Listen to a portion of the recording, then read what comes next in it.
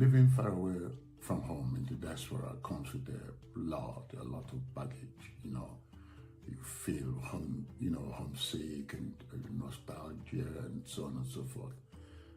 How do you manage to, make yourself at home, far away from home?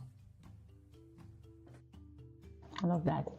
Our food, which is very rich, the culture, the stories, because everything about African culture tells you a story. And that's one of the things I do in school. Also as an actress, that's one of the things I do.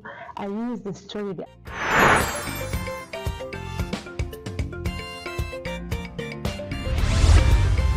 Signature TV, news in your pocket.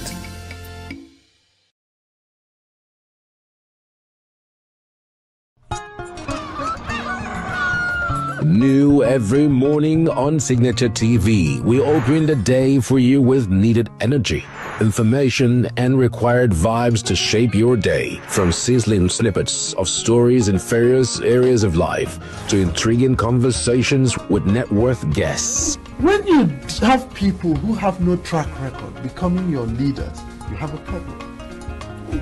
There's no outstanding gratuity when Obi took over from me. I left, in all the accounts of Anambra State, 13.8 billion for him.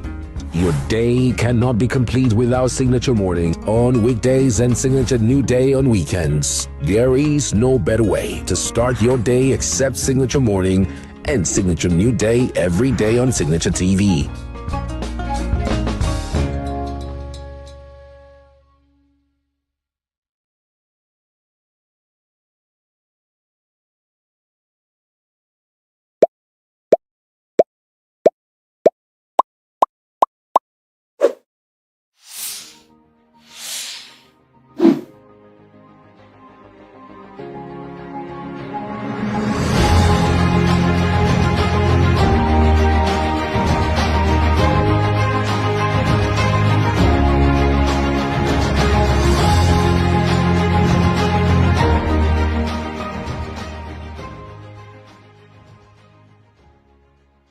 Ladies and gentlemen, welcome to Development Discourse, where we ideate for Africa's development. I'm Patrick Okibo, the founding partner at Next Year. Next Year is a multi-competency advisory firm focused on solving Africa's complex development problems. Leadership or its failure is Africa's in my view, most fundamental development challenge. Extensive public opinion data from major Pan-African surveys consistently highlight poor leadership, weak governance, and associated issues like corruption as the top perceived barriers to progress, often ranking above economic or external factors. Corrupt, tribal, and self-serving governance has led to mismanagement of abundant natural resources, suppression of freedoms, and persistent political instability, rendering many African nations fragile and impoverished. As a result, widespread disillusionment has run deep in citizens who are becoming nostalgic about colonial or even military rule as more stable than some of the democratic governance that we have in the continent. My guest today, Dr. Charles Mensah, should have answers to many of these questions on how to navigate these challenges. He founded the Institute of Economic Affairs in Ghana almost 4 decades ago to broaden public policy debates, promote private sector-led economic growth, and strengthen democracy. He's a distinguished economist and business leader with decades of experience in corporate governance and economic policy. Dr. Mensah previously served as board chair of Barclays Bank Ghana, Accra Breweries, AB InBev, Fanmil Ghana, which is Danone, and several other private sector boards in international shipping, healthcare, hospitality. Dr. Mensah, welcome. Thank you, Patrick. I look You're forward to very a good welcome. conversation. So today's chat centers on the politics of progress, political stability, and Africa's development. To ensure that we're on the same page, Dr. Mensah, what does progress mean in the African context today? And how should we measure it beyond some of the traditional GDP metrics that we're used to? Thank you, Patrick. I like to start. I mean, I understand what you want to do and what you want to talk about, which is the basic way of measuring progress has always been to look at the per capita GDP. Yes. And then from there, we can go into other issues like education, nutrition, health, and so on. But once let's go back, let's take the base. As an economist, let's take the base and say, I know Ghana well, so maybe let me use Ghana to start the story of West Africa. The average income, our GDP per capita here is about $2,000, $2,400 a year. That's what the World Bank tells us. That's what they tell us. That's not what we think, though. But even if we use that measure of $2,400 a year, if you divide it by 12, it means that it is $200 a month. And if you divide it by 30 days, then you're looking at about $6 a day. Now, this is what the international community is telling us, $6 a day. Now, who lives by $6 a day in our current environment? Who lives by that? It's almost impossible to live on $6 a day. And the truth of the matter is that it is even worse than that. So the question that arises is, how come after 58 years of independence, 68 years of independence,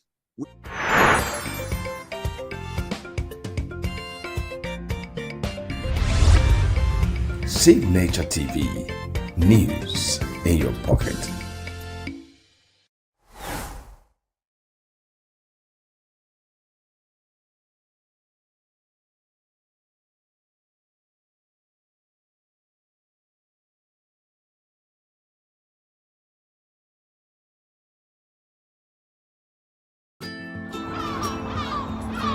Bright and early as the day breaks, as the newspaper headlines trail the stories that shape the day. We at Signature TV trail the headlines that trail the day. We interrogate the headlines. We analyze the stories that make the headlines. Why it's overrated, and they even overrated themselves, and when you go see it, they are insensitive of some Nigerian children who have never had what they call CBT. With passion and emotion, we drive the conversation to change the narrative. Let nobody be deceived by Nigerian high level of performing in agriculture export. We are still where we are. Newspaper review on Signature TV every morning on Signature Morning weekdays and Signature New Day weekends. Newspaper review on Signature TV. We do not just review the headlines, we make the headlines relevant to our daily lives.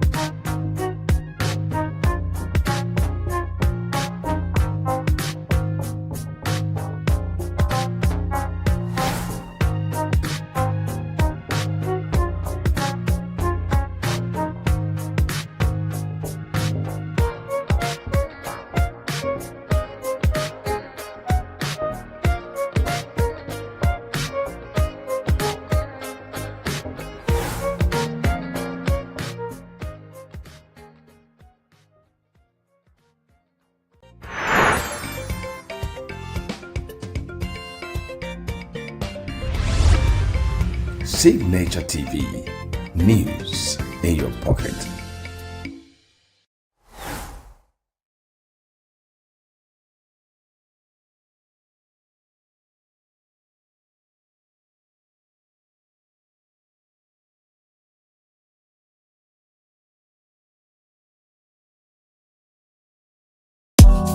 Tired of the snow?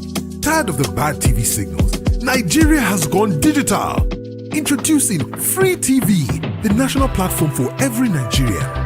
Get 100 plus channels immediately. Sports, news, and entertainment in your native language. All with clear picture quality. Whether you're in the city or the village, our satellite signal reaches every corner of 36 states from day one. No monthly subscription, just a compatible decoder and you are set. It's a national asset built for you. Take the show on the road, download the Free TV app and stream your favorite channels anywhere. Starting this May, scan to download the app or call 0700 388 7277. Free TV, digital TV for free. Brought to you by NBC.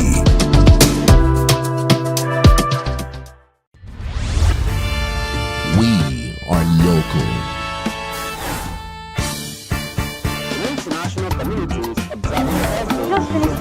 Where the main market is in chaos. People We are national. Those in support of this motion as amended, say aye. Aye. We have taken it to by default. We are international. Israeli airstrike. Signature TV news.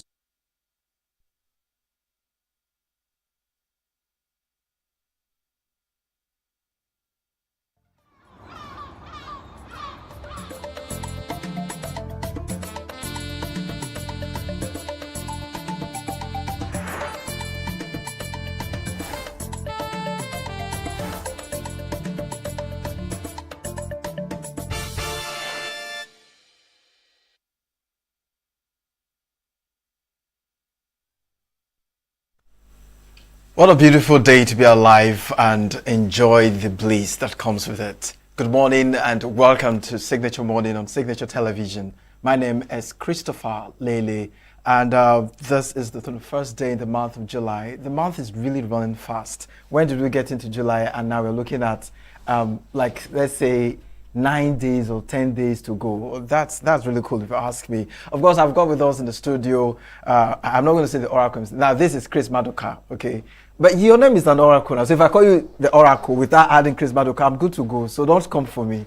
No, I'm not going to come for you, but I'm worried that you have become a referee for the time. You always say 21st of July, this, as if I suspect that you have some plans at the end of the month. Time no day, like. And that's my concern. Welcome to Signature Morning. My name is Christian Chibuzo Maduka. Whatever appendage they put to it, I'm free to either accept or reject, but let's go to Mark Ginger. Good morning, viewers. It's good to have you today again on the Signature Morning Show. All right, thank God at least there's no sad note from his end this morning. So today's a good day. No team has lost again. None of his team have lost this morning, so good luck for you. All right, so we'll be jumping off for the newspaper review. Please stay with us. We'll be right back in a jiffy.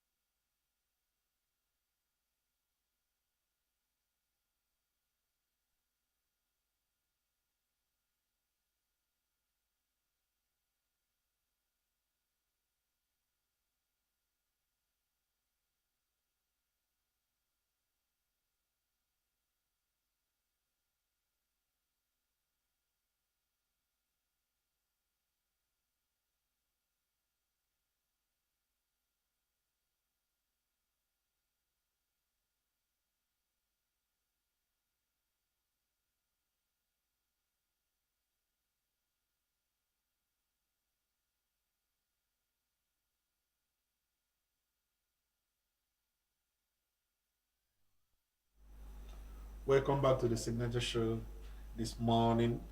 We're jumping right into the newspaper review, and we are starting with the Daily Independence. On the paper, we have free TV rollouts may put future of pay TV at risk. Court grants 2 billion bail to Mieti Allah President Bodejo. Reps begin review of Tinubu's state police bill. Badabia Miller testifies as ICPC probes PFIPC. FG dismisses claims of 80 trillion borrowing under Tinubu administration. Experts warn of trade-offs in new Tokumbo duty court. So this morning, the Oracle, Badabia Miller is back in the news. The ICPC is grilling him over the so-called phantom PFIPC. I'm seeing, a trend by the press to have, started borrowing the government cliché that this MDA is phantom, and gradually, I think the Nigerians and the media have gradually succeeded in dragging the chief of staff into the probe. I think he's going to be facing the House of Reps this morning, and he has been grilled by ICPC. People are still demanding for independent probe, and I mean, the chief of staff is coming under increasing scrutiny finally. What do you think? Well, it's a good move to at least make effort to bring him to account. But the trust of Nigerians on independent probe should have been succumbed to, instead of the same pale thing. Because that's what's going to boil out to. If you remember that Majamila had his foundation from the National Assembly, it'd be difficult for the likes to condemn their likes. And that's what every Nigerian will feel like.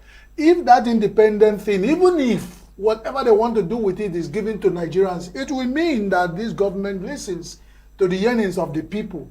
But if they insist and held on to doing their own bits and inviting to National Assembly to take a bow, inviting to this committee, inviting, all these ones will be like they still aren't interested in doing their own thing, their own way. I agree with you. Leo, do you think that this actually means that our voices are being heard? Finally, it seems like the government is succumbing to the demands of the people, and the chief of staff is being held accountable. I think that's one of the challenges that we're experiencing as a citizen. When things like this are done, we feel our voices have been heard, but I wouldn't say our voices have been heard yet. Our voices will be heard when justice is carried out. Because it's not just about being probed. They still can be probed, and at the end of the day, what the government wants to do, they will still do it. Even when all the fingers are being pointed that this person is guilty or he collaborated with these people to carry out this supposed fake agency, they can still twist justice.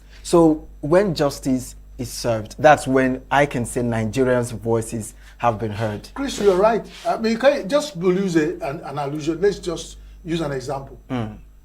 You have the president of Signature TV, a fingered in one thing or the other. And then I sat down there and I said I should invite him. And meanwhile, he's my boss. He sits there. And then even if I have some things, I will be afraid that, assuming I will become too forward and then declare something, and eventually he still remains the president. What will be my fate? Why has he not stepped aside? All right, we'll have to leave it there. Will Nigeria collapse if Baja step aside? This issue is highly contentious, and there's a temptation to always dwell on it for a long period of time. I think so. We'll have to drop it for now and look at reps begin review of Tinubu's state police bill. I mean, the other day we were here talking about how the reps suddenly dropped their own drafts and began to consider the executive arm. Now that the Senate is moving ahead with considering their own bill, the reps have dashed back and is now trying to harmonize what the Senate and the presidency is doing. Does this show a rep that can't make up his mind, an indecisive rep, or do you think that this is a proof that the House of Representatives is timid? I wouldn't say they're not decisive. Just like we earlier discussed, they saw the bill, they compared it with theirs and that of the president, and then they saw some of the structures from that of the president, it had more spice. It has more of those we call it comma and pluses, and the rest of it made more sense to them. And they went for that of the president. For once, I wouldn't say because it was the president that tried to please him or impress him. Based on what was in the bill, they decided to work with that. That was why everybody voted it in for them to work with. So if they have decided to consider it and look into it, I think it's a good thing, because the earlier the bill, is passed and then we start working with it, the better for us. My stand last time was the Green Chamber had a decision, and there were more. They started earlier. They had more robust discussion and the bill on this, and they have discussed it and prepared. The Senate was dragging them back, and then the presidency came in. All of them collapsed whatever they've done into this, and then it was like the allusion I told you of a lecturer in one of the universities who said some managers are taking decision, whether they are taking good decision or bad decision, they are taking decision all the same. So whether they are, whatever, like you said, they are taking decision. Our concern is, let's have state police. Let's have a state police that works. Let's have state police that won't be swallowed back into the whole of these old line of red tapeism and nothing works. Let's have some independence for it. And such independence has to do with finance and some decisions that can be taken. Because it's obvious that the state governors that call themselves chief security officers can't even give orders to mobile policemen that guard them. And so, if you are calling about this state police and you want to bury whatever they do also in National Police Commission, give them room to take decision on immediate action, because insecurity and the issues that arise with it may not wait from, for instance, ENUGU to Abuja. If you are flying, it might take you 2 hours to drop and go and settle before you take decision. If you are traveling by road, it's 9 hours. So if the people that are on the ground should be able to be given some room to take immediate decision before they now give the oversight function. All right, cool. You can be very passionate about issues, understandably. I want to, let me hand it back to my colleague, Mr. Lay. All right, so let's check the next paper here. I'll be looking at the Daily Sun newspaper. On the Daily Sun newspaper, Shatima to South Africa. Nigerian students founded your freedom. Okay, that's just about it. NLC pushes for new minimum wage. Rather says Union President Ajero says a new wage for workers unavailable. Terrorism. Nigerians cheer as Ansaru commanders bag life jail. Herders, farmers trade blames over fresh clash in Plateau. Another story here says Atiku embarrassed federal government over concealment of 12.8 trillion naira on the service-wide vote in 2026 budget. Rather says Nigeria can't borrow this way for prosperity. Court grants Miyetti Allah leader Bodejo 2 billion naira bail, ex-Warri refinery MD Yesawu 500 million naira. Police detained 4 officers of extorting 53,000 naira from ICPC chairman. Rather says fuel suspected cult initiation, recover firearms, cartridges, 7 vehicles, other exhibits in Delta. Jigawa mourns as 40 die in boat capsize. Most victims, women, children. All right, that's just about it on the Daily Sun newspaper. But what caught my attention here is police detaining 4 officers for extorting 53,000 naira from ICPC chairman. They didn't see that coming. Every day for the thief and one day for the owner. And this time around, it came from the bigger. Now, it feels, I don't know if that's a word to use, but it feels good that those in power are experiencing it.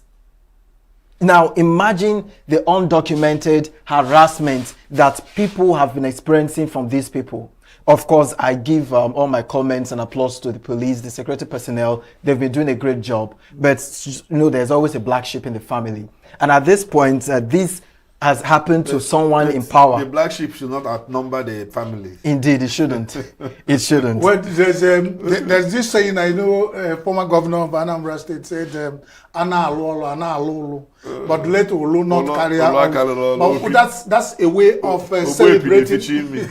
That's a way of celebrating corruption. The idea is Nigerians are corrupt, and you can put it. You can take it to the bank that even some people in ICPC are corrupt.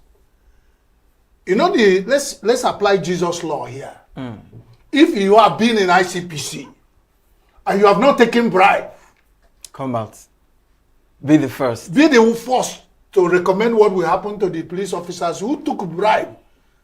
53,000 naira is like, if the man can do away with 53,000 naira to sit in to corrupt policemen, why didn't he stand his ground? Because in Nigeria, the law says the giver and the taker are guilty. I don't think that was actually, he played along. Yes, he has to. It was a drama. He played along. They didn't know it was him. They were just going about the normal obtaining on the roads, and that day their cup was full. So the man played along. They didn't know it was him. And he reported them, and they were apprehended. And they came out with their the law is an ass. When you get to the court, you have to prove who choreographed the drama, the director of the drama, to set up police and collect bribe. Then when you prove that, the law will now put it aside and now use the drama in as his case now, it's convincing. not called bribery; it's called extortion, and that's a different thing. That you gave bribe under duress. It's not bribery. If he had committed an offense and is trying to buy his way out, that's bribery. But if he didn't commit an offense and somebody is trying to, intimidate him to take money from him, that's extortion. He's not criminally liable. And I want to disagree with you a little bit on the issue of that Nigerians are corrupt.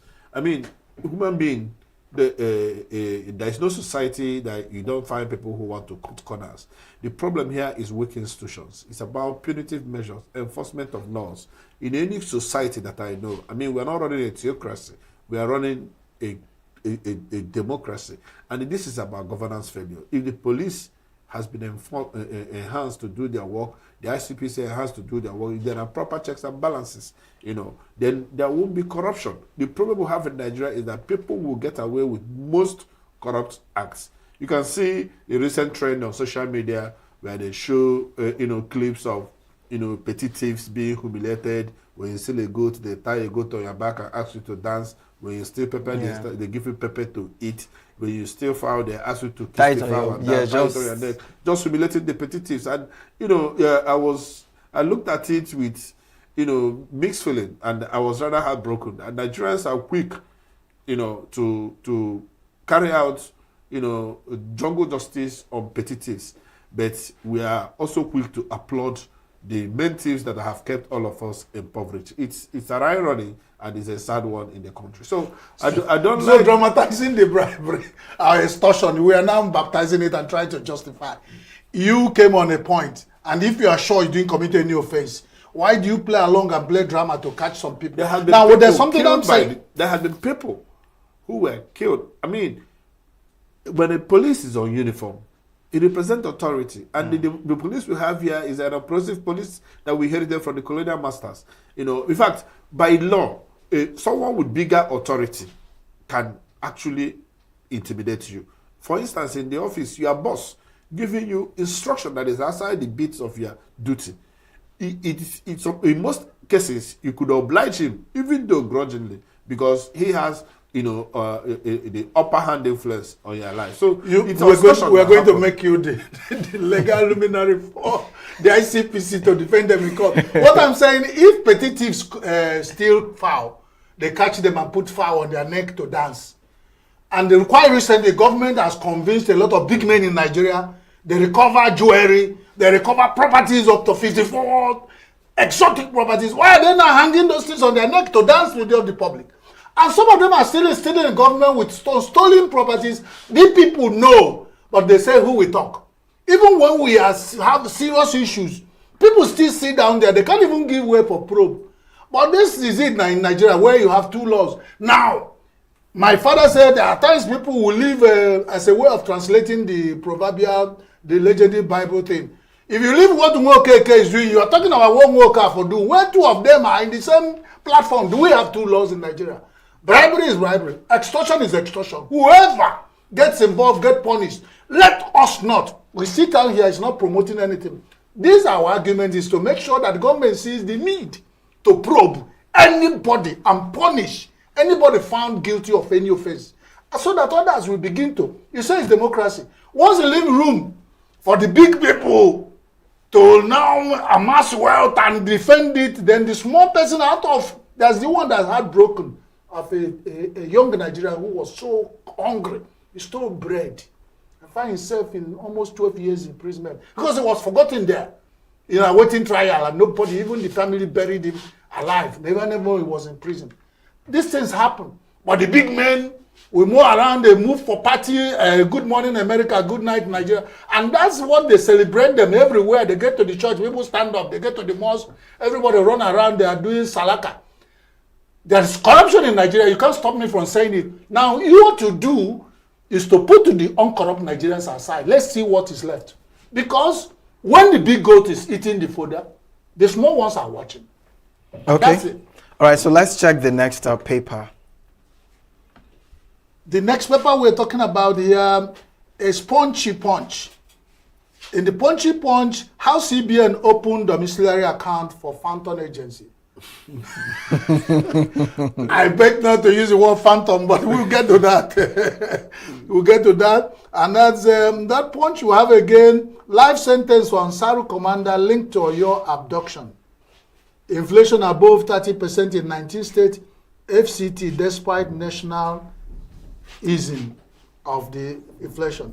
And we have here he said first hold company delivers 1.93 trillion gross earnings and 653.3 billion PBT in H1 2026, marking a new chapter of growth, resilience, and value creation.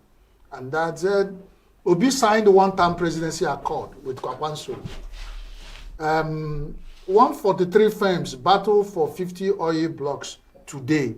And that's about it in the Punchy Punch, my dear friends. The issue of this so-called phantom and the more you talk about it, you see the irony in the tag. Even the Punch newspaper has called it phantom without sufficient proof. If this MDA is indeed phantom, then thousands of Nigerians should be sacked from their work, from the office of the head of service, the CBN, the Accountant General's office, even the police and the National Assembly. I mean, there would have been a total collapse of due diligence, and you can't tell me that there is no form of collusion.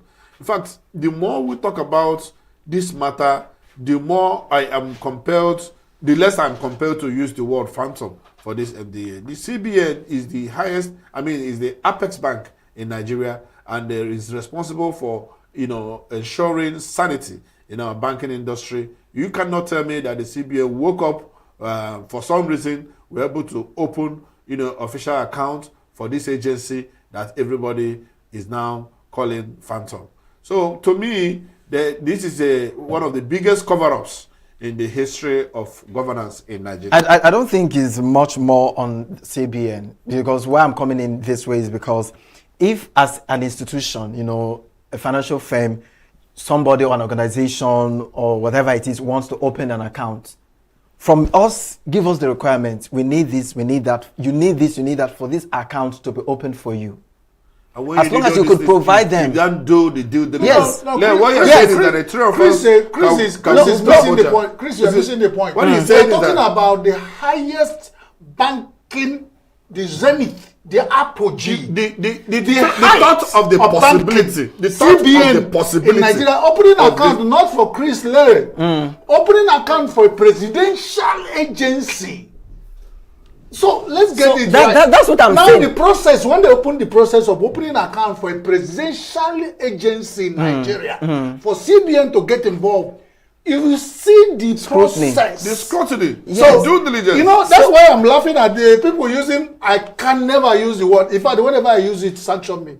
Yeah. There is no phantom. There's we no know phantom Adeyemi. We know Bajamila. We know this SGF, the government. We know the CBN. We know the president. We know the Speaker of the House of Reps. These are where processes go to get. Do you get? We know the head of civil service, in federal civil service. Chris, we know the location of the office. You are just trying. What you are saying invariably can only prove that the agency is not phantom. If it was phantom, they would have had challenges bringing out the different requirements to open that account. So from the end of CBN, from the end of CBN, that's where I'm coming from. From the end of CBN, you provided me everything I needed to open an account for you, right? So is it going to be when you become the lawyer for CBN, but when you be called to defend in the probe, all of them need to come and sit down and defend this mess. Exactly. And like Majinda said, once we continue to discuss it, it keep opening up so many mess. And this has shown us that we have been sitting, in fact, we have been having squirrel. And we've been planting mess. So we've been planting emptiness. I want to ask a rhetorical question. How many other phantom agencies do we have? I told you. If this happened today, does it mean it has been happening and it will continue to happen? Because we talked about ghost workers here yesterday. I mean, there has been all kinds of things going on in Nigeria. This is a new one because it's coming to the fore. We've talked about the phantom recruitment. We talked about phantom agencies, phantom IPPIS, whatever that. Even the IPPIS that's supposed to be a secure platform for paying civil servants. Today we are talking about phantom agencies. One day we'll talk about a phantom president. We've talked about phantom presidents in the past. I mean, there have been two presidents that we are President Yaradua became phantom at some time. President Buhari became phantom at some time. So just maybe we could have another phantom president. So there is not a possibility. Nigeria is moving towards the era of phantomism, and then that phantom syndrome. You can wake up and declare you a phantom. And it happened in Nigeria. The one time they say the Nigerians were using that word. They say is it kangiwa or something? They woke up and told the guy you're no more a Nigerian. And just from that moment. Well, that's not the most bizarre thing that has happened. Remember that the gorilla swallowed money. Yes. Gorilla can swallow, but when a python swallow billions, not just. So a lot of phantom. At the point it became, you also start imagining yourself. You start picturing yourself. Am I sure that I'm not? Nigeria is okay. So before we get to another topic here, the rider to these House CBN open domiciliary accounts for phantom agencies says reps uncover new twists in probe. ICPC grills Gbajabiamila. More government agencies dragged into investigation as CBN civil service testimonies deepen controversy. The rep should be dragged into this. The rep should be dragged into this investigation. I mean, they hosted this man. They were present in his activities. They even nominated him to represent Nigeria in some international. He has represented. So who now will be? They signed. This is why people are calling for independence. Pro. Yeah. Because the mess is the people that are probing him are all involved. They're all involved. So the rep has no local standing to probe this matter. The rep is as complicit as the CBN and the other agencies. Gentlemen, because of time, let's look at Kwakwanso will be signing 110. Sounds very interesting. Presidency accord. One-time presidency accord. Kwakwanso and Obi. Well, did you watch that interview? Is it a new era of phantomism? Let me say, did you watch the interview by Shegu? It was really like one of those lowest points in our media. I mean, the gentleman, Mr. Kwakwanso, was invited to be interviewed on national issues. But at the end of the day, out of, let's say, 10 questions, 9 of them would be about Mr. P2B. That does not help the conversation, the political conversation, especially in this era, that there are just so many things going on in the country. I mean, Kwakwanso should have been asked about the intentions of their government if they happen to win the election. Kwakwanso would have talked about, what makes him more qualified, his policies as a governor and a former defense minister. Kwakwanso should have been asked about the insecurity challenges in Nigeria, the economic downturn, increasing number of people that are, heading towards extreme poverty. Kwakwanso could have been asked about his intervention in education and his plans for the nation if he himself and his mate happens to win the presidency. Kwankwaso could have been asked about the so much recoveries, the so-called recoveries of corrupt enrichments by former government officials. Kwankwaso should have been asked about his take on the targeting of political opponents in Nigeria. I mean, there are 1,000,001 questions that would have helped in the discourse about our governance. But Kwankwaso was sat down for about an hour and grilled on P2B. P2B this, P2B that. It's really ridiculous because I have also seen the ruling party candidates, come to face interviews and how, some of these guys will ask them the most ridiculous questions just to give them a soft landing. It's a sad one for me as a political actor and as an active Nigerian. I was sad over that interview. I mean, that P2B served the one-term accord. How does that contribute to the improvement of our governance? That P2B is going to serve one term. Does that make him a more credible candidate? There are so many questions to ask about the character and person of P2B. There are so many questions to ask about the character and person of Mr. Kwankwaso.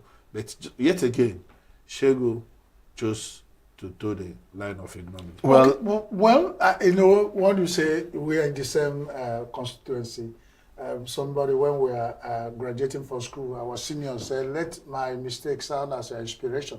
If you have opportunity and have Kwankwaso on these decks, ask those questions that Shegun didn't ask.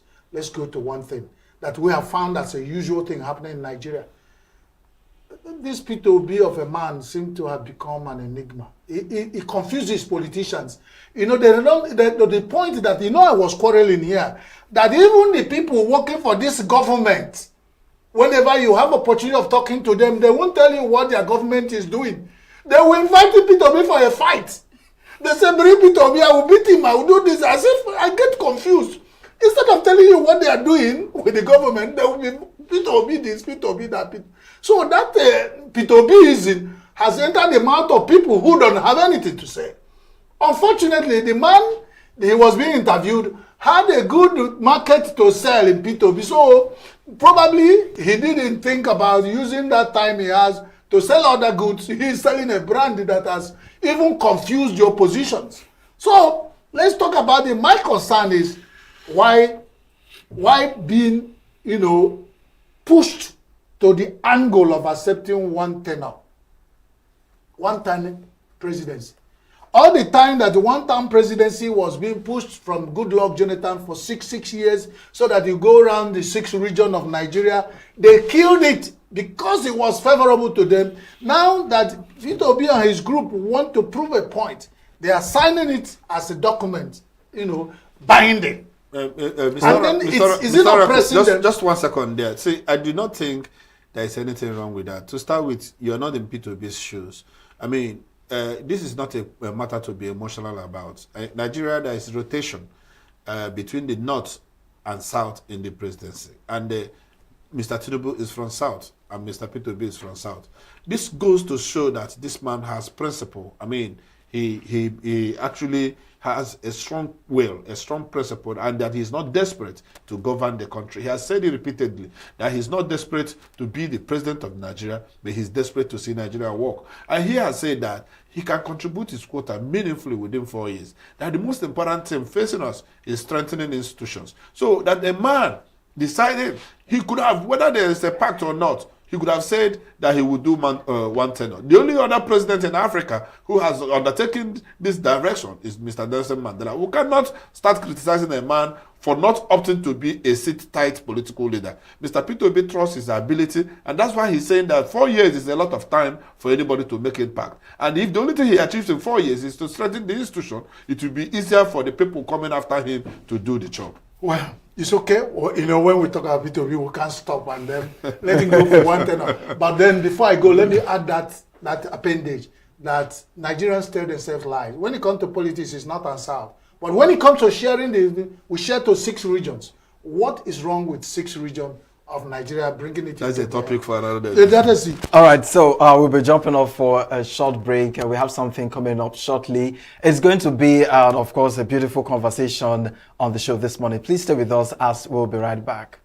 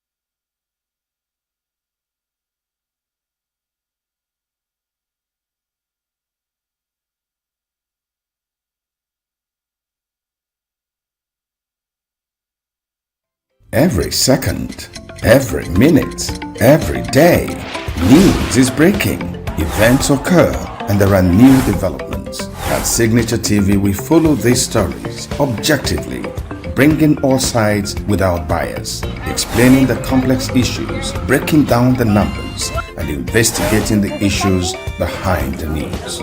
Anywhere and everywhere, near or far, wherever the news is, we will be there. Signature TV. News in your pocket.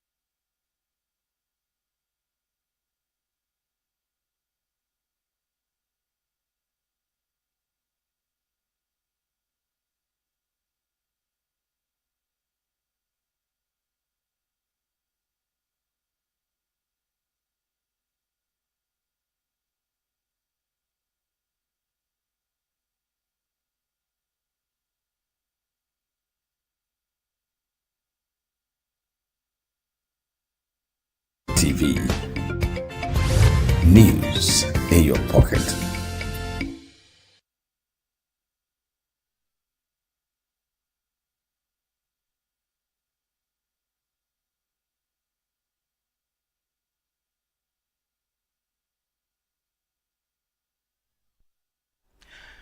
The late former president Nnamdi Azikiwe, the first president of Nigeria, had such a great impact based on the different roles he played, the leadership qualities he had.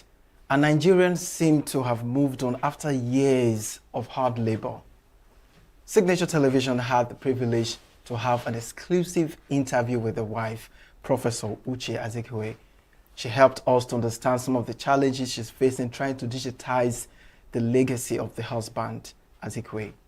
But before we go into the details of all of that, we'll have a snippet from the interview, after which we have a full part of the interview. Please do stay with us. Hausa or Northerner, Westerners, whatever. And you feel at home, you feel friendly, you love each other. You see somebody on the road with problem, you help. Not even knowing who the person is. But nowadays, if you see somebody, what you see is when somebody is having a problem, you see people videoing to post. Video and post. Not to help. Not to help. Not to help. Cost of living. There are many things. As I told, when we were chatting privately, I told him my father was a sergeant major in the police barracks. What were they paid? And I came from a polygamous home. 4, 5, anytime we have 4 wives, it's okay.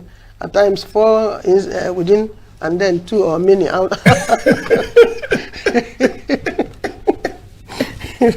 outside the home. We were and together. Was good. Good. Together. The mama who will be responsible for feeding us for the week or for the what, we just cook and everybody will eat together. There was peace, harmony. You see a child that is doing anything wrong, wherever it is, you discipline the child. And if you go home and tell the parents, they will again repeat what you did. But now, if I taught them, after that, I said, can we continue? Can we continue with it? He said, no, it is one-off. We cannot get another grant again. So, he now exposed, he said, Madam, Prof, if you go to, they have declassified documents between the Oyibo people and Sikh during the independence struggle. Most of them have been declassified, and he saw some. And he will want us to also go there and get all the declassified documents to be included in this. To be included, to know exactly what this man did for Nigeria and Africa at large. I say, my dear, let us finish the library one before we go to, isn't it money? So, Dean Martins, I wish that those who can help the family, I'm not asking for my personal help. It is for this record, it's for our children. For posterity. Yes. Let them come. If they come, we'll be so happy. Like the foundation, we have registered the Nnamdi Azikiwe Foundation. I have been talking, even with Okendibe, that I met yesterday or 2 days ago. I discussed it with him because he raised the issue. And I opened up. He said, okay, you know what to do. So I have not gone personally to anybody. And I feel uncomfortable to go. Just you go and ask for appointment, and they will turn you up and down. I don't want to go. I don't want to go. There's an upkeep for us. Monthly or quarterly, they will send us some money, and which doesn't go feeding. If you consider feeding, health, take care of yourself. You go for medical check now annually, and every other thing around you. But it's better than not having anything. But the states, no. It is only Chimoro Kennamane was helping somehow. And then the next governor of ENUGU state that, beat everybody was Ifeanyi Ugwuanya, His Excellency Ifeanyi Ugwuanya. He connected with you? Immediately, after a few months or what, he visited us and said, I will do something. The next thing, he employed my son as a PA, his PA. For these 8 years, he was there. And then, every month, he will send me maintenance up.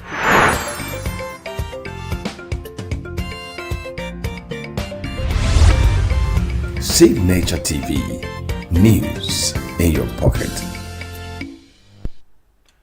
All right, there you have it. Just a brief little part of the interview. We'll come back, to give you more details exclusively from Signature Television.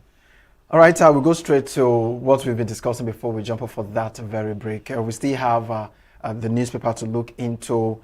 I don't know if you're aware that on the Nigerian Tribune, Bonham, now a new UK Prime Minister, he unveils a 10-year plan, begins a cabinet overhaul.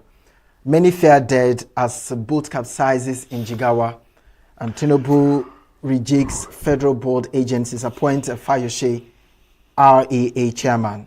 PFIPC used office space allocation to OSGF. HOS speaking there. Rather says CBN opened 2 foreign currency accounts, but they remained inactive. Reps invite finance, justice, budget ministers, ICP, FCC, RMAFC chairman, others. But Abiamila appears before ICPC. Police detained 4 cops over extortion of ICPC chairman. Dangote marketers fueled heat fuel supply. Consumers bear the brunt. Pandemonium in Osogbo as protesters shot motor parks over violence. This is health. Just 30 minutes of inactivity may raise cancer death risk. Researchers speaking there. Factional crisis. Fate of nearly 3,000 PDP, Labour Party, SDP candidates uncertain. Parties upload Guba State Assembly list to INEC portal. Article 6 probe of unexplained 12.8 trillion naira in 2026 budget. All right, that's just about it on the papers on the Nigerian Tribune this morning. The UK, they just have their new prime minister after meeting the king yesterday. It was an exciting time, for the PMs, and, the different people have been expecting change after Starmer's resignation. I don't know if... Just imagine that in Nigeria. Just imagine what would have happened. Just imagine where we are. By now, the government would have budgeted for the appeal court. What do you call it? What do you call that one? You guys, the arbitration panel would have been budgeted for and set aside. That the man resigned, that we arbitration, that the court will get involved, and then the party that we select in the intra-party selection of who we replace, there will be so much. So, you will find ourselves in Nigeria, when it didn't happen somewhere, we all excited and we hail it, but they give it to us. We'll mess it up and then tell the next man to go to court. When we know, why asking the next man to go to court when you know what should be the normal thing? And we still sit down here and claim we are practicing democracy. Yeah, the Oracle, I think there's just so much to unpack from what has happened. To start with, what to describe as political instability in the UK is smooth transition from one leader to another. And that's their own kind of political instability. Well, I wish. Again, I think that this is a country that has adopted the kind of democracy that works for them. Remember how the parliamentary system arose? When the monarch became too powerful, the nobles have to come up with a way to checkmate the activities of these kings, because some kings will go haywire. While you had some very good kings, you also had some very nasty kings. So they didn't want to completely do away with the monarchical system. They had to establish a system that will bring about checks and balances. I think the lesson here is that every nation should adapt to the kind of democracy that works for them. And that is the confusion we have today in Nigeria. We try to mimic what is happening in America. But the Americans sat down from independence to design a system they feel will work for them. Remember that the United States is an amalgamation of what used to be different nations. They came together and they made a declaration, the Independence Declaration. That's why the Constitution started with "we the people." It talked about the First Amendment, the Second Amendment, all those concerns of smaller, the smaller nations that joined the Union. We are met, talk about freedom of expression, talk about right to self-preservation, that's the right to bear arms, talk about the right to own media. And that started as a reaction to the authoritarian regime of the monarchical system in Europe from the 1920s to 1930s. When Americans saw what was going on, that the 16th and 17th century, Europe, when the Americans saw that, the monarchs in Europe, they control the media absolutely, and they said that we have to adopt a system that will offer people the liberty to also have expression. That is what they call the libertarian media theory. And so the Americans took time. They learned from the failings of the democracy in Europe, and they designed a system that worked for them. But in Nigeria today, we had the military that serially declared that for transition to democracy, and after a while they will kind of stop, and it's another military regime. But in 1999 we decided to call it quits with the military. But at that point in time, there should have been a more robust debate. There should have been a kind of a national debate for us to come up with the kind of country that will work for us, probably going back to what worked before 1966, because the regional systems worked until the central governments began to aspire for increasing power. Remember that it was the Operation Waitier in the southwest that led to the general disgruntlement in Nigeria that led to the 1966 coup. So we need to have that discussion. The discussion they had during Goodluck Jonathan, what was it called? Well, where is the outcome? That's the point. The outcome was never, because of the ambition of Goodluck Jonathan. See, you must come with equity. We must come with clean hands when you are coming to equity. That was an understanding before Goodluck Jonathan became president, and he aspired to complete that tenure. He went in for another tenure. The people who advised him to still aspire for the next tenure are the people who did a lot of injustice to this country, because at that point there was a mistrust between the North and the South. So it is difficult to implement what was discussed during the Goodluck era, because already the country has become fragmented, has become divided. The North at that point felt marginalized and displaced in the political. So the North had the opportunity during Buhari 8 years, and then they could not revisit us having to rigid our democracy and have something that works for us. Are we going to continue on this trajectory of self-destruction? Don't misunderstand me. To start with, what happened in 2014-15 that led to change of government from the PDP to the APC. You cannot disconnect the aspiration of President Goodluck Jonathan, which some people believe was inordinate at that time, because Nigerians reacted in a jigsaw way to elect the APC. If the Goodluck Jonathan regime is just like the Obasanjo regime that started very well, brought a lot of innovations, a lot of policy changes that placed Nigeria on upward direction, but suddenly the Teton scandal came in to blight everything that regime has achieved. That's what happened to Goodluck Jonathan. They had a lot of modest and, if you may, progressive ideas and of course plans for the country, but again it was marred by the inordinate 10-term ambition. So the Buhari regime should not have happened if not for the ambition of but if we throw the baby away with the bathwater, Chris.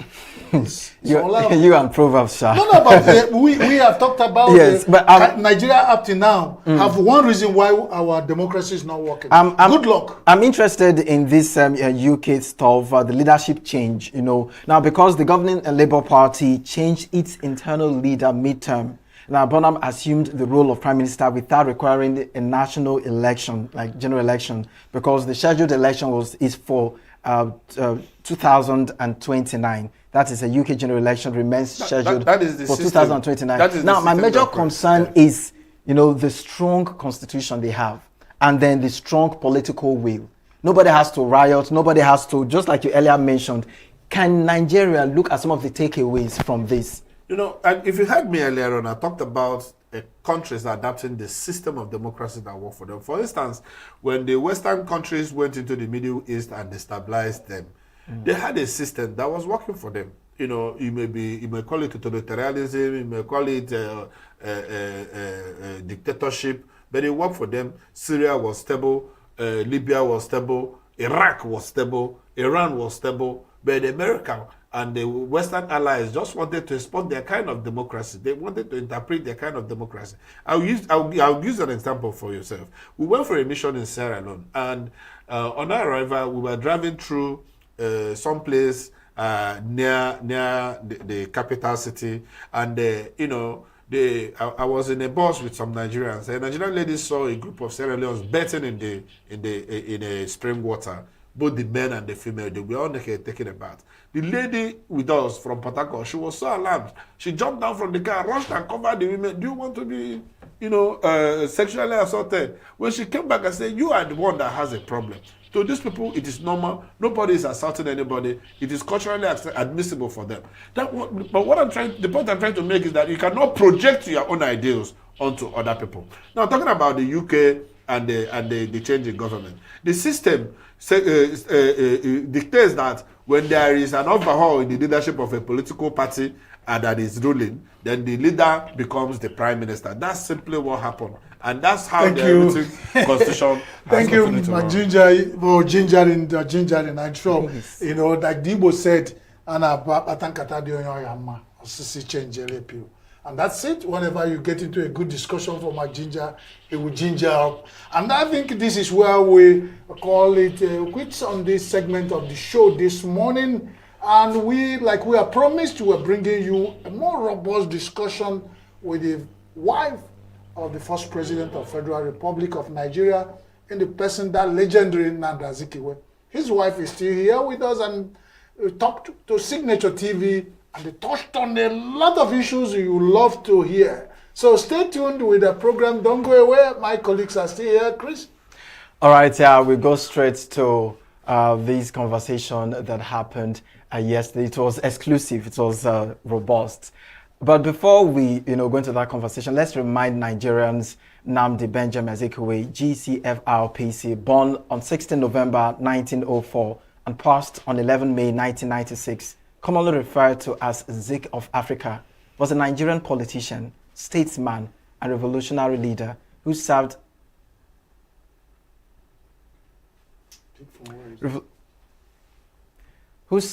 as the first president of Nigeria during the First Nigerian Republic in 1963 to 1966. He's widely regarded as the father of Nigerian nationalism, as well as one of the major driving forces behind the country's independence in 1960. Born in Zungeru in present-day Niger State to Igbo parents from Onitsha, Anambra State, Azikiwe learned to speak Hausa, which was the main indigenous language of the northern region. He was later sent to live with his aunt and grandmother in his hometown, Onitsha, where he learned the Igbo language. Living in Lagos State exposed him to learning the Yoruba language, and by the time he was in college, he had been exposed to different Nigerian cultures and spoke 3 major Nigerian languages. Azikiwe was well-traveled. He moved to the United States, where he was called Ben Azikiwe, and attended Storer College, Columbia University, the University of Pennsylvania, and Howard University. Dr. Nnamdi Azikiwe, widely known as Zik of Africa, was a pioneering Nigerian statesman, journalist, and the country's first president, a primary driving force behind Nigeria's independence. He utilized his newspaper, The West African Pilot, to champion anti-colonial nationalism and unify the country's diverse ethnic groups. There are some key milestones in his career. We're going to take a look at them. The political leadership. He co-founded the National Council of Nigeria and the Cameroon's NCNC with Herbert Macaulay in 1944. Regional governance. He served as the premier of Nigeria's Eastern region from 1952 to 1959. National independence. He held the position of Governor General of Nigeria in 1960 to 1963 and subsequently became the nation's first president when it transitioned to a republic in 1963, serving until the 1966 military coup. Talking about education, founded the University of Nigeria, Nsukka in 1960.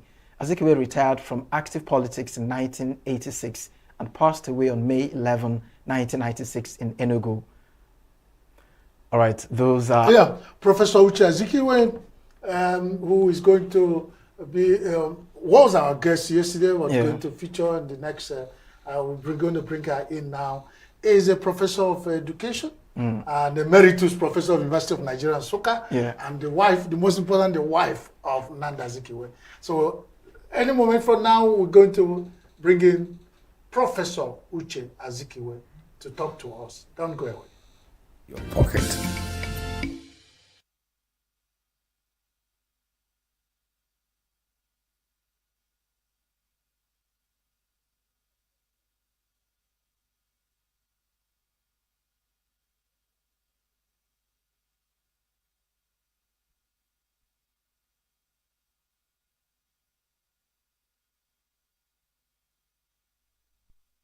Hello and thanks for joining us. I am Vin Martin Obiora Ilo, and this is our signature special interview.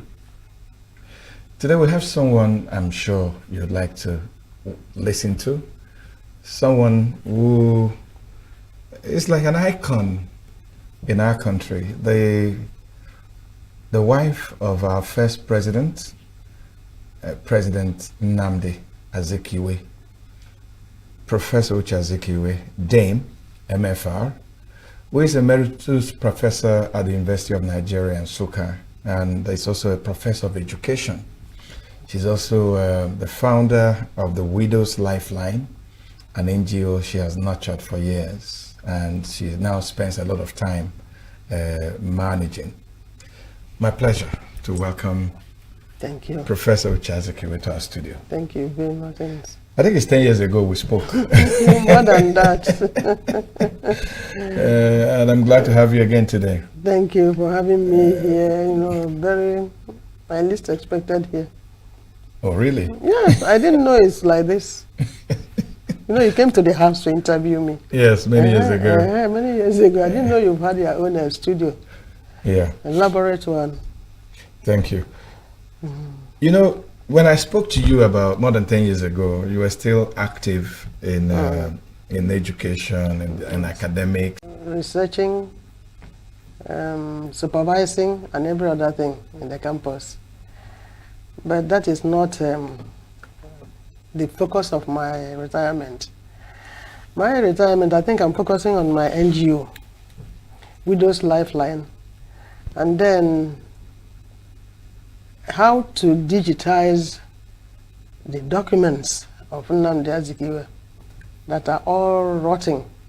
Because of the quality of the papers in the good old days, most of the papers in the library, in the files, are not looking good. So I run around, I apply, I write, seeking for grant to enable the family digitize and throw it open to the whole world. We don't want to keep anything about Nnamdi Azikiwe to ourselves. Let the world know, let the young ones know. Another thing is that I'm also still very close to the campus. I go out in the evenings, I go in the morning for gym. There are many of us, we call ourselves Council of Elders, retired professors. So we go out in the mornings 3 times a week, and then in the evening we go to the club, relax, banter, crack jokes and so on. Then I go to Onitsha. When you go to Onitsha, there is no resting moment. A lot to go. I'm a member of the Utuodu, the prestigious Utuodu of Onitsha, and it keeps me busy when I'm in Onitsha. We have a lot of order. It's the same thing, just relaxation, make fun, laugh, and we get a little stipend because it's like an investment. Mm-hmm. Yes, Utuodu is like an investment. So as new members come younger ones, we share a little. You get something. Must get something. Well, one of the things you just told me is really exciting me, and I'm really surprised that you have to be looking for money to do this. Digitizing these historic documents of the first ever indigenous president of the Federal Republic of Nigeria. Is it that you have not taken this to the government? Is it that government is not aware that these things need to be done so that we can have the history of this great man properly documented for posterity? Are you reaching out to government? Thank you, Vin Martins. I think, let me start answering this question. It's very critical and important to the family. I am a very shy person, 1. And 2, I don't like pushing myself. I think I might be wrong. I think that considering the position of my late husband, I don't want to be using late. My husband. Yes, yes. He's not late, he's still living. Considering what he did in the whole country, in our eastern region, those in power at any moment should not be waiting for us to come and say, not that they should just, if they visit us, you ask a question like this, what is it? What can we do? Why handle the former Premier Lodge in ENUGU? No, and then the family didn't tell him to do that, but he thought it's something worth doing. So I don't know how to say, to go and say, please, we want to do this, we want to do that. But if we are approached, if they come close to me or to us, and as we chat, like I just mentioned it to you, I can mention it to just discussing with whoever has come, and then they will know where to take off. This digitization started from one Dr. Mark Reeves, a student from forgotten the university in US. His dissertation PhD title was on he studied 3 African leaders. Is it African, whatever, I've forgotten the title. So Zik was one, another person from Southern Africa, another one from India. So he came down to collect data, met the librarian, and they pleaded if they will come to his library. I said, of course, the library is there. Dust, the papers crumbling. So McReeves was allowed to come. I introduced him. He spent over 2 weeks. Every morning, in the morning, he would go back in the evening. So after 2-3 weeks, he said, Madam, when he was about to leave, I have something to ask you. Please forgive me if you wouldn't like it. I'm not happy the way the situation or the condition of the papers. And he couldn't even handle one-tenth of documents in the library. Would you mind if he struggles to get grant and then we start? I said, mind? Please, Mark, do that. So he got a grant from University of California, Los Angeles. One-off grant, that's the problem. And came, I think it was $20-something thousand. We hired 6 or 7 ad hoc staff and 2 librarians who helped in what we did for 1 year. Yes, for 1 year. So after that, I said, can we continue? Can we continue with it? He said, no, it is one-off. We cannot get another grant again. So he now exposed, he said, Madam, Prof, if you go to, they have declassified documents between the Oyibo people and Zik during the independence struggle. Most of them have been declassified. And he saw some. And he would want us to also go there and get all the declassified documents. To be included in this. To be included, to know exactly what this man did for Nigeria and Africa at large. I say, my dear, let us finish the library one before we go to, isn't it money? So, Bill Martins, I wish that those who can help the family, I'm not asking for my personal help. It is for this record, it's for our children. For posterity. Yes. Let them come. If they come, we'll be so happy. Like the foundation, we have registered the Nnamdi Azikiwe Foundation. I have been talking, even with Okendibe. I met yesterday or 2 days ago. I discussed it with him because he raised the issue. And I opened up. He said, okay, you know what to do. So I have not gone personally to anybody. And I feel uncomfortable to go just you go and ask for appointment and they will turn you up and down. I don't want to go. I don't want to go in there because I don't want anybody to think that no. Let us leave it there. But if they will come, I will open up my hands. I register, digitize there, all the documents. They're all going bad. And then we can also go to London. Declassified documents that Mark mentioned. And retrieve them. And digitize them. But they be qualified. And look at them, according to Mark, they are there.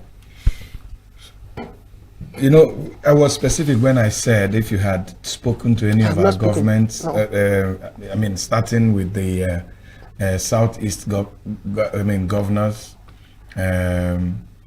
talking to because this is even part of our tourism.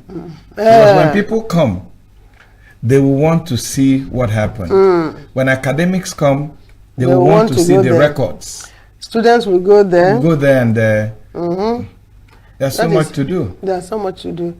Even the mausoleum in Onitsha, you need to go there, you'll cry. Nothing is happening there. Nothing. Even some of the roofs are all going. And when you compare it to the Kwame Nkrumah project in Ghana. In Ghana, I've been there. That people visit every day. I've been to that Kwame Nkrumah mausoleum. I've been there. I don't know. Is there? I don't know who to reach in federal government to handle the museum. It's a very good, impressive structure. But management, anytime you go there, you see nobody. You just see the gate man at the gate who open the gates and so on. You see and the bushes? Of course, it's there. Who is cleaning it? Once in a while. Anytime I go, when I complain, then when is the manager? They will tell me the manager didn't come to work. That is the security man, a police officer. I say, then what is he managing if he can't come to work Monday, Tuesday, Wednesday? Is it a federal government facility? It is. Well, attached to which ministry? I think it's Ministry of Works. I think I don't know I think because it was Ministry of Works, the Fashola, that completed the project. And I thought it's Ministry of Works. It was started by Ministry of Works. That fair lady who was in when Anene and Obasanjo, the lady from Rivers, who was Ministry of Works, he was the one who initiated it and started it, and it took off again. Okay, we'll take a short break, and we're going back to this discussion. Don't go away. Just we'll be back in a minute. We are local.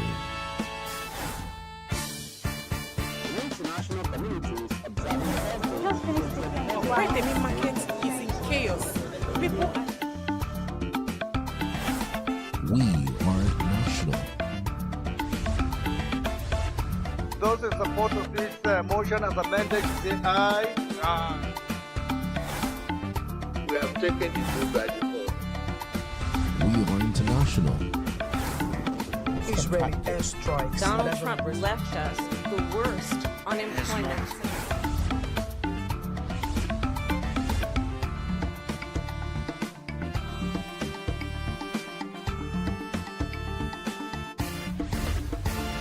Signature TV, news in your pocket.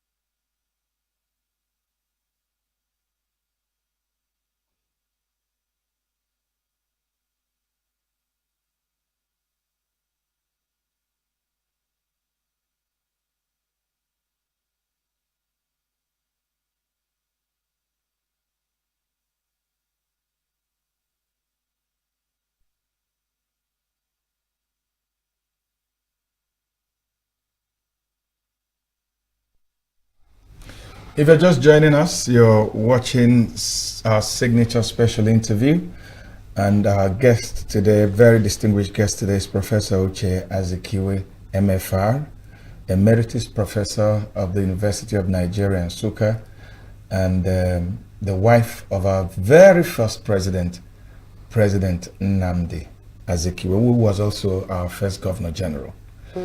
So it's so disheartening to hear what you're saying about the fate of documents that are supposed, to be preserved for posterity about the great Zik of Africa. Does it make you feel bad? I'm so bad. I feel so. It hurts me. Anytime I get into the library, go into, because there are rooms, boxes of documents, not displayed in the library. Old boxes in the good old days. I think after the war, the only things some of the things they retrieved, you use it in packing pictures of war materials, everything, not just in the library. All over the house. All over the house. There's nothing. There's everywhere documents. So I feel hurt and disturbed whenever something happens and takes me to the library.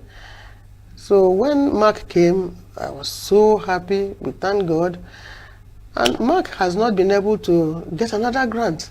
Dr. Mark Reeves has not been able to get another grant. UCLA says it's one of, they don't give 2 times to any organization. Honestly, this is so disheartening. Yes, please. That the entire Nigeria, the governments of Nigeria, the state governments of Nigeria, Anambra state government, where the Gracie comes from, they are waiting for a foreigner, a Dr.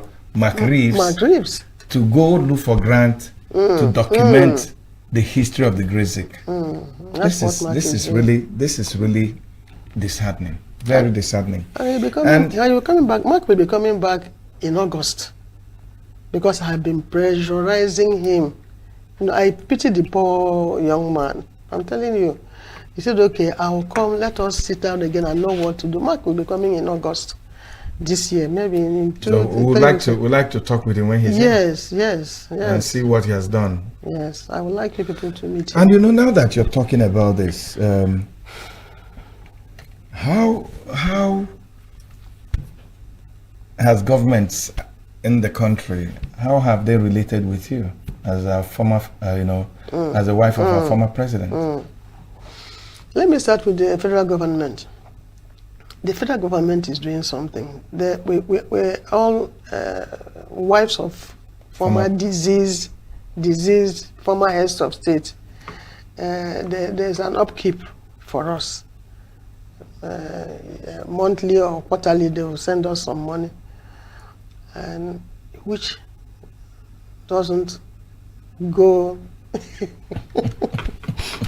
feeding. If you consider feeding, health, take care of yourself, you go for medical check now annually, and every other thing around you. But it's better than not having anything. But the states, no. It is only Chimoro Kennamane was helping somehow. And then the next governor of ENUGU state that, beat everybody was Ifeanyi Ugwuanya, His Excellency Ifeanyi Ugwuanya. He connected with you? Immediately, after a few months or what, he visited us and said, "I will do something." The next thing, he employed my son as a PA, his PA. For these 8 years, he was there. And then, every month, he will send me maintenance upkeep. Every month. How about the present governor of Enugu State? Did he continue in the same tradition? He didn't. Even Sullivan Chime didn't continue from... How about the governors in Anambra, where... Oh, no. It's only... I think it's only P2B. During P2B's time, when he was leaving, he gave us cars. But that was a group of advisors, elders from Anambra that were meeting quarterly to work with him, advise him, and so on. We had that group, Anambra something leaders, I've forgotten the title. That was how P2B, I got something from P2B as a person. Not because you were wife of the former president? Not. Then, when he retired, he bought cars for all. That's what I was told, though, because I just was called and I went and collected my own car, Nissan, that was my own. A very strong, beautiful car. I'm enjoying the car. But others, no, nothing. The current one here, I'm sorry to say it, not even saying Kekunume hi. No. None of them. That was when the hotel they housed me, not a part in Nigeria. I have to pay for my dinner. They said, I'll pay for water. The government put you in the hotel? Yes.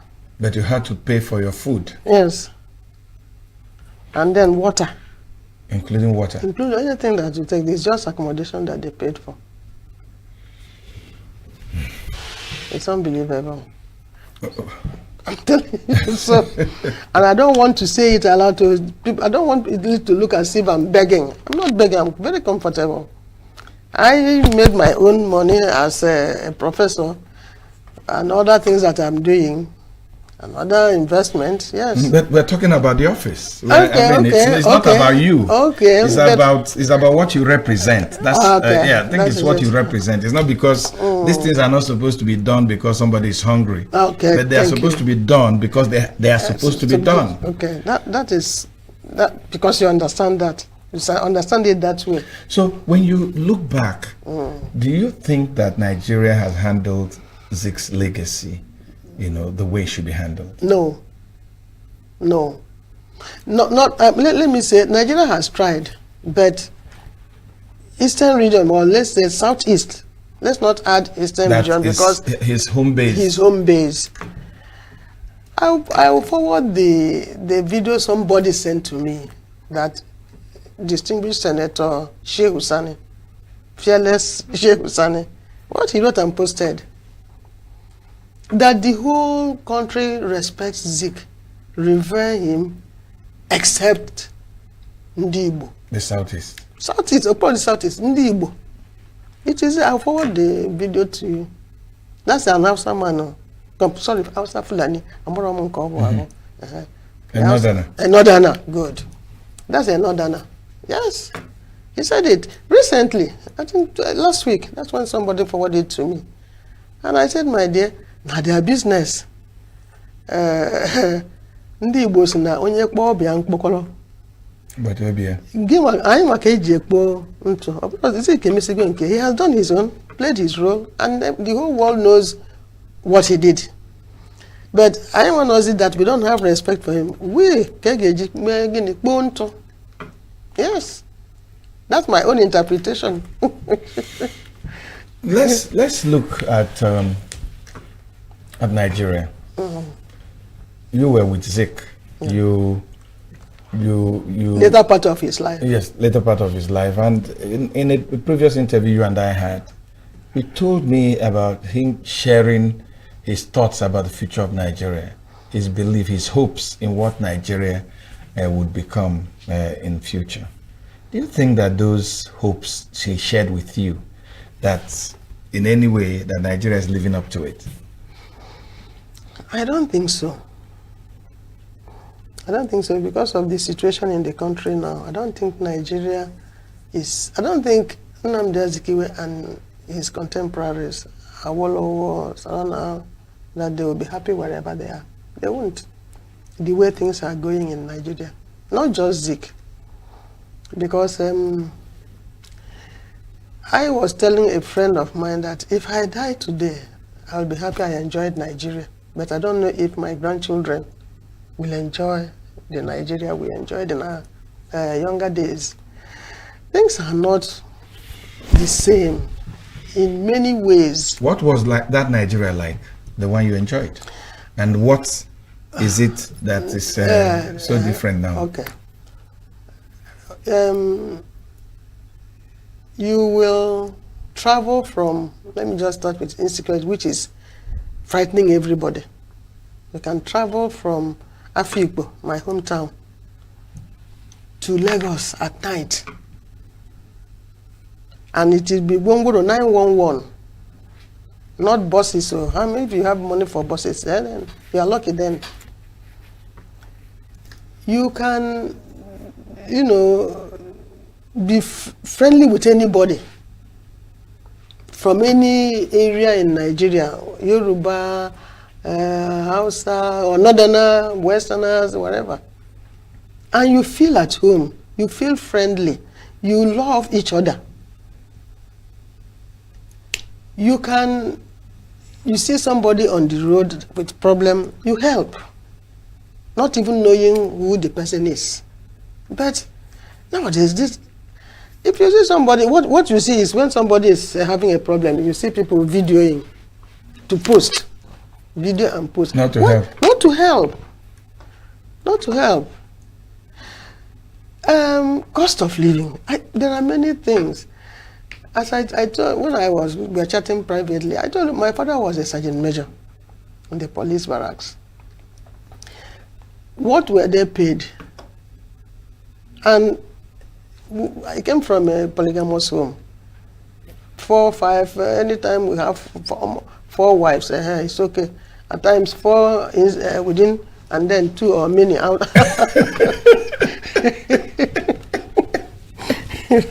outside the home. We were and together. Was good. Good. Together. The mama who will be responsible for feeding us for the week or for the what, we just cook and everybody will eat together. There was peace, harmony.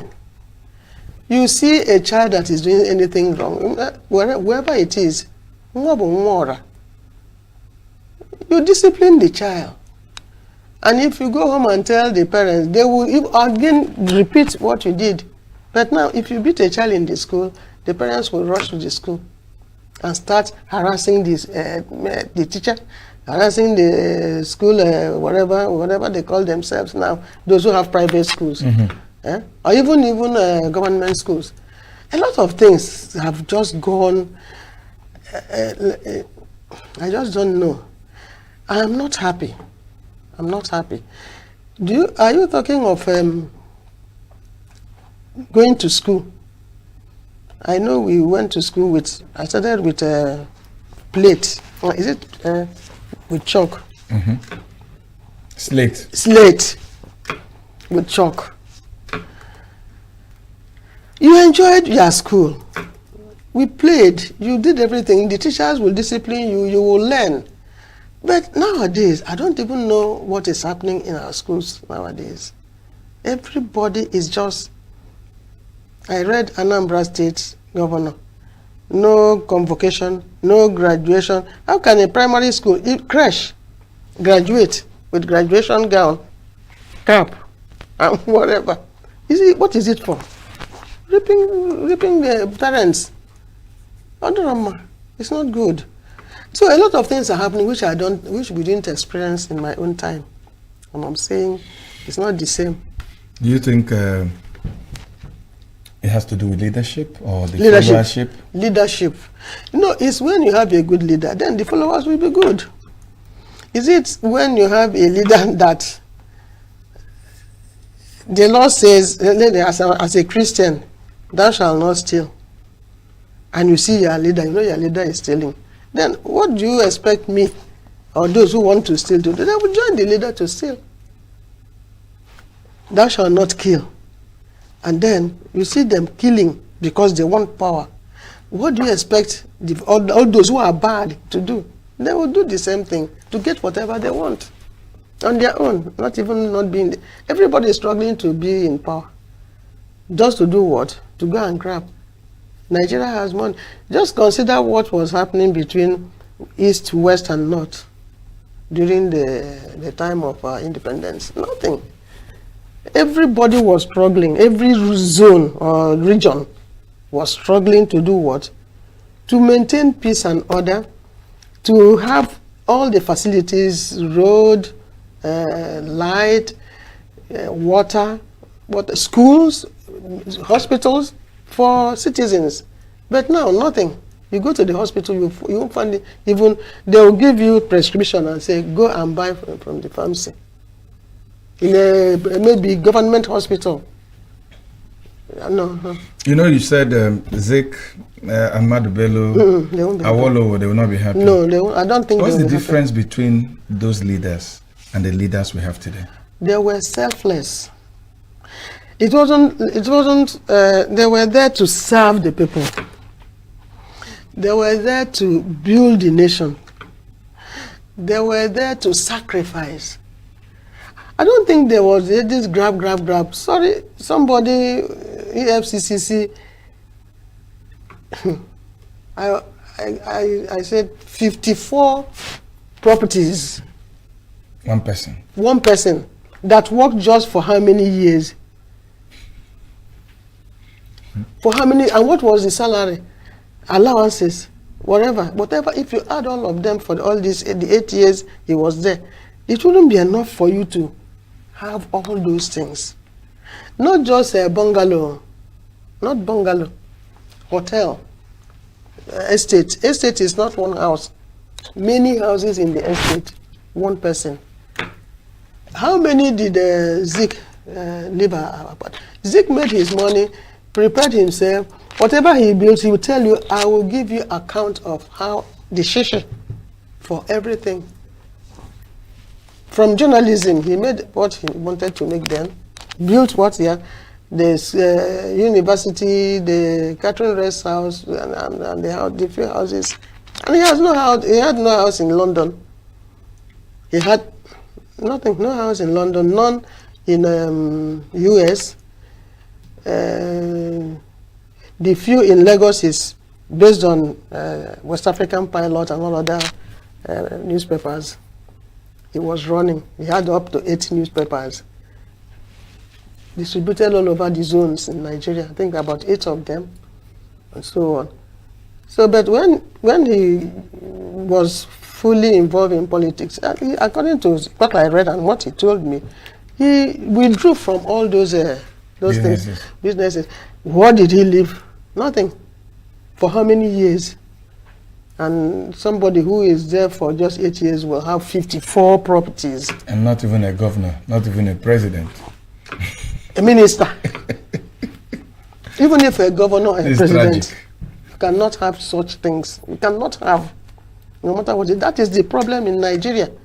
And then they said the law is the hope of the common man, the last hope of the common man.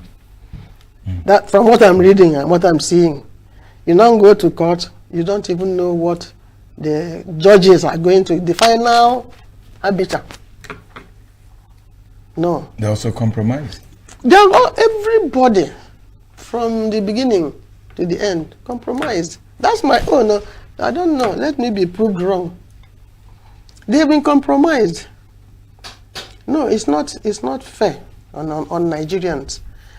Zik, Awolowo, Sarona, and all those in the before independence and after independence, they were quite different from what we have now as leaders. Where did we go wrong? Where did this whole thing go bad?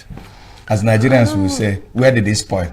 I don't know. I just can't place my hand on. I just don't know. I don't know. When we say leadership, how did it start? I don't know. I can't just imagine what brought about this. Is it the money from oil? We have oil. Even countries without oil or any, oh my God. From what we read, the solid minerals in Nigeria are uncountable. You know, you're a professor of education, and for so many years, you were teaching. Yes. Is it that those of you who were molding the new generation were not molding them right? Could it be part of our education, the focus? Because a lot of people say the value system changed. And everybody's grabbing, looking for money. Does our education have anything to do with it? I don't think so. I will not, place the blame on education. I don't think. The teachers will play their role, teach. The parents, that's one thing I want parents to bear in mind. Not when you send your children to school, you think that the teacher will now handle everything. No. When the child goes back to the house, you continue. You have your own role to play. We read where children were leaving the house to a party. They would put dresses in their bag. Their parents wouldn't know. Mini naked things. When they leave the house, then they go somewhere else and dress up. Where are you, mother? Where are you, father, for a child to behave that way? And most of them, as I said earlier, when the teachers or whoever and somebody else sees and said, no, we don't touch my children. Are you the one to train my children for me? Something like that. So is it a value system? Value system is involved, yes. Yes. So because I want us to, to locate this properly. Yes. Is it the churches? They are not doing what they are supposed to do? Because in Nigeria, they say we have the greatest number of churches and we believe so much in God. Let's not go to the churches. Because it will, I love God. God made me who I am. As I always say, knowing Zik and marrying Zik is divine plan. My father, my mother, my parents, everybody, see Afikpo, see Onitsha, the distance. So it's God made. And I believe in God. I know that there is God. But when you see people say, I'm a pastor, I'm God, I'm a church, and you see what they do, I don't understand. You say you're a teacher, you have people who come to your church, they donate, you tell everybody you must pay this tithe. You must pay so. That is the Pentecostal. I'm sorry to mention names. After paying that, you build a school, and the contributors of the money you use in building the school will not be able, the students, the children, will not be able to attend that school. What are you preaching? It's not just the Pentecostals, even the Orthodox churches. Yes, school. Their universities are very expensive. Both the Catholics, both the Anglicans, their universities are expensive. Are you saying that St. Paul's, I'll check out on St. Paul's to know what is happening there. That's for Anglicans, St. Paul's University. I'll check out. So because a lot of people have talked about even the church leaders also joining the rat race. Everybody's looking for money. There are some of them, not all. Some. Probably a good number of them. I'm just asking. I'm just saying some of them. That is the problem in Nigeria. But still on education. Many Nigerians say that the quality of education, that the standards have really gone down. That, I mean, those days you talked about, if somebody had a first school leaving certificate, not to talk of having passed Cambridge or done the London GCE and all that, when they speak, you think that, I mean, they say you can't compare with what we see today with people that have doctorate degrees and 3 master's degrees, and they can't make a complete sentence of English language. I also know that part of your expertise in education is guidance and counseling. You did a good number of it. It's in gender studies, curriculum development. So what is responsible for this low standard that we are seeing? That is, I think a lot of things contribute to this. Because the society itself is bad. Society is bad. Sorry. The society is bad. And whatever you try to do in the school, when the children go out, back home, maybe what they learned from school, the surrounding at home, might, not help them grab and live upon what they learned at school. Our school system is still okay. But I don't know, with the school system, this changing, you change this year, before 10 years, you change another thing, and so on. It brings confusion. Even to the students, if they have not graduated, they started with one system, before you know it, they are in another system. It gives learners problem. Then I think facilities and the running of schools. The schools might not be given enough money to manage what they have or to run the system. But how about the excesses of the lecturers themselves? Sexual harassment, money for grades, sex for grades. That also is a problem in the education system. It is. I was in the system. It is. It exists. It is there. Amoram, that is, the world is going down. I don't know. Maybe the Bible says the world is coming to an end. Maybe that's the coming to. I don't know. But I hope I will be gone before it comes to an end. And you want to leave the rest of us? No, I don't reach my own now. Anyway, let's go back to your years with Zik, because you're like, that connection. I mean, you're like that connection. Zik was born at a time that Nigeria and Africa was waiting for liberation. And they were so young. I mean, they were in their 30s, in their early 40s, and they did so much. What should our leaders of today take from what drove them, from their successes? I've been doing some work on Emma Bara, and I discovered that this whole thing about Emma Bara that we hear happened in just about seven years, from 1959 to 1966. We have the industries, we have the farm settlements, we have the schools. And so what can today's governors, today's senators, today's presidents, what can they learn from that time in our country's life? Sacrifice.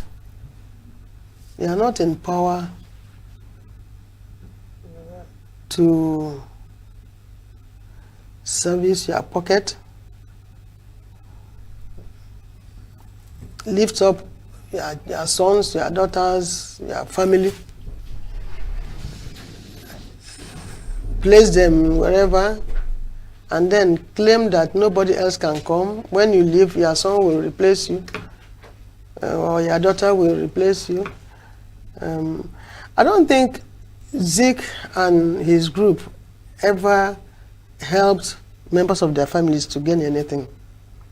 Let me tell you a story. When I had my second child, I sat for what do they call it? University exam to go into, because I said I want to go to school. I've seen my classmates in secondary school. We meet, I say, and I'm still here. Then having children, because let me go back to school. He said, sure, go and sit for the entrance. I sat for UNN entrance. So I failed the first. That was when the university conducting. I failed it because I moved from Mama Mrs. Esma's maternity home where I had the baby straight to the center where we had the exam. You can imagine a woman still bleeding, going to sit down for hours, and we have to write. So I didn't make it. Professor Kuchi came, and I told him, and why didn't I make it? Because I didn't have, I wanted to do education geography. And I failed maths in my WAEC, F9. So they said without mathematics, you can't do geography. So when I told him I couldn't make it because of this is the reason, somebody told me you can change. You can, I don't know I've forgotten what they call it now. You can move to another department. And Zik being the founder of the university, just calling the VC would have made it possible for me to move to another. Do you know Wele refused? Owele refused. I'm telling you, quote me. I'm saying it in live. Owele refused to call. You didn't make it. Retake now. Go and take it. Next take. Try it. I wept. I didn't know what to do. When Professor Ekpechi, his personal physician, came visiting, I reported to Ekpechi. Ekpechi said, no, now. Owele, just a phone call to Iko. I think it was Ikuku, who was the VC then. Either Ikuku or the person before, 1977, 76. Because yes, 76. He said they will change, and they will change of course. If I have, because I said, let me now do English, because I had C in English. Let me just do education English. The Owele didn't do that. Could you believe that? Based on principles. But that's what I'm driving at. I had to repeat it next year and then applied for education English. Nobody. If I tell this, so they say no. I said, but it is true. That's living by example. Living, and that's why I'm driving to answer your question. Can you tell me that any leader now in Nigeria, that will happen and you won't go and tell, just write, the VC will immediately give your child whatever you want him to move to. But Owele said, no. Principle. What you teach people not to do, don't do it. Lead by example. That's it. And there are many stories. Personal, that is, if you use it, you now know I'm not telling stories. Just like that. So, that is it. All those leaders who fought for independence, national leaders, they never thought of self, me, my family. But that's what is happening now. Somebody will be, he will put the son and put them. Go to the House of National Assembly, State Assembly, because they are governor. They finish being governor, they go to the Senate. They go to the Senate. After giving themselves allowances as governors, 200 million for 5 vehicles, this health, for you alone, then you go to the Senate. How many people are in your village, name or your zone, that couldn't replace you? No. So they were very keen to see Nigeria grow. Their issue wasn't my pocket or my family, it's just this country. Let us push our country to the limelight. So we need to go to. We have to. Those principles. We have to. Those values. Without that, Nigeria is going nowhere. Without such leaders, Nigeria is going nowhere. I'm telling you. But how can you move forward when everything is me? You can't. And there are millions, 200 millions Nigerian more. Then how many leaders do we have? They are not up to 0.1%. And one person will acquire 54 houses. In 8 years. In 8 years, 54.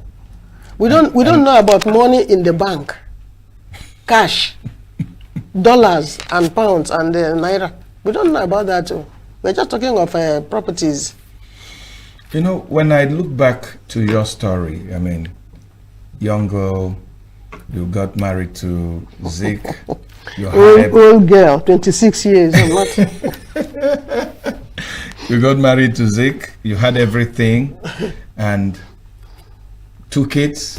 You wanted to go back to school. Do women of today think that way? I should think so. Yes, I should think so. They do. And do you think that the men are giving them the opportunity to realize who they are, express themselves to the fullest, achieve what they want to achieve, dream and pursue their dreams? Do you think that the Nigerian woman today has that kind of leeway? I don't, it might not be 100%. There might be a few that will not agree. Yeah, you will not go. But I can't find a human being, a man, that will not allow his wife, in this 21st century to develop themselves. To develop. You want her to be a housewife. No. With the cost of living now, you need a helper. Somebody to help you. Do you need that? Do you think Nigeria has given women, the opportunity to be what they can be politically, professionally, and otherwise? Nigeria, I still see Nigeria as a country based in culture, like Igbo culture. We don't have, men and women are not the same in Igbo culture. So it's somehow filtrated into governance and so on, somehow. When a woman wants to be somebody, please, maybe the husband will say, I want you to do this, I want you to do that, I want you to do this at home. It affects the woman coming out. Do you think we can change that? And if you do, how can we do that? We can. It depends on the men that think women couldn't do anything. That's the problem. If Owele will say, I am Zik of Africa, why should my wife go to school? I have everything, or something like that. He could have said that and nobody will blame him somehow. But no. Even when I got my PhD, I think he was so happy. Whatever he writes, he will say PhD. He will write it, PhD. If he sent me my... He was proud. If he sent my Christmas, because every birthday, my birthday card, December Christmas card, personal to me. After writing Uche, blah, blah, blah, PhD. So he was really, really proud. No, he was. So it depends on the man too, on the men. Okay, sorry. I think we are coming to the end of our conversation. So I want us to bring it home. There's a job you do now that gives you so much happiness and joy. You like doing the job of a grandma.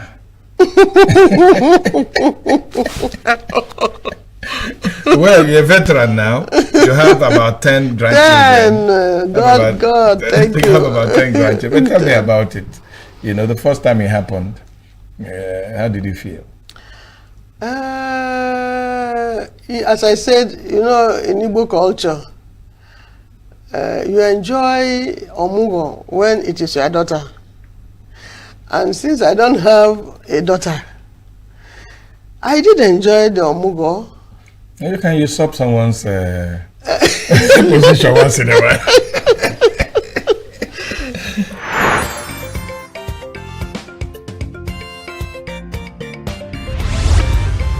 Signature TV, news in your pocket.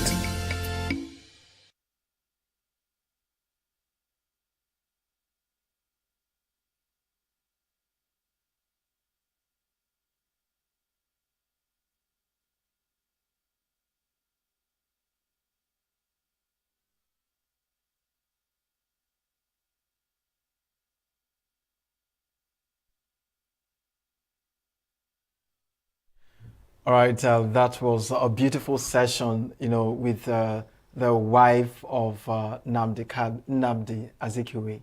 Yes, and that also is Vin Martin Obiora, the founder of Signature Television, having that conversation, learning one or two about the current status, what Nigerians, should be doing for, the legendary Azikiwe.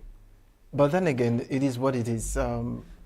Let me get your parting shots and also what you want to add to this. Well, if you call it parting shot, what I picked from the interview is that Nigerians have lost interest in the legacies of Azikiwe, and it's more painful that it's coming from the southeast, or what the guest in the interview said, the Igbos do not have regard for the legacies of Azikiwe. And that brings to the fore. Azikiwe is the man who believes in Accord Concordia. There's something I don't forget about him when he says that the Igbo man can only be happy in a united Nigeria. And that was why most of times, in the first place, he never supported probably the civil war He tried to use diplomacy to break that. But most people believe that Azikiwe could have, but maybe he saw this day. Whenever Nigeria is not at peace, Igbo man who need this itinerant life, who need to be everywhere, living in peace and building societies, it's handicapped. But whatever it is, it's also not good that that the Igbos said, that the proverb the woman used, he said, when you do not value your, whatever you call it, in your language, then the neighbors will use it to fetch, overnight ash. And that is significantly not too good for. But whatever it is, we should, as Igbos, know where the rain started beating us, so that we should repair sense and know where it stopped. Well, I'd rather not make this an Igbo thing. Azikiwe believed in Pan-Africanism. He is the father of the modern Africa. He was the father of African nationalism. He was the father of African press. He was the father of, the struggle to expel colonial masters from Africa. Azikiwe had always believed in one Africa. And he fought for one Africa, mentored a lot of other African nationalists like Kwame Nkrumah. It all started here with Azikiwe. So it's not an Igbo thing, it's an African thing, it's a Nigerian thing. And we all celebrate Nelson Mandela, and rightly so, who fought for the independence of South Africa. But here we are, neglecting a man that fought for the independence of the entire Africa. Zik pioneered, indigenous press in 1937 that he founded the West African Pilot and the Zikiwe group of press. Zik was a Nigerian, born in the north, grew up in the southwest, and is an Igbo man by birth. And he could speak the 3 Nigerian major languages and other international languages. His influence in African politics is unprecedented. He was the first Governor General of Nigeria, the first and the only Governor General of Nigeria, the president of the immediate pre-colonial Senate, and the first president of Nigeria. Zik has been everything and anything, and his impact in Africa is highly unprecedented. That Nigeria would rather opt to ignore and abandon the legacies of a man like this, bringing it home to Enugu State and to Southeast. Maybe this is a man that what he has left behind is a great tool for tourism and educating the future. But the government have continued to ignore this. No significant memorabilia for Zik. No, the mausoleum has been abandoned. And look, here is his wife, a professor, practically begging that the Nigeria needs Zik in their own interest. And she said something that has stuck with me. He said that in her time they enjoyed Nigeria. That she enjoyed Nigeria, but that she's not quite sure that her grandchildren would also enjoy Nigeria. That is a food for thought. Our wish and our prayer is that things will turn around for good. All right, that's our wish and prayer. And of course, you can check us out online to get that coverage, that very interview, and other exciting content on Signature Television. This is where we call it a wrap on the morning show right in ENUGU studios. Stay with us as we'll be handing over to our Abuja studios. My name is Christopher Lele. Good morning.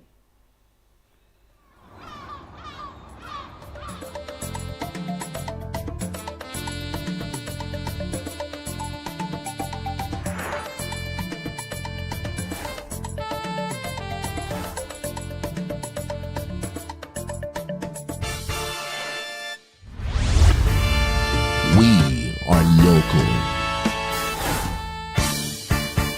International communities observing where the main market is in chaos.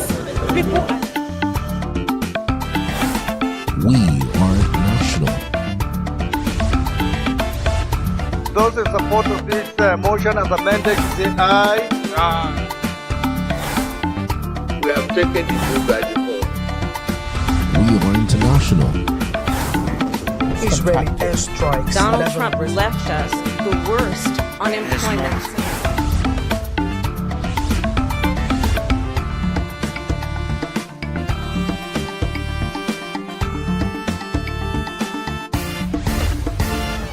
Signature TV, news in your pocket.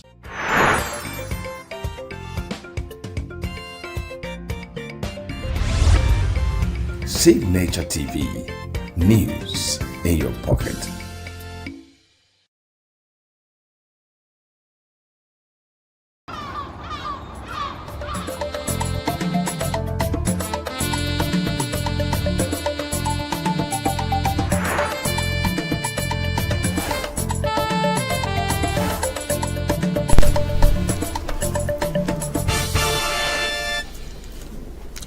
Hello, good morning, and let me welcome you to our Abuja studio this beautiful, cool morning.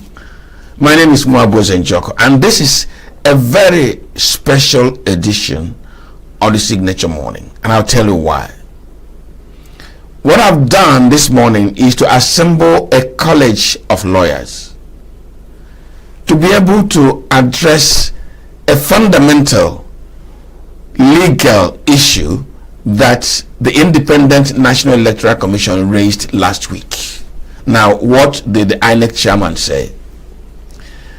We had done a story here on early campaigns in which we pointedly told the president, Bola Ahmed Tinubu, because we addressed him as a candidate of APC who had begun campaign with billboards in Lagos, billboards in Abuja, billboards in Kano, outside of the timetable provided by the Independent National Electoral Commission.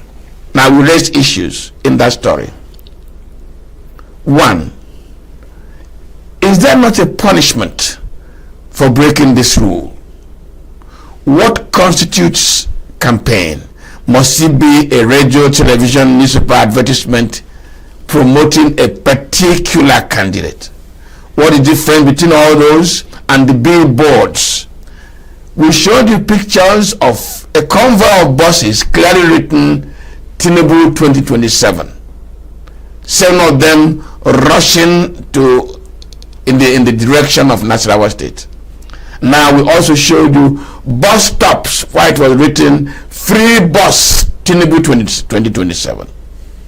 Now the presidency reacted and said Tinubu was not responsible for those campaigns. They were being done by third party. And then we raised another question. Who will punish the third party?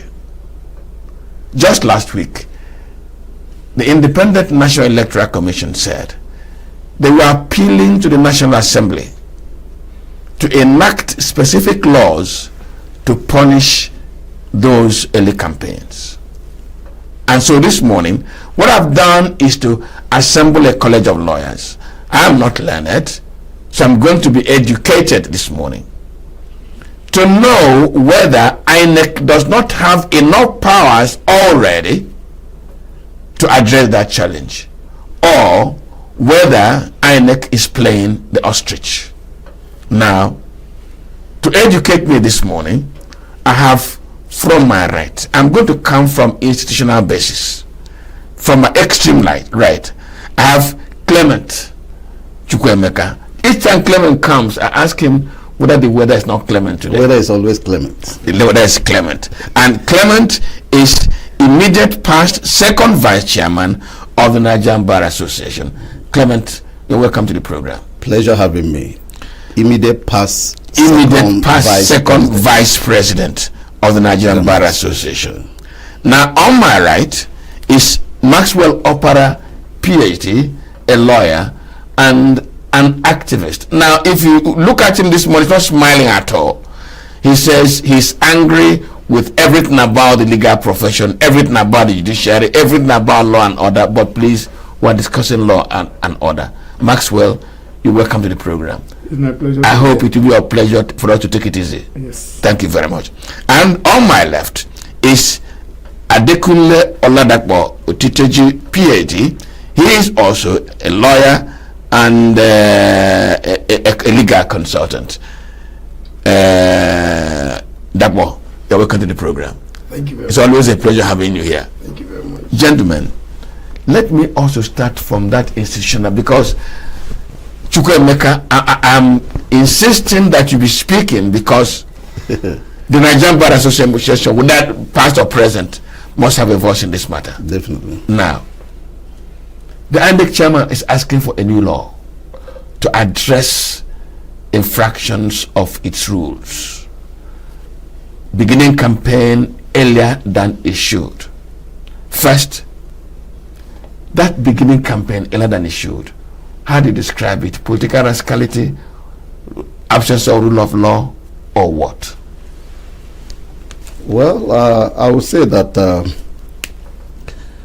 one of the problems that this Nigeria electoral system has had recently is the advent of bringing in some of the allegedly professors into the affairs of this election. Ordinarily, we were thinking that when you have professors within the environment, you are going to have a very, very intellectual beings handling things that will not compromise by any standard. But the way we are having it, because they are supposed to be learned, they're supposed to have abreast with all the letters of the Constitution, all the letters of the Electoral Act and all that. But the statement actually credited to the INEC chairman, definitely interested in having new laws. To me, I wouldn't understand at basis, but for me, I feel that the INEC being a creation of the Constitution by virtue of Section 153 sub F has that particular latitude to organize and regulate itself. So not necessarily looking for a fresh law, except he wants some specifications. But he has all the rights, all the powers to regulate affairs of political parties and regulate issues that pertain in elections in Nigeria. Okay. Now, Maxwell, INEC is asking for a law to address early campaign. In other words, INEC has established that that is fouling of a rule or fouling of a regulation. Does INEC require a new law? I will soon go through what the Constitution provides. I read it, gentlemen, because so that I can educate us. Definitely. Do you think INEC should be asking for a new law or enforcing its own rules and regulations? Yes, INEC requires a new law with respect to criminalizing or declaring early campaign as electoral offenses, as one of the electoral offenses. Anything short of that, INEC cannot. If you watch the Constitution gave INEC the power to make rules, but the Supreme Court, in the case of P2B and INEC and President Tinubu, Supreme Court said that INEC rules is not a mandatory law. Having said that, now Section 114 down to, I think it down to sorry, so that I don't, Section 114 down to Section 129 of the Electoral Act 2022 as amended listed what are electoral offenses. So express mention of one thing is exclusion of another. Now, having mentioned what are electoral offenses, on what basis will INEC, because any campaign was not listed as one of the electoral offenses. That is in the Electoral Act. In the Electoral Act. Now, if you're now asking INEC to make a rule to make any campaign as an offense, which means that rule now has been inconsistent with the Act. And any rule that is inconsistent with the Act, that rule shall not be applied as a valid law. Just like where an Act cannot be inconsistent with the Constitution. Now that is the reason why, the people that are making these laws for us are these characters who are in the National Assembly and call themselves politicians. Because if actually they want this country to progress, there are some things that we should not be talking about amendment of the Electoral Act by now, because the Supreme Court and the Court of Appeal and the Federal High Court in the pre-election and post-election matters has told you the reflections, the emptiness, the lacunas we have in the electoral act. One expected them to use, I wrote a memo to them. I raised all those issues, sending it to them. You can eat your whatever allowances because you are not doing anything as far as national welfare is concerned. They are doing absolutely nothing. This one they are regime to do what? They are not doing anything. Those of us that have decided to look at the law, burn the candle, did everything, give it to you. Your own is to put your signature there, send it to the president, let it be so that you can make progress. Are they telling me that they are not aware that any campaign is not an offense, electoral offense? Now, are we supposed to? Is there any other law that's supposed to come in? Yes, there are some other laws. Any act that is capable of a breach of peace is a crime. That is where police can come in. All those people who are putting this billboard, they are committing an offense capable of breaching the peace. Breaching the peace. Don't shift it to INEC, because INEC is a regulation and the law has told him what he's supposed to do.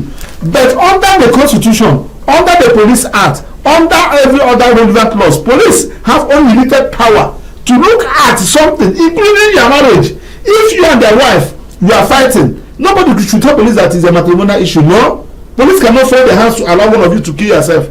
They will have to come in. In other words, police is in fact should have looked at those billboards as a crime. I hear them saying, remove it. Remove it. You should remove it. Are you telling me that people have not even written a petition? If people have not even written a petition, under Police Act, you have the right to initiate investigation. Because this thing they are doing may cause trouble. Okay. Do you want to tell me that I didn't that it P2B or Tinubu or any other person that is doing this thing? They would have get the person arrested. So these are the issues where we said now make it an offense so that it can also fall into the electoral offenses as provided by the electoral act. Oh, okay, I'm going to have to, because Maxwell has raised a number of issues. Now, permit me to look at the Constitution. Now, the INEC was established in accordance with Section 153, which Chukwemeka has spoken about, F of the Constitution. And the functions of the Commission are stipulated in Part 1 of the third schedule of the 1999 Constitution as amended, and they are the following: organize, undertake, and supervise all elections to the offices of President, Vice President, blah, blah, blah, blah. Register political parties in accordance with the provisions of the Constitution or an act of the National Assembly. Monitor the organization and operation of political parties, including their finances. Arrange for the annual examination and auditing of the funds and accounts of political parties. Arrange and conduct the registration of persons qualified to vote and all that. Now listen to this. Monitor political campaigns and provide rules and regulations. Yes. Now, if the Constitution has given INEC the power to monitor campaigns and provide rules and regulations, does INEC not already have a constitutionally provided inherent power to determine the rules, punish infractions, and stop infractions? I support my learned friend's position. He said something very important. Chukwemeka. Yes. Even though the Electoral Act in Section 114 to 120, about 122, it's already specified what are electoral offenses. The electoral, the INEC itself is a body that is empowered to make rules and regulations, organize and ensure proper organization of election. And in doing that, they have that powers to set rules and regulation for campaigns. And then that will take us to the provisions in the Electoral Act, where it provides 150 days campaign. You understand? 94. And then 24 90 days. Section 94. That's Section 94 of the Electoral Act. Now, that provision only gave it gave a provision without punitive. Good, that is it. Provisions, no punitive provisions. But INEC can come under that rules and regulation. It's power to make rules and regulations and create a punitive measure for any political party. Deriving its authority from the Constitution. Section 153. Yes. That schedule that you read that empowers INEC to regulate. So, making sanctions is part of the duties of INEC. INEC does not need to go back to the National Assembly to ask the people that are committing the crime, the beneficiaries of those provisions. No, of the crime they are committing. The crime and provisions, yes, because the provisions is coming to them. Now, the rules and regulations to govern electoral campaigns should be done by INEC. And the punishment for infraction? Yes. INEC have the power by that rules and regulation provisions given to them under that schedule of the Constitution. Maxwell, let me just ask you, does INEC have the power to disqualify a candidate? Yes. Is it specifically provided in the Constitution? Yes. Because if you watch electoral offenses, each and every one of them has to do with sanction. Yes. When they provide the law, they provide the sanction. Yes. That's where because one thing is to arrest somebody, get somebody arrested, and arraign the person in court. Another thing is for you to tell the court under what law you are bringing the charge. And the person also have a right to challenge that charge. Say that what I committed is never an offense. Because it's not in law. Because it's not in law. No. I don't say so. Yes. So the point I'm making is that the National Assembly know what to do. The INEC also, most of the times, they know what to do. But meanwhile, of course, you can see this the man will have as in the Home of Affairs of the INEC. Yes, Professor. Yes, I normally say, most of the times I ask myself, how does this man go to bed and sleep, seeing the country like this? Because whatever thing that we are passing through now, he will answer it.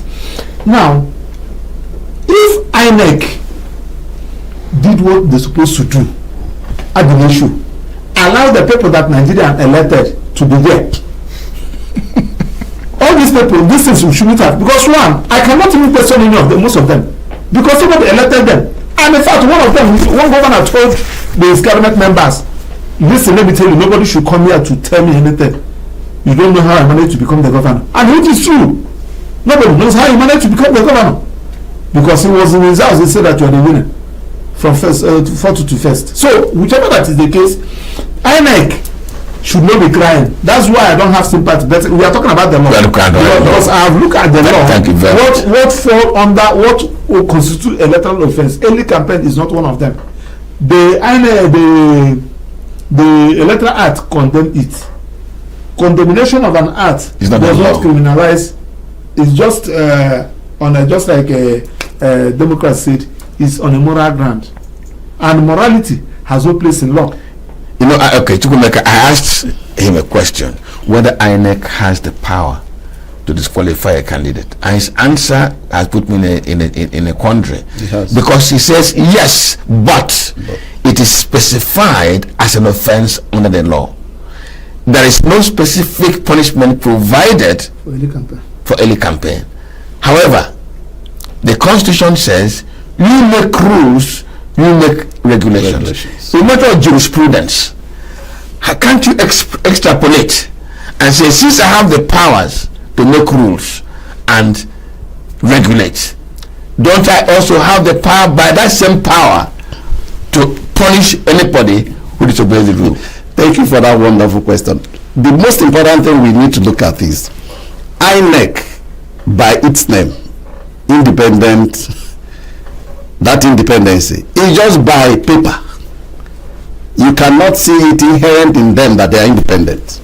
You understand what I'm saying? They are not independent by the way they ought to be independent. For them to, put out what the regulations, what the Constitution, the powers the Constitution have given to them. That is the problem they are having. They cannot tell me that a Constitution have given you power to regulate. Having powers to disqualify or even to disqualify a political party from participation. The register. The register to do a lot of things.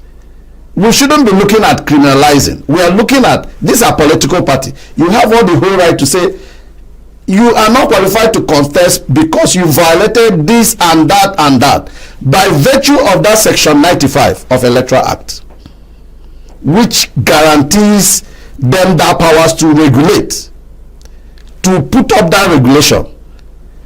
That is enough. And let us look at the 2029 case, Action Alliance versus and others versus INEC. It makes it mandatory that they have the right under the timetable, which is not contained in any way in the Constitution. But because of INEC provides timetable for an election, which is their duty in regulating and putting up. When you mistake or mismanage the timetable that has been laid out by INEC, it is an offense by the political party, and you know the consequences. So if INEC can come up without bringing, we don't need people to be in prison because we don't have prisons. Prisons are even overcrowded. They are congested. There should be a non-custodian approach, reprimand. Giving an example, like as my learned colleague Maxwell Opera have just said, those companies that are mounting these billboards are known and their addresses are known. There are people that pay them for these adverts to be published, and these are public advertisement. They are facing us every morning and night whenever you are passing. You are reading them, you are having kind of emotions, you are having some feelings that this is a wonderful billboard, because I have seen one place that they say, I will vote for this man because it's very beautiful. This was an election of I think 1990, the early, let me just say, Donald Duke in Cross River was voted mostly because he was a very handsome man. His posters convinced us to vote for him. We never knew him in Cross River State as at that time when we were in university. So this early advert or early campaign by placing billboard in public places convinces electorate, and there should be a way to regulate it. In regulating it, you do not need a reprimand or bringing somebody to put them in prisons. The best approach is there are companies that owns these billboards. People approach them to fix this billboard. You approach them, you get it from there. Police, as my level colleague have said, has all the powers, inherent powers, to go up on investigation in ascertaining who actually did this and reprimand. You can say remove this within so and so time because you are violating so and so based on the letter, because they have the powers to regulate. INEC has all the whole powers to regulate. And in this Action Alliance versus INEC I mentioned in 2019, it's a Supreme Court authority, and this very going contrary to the timetable of INEC. It's an offense. It's an offense, and it's just a regulation.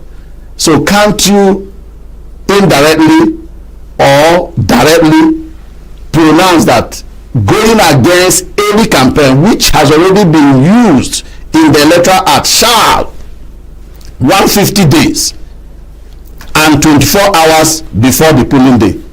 Can't you do something as a particular person? For the purposes of this act, the period of campaigning in public of every political party shall commence 150 days before polling day and end 24 hours prior to that date. What again do you want? I'm sure you want to elucidate more, Maxwell. But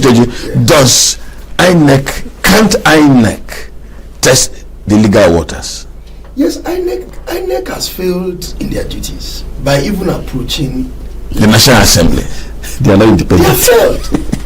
You see, when you say you have power and you don't use the power, then you are pushing the public to doubt the capacity you have. INEC has legal department. They have drafting departments. They have various departments. They have personnel departments. Now, INEC provides timetable for election. in providing timetable for election, like my friend have said, if you breach one day, you are done. You go to Supreme Court, they will stick to it. Now you say 150 days, people have started election. Campaign. Well, they can say that they are not doing campaign because they are not gathering. That is not my business. No, we may have to look at the dictionary, campaign. For the purpose of our discourse, that is campaign. INEC just need to come out with their own rules and regulation about campaign, because that is what we are facing now. Now, you are disrupting a lot of things in the public space. Some of them will go with the conference of ENUGU, blessing with their names and pictures and political parties now, and the positions they are seeking. Exactly. Right now, who I think INEC should go after is the party, not even individual, because they put their parties there, and they said it is parties that run. That goes into election. Supreme Court have said this several times. So, if INEC can say any political party in their rules, it doesn't have to be in the Electoral Act. Whose candidates? Any political party who, of course, prior to 150 days, campaign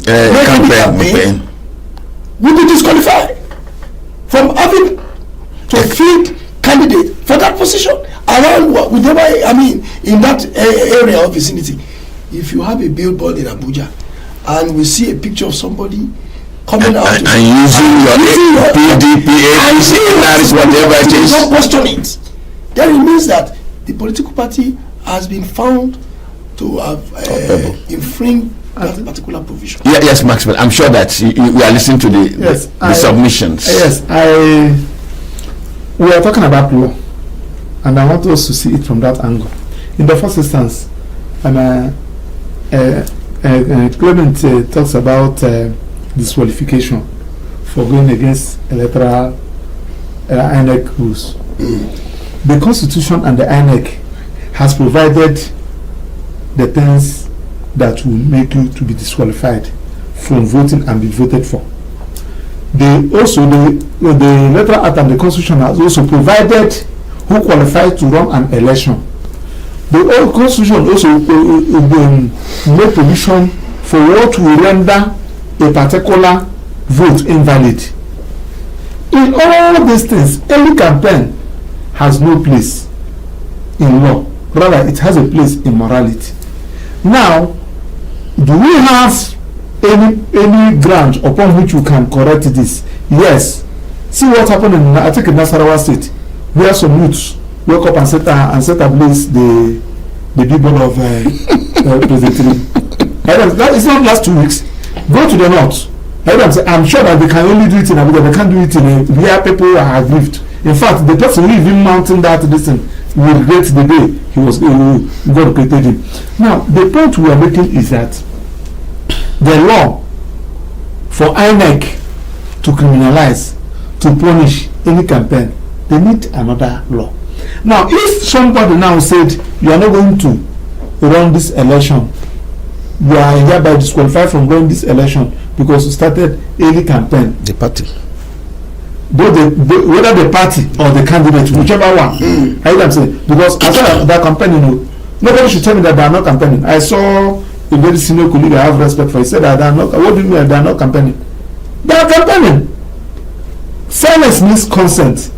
If you use my poster and paste it in a paper road, Maxwell for Senate 2027, I will be the person to supervise people that will pull it down. What am I doing? To pass a message that I'm not a party to it. And I will come to the television to make announcement. I will mobilize people, especially you are the president, the DSSs are under you, everybody under you. What have you done? You pay money indirectly for people to be campaigning for you. Who is a kid in this country? So that's what they are campaigning. And I'm telling you that why the police cannot do their work, DSSs cannot do their work. They only take ratio where they say that president, you are this. That's what they are doing. The things that are causing trouble here. Do you know that this Nigeria is hungry? People are dying, and you are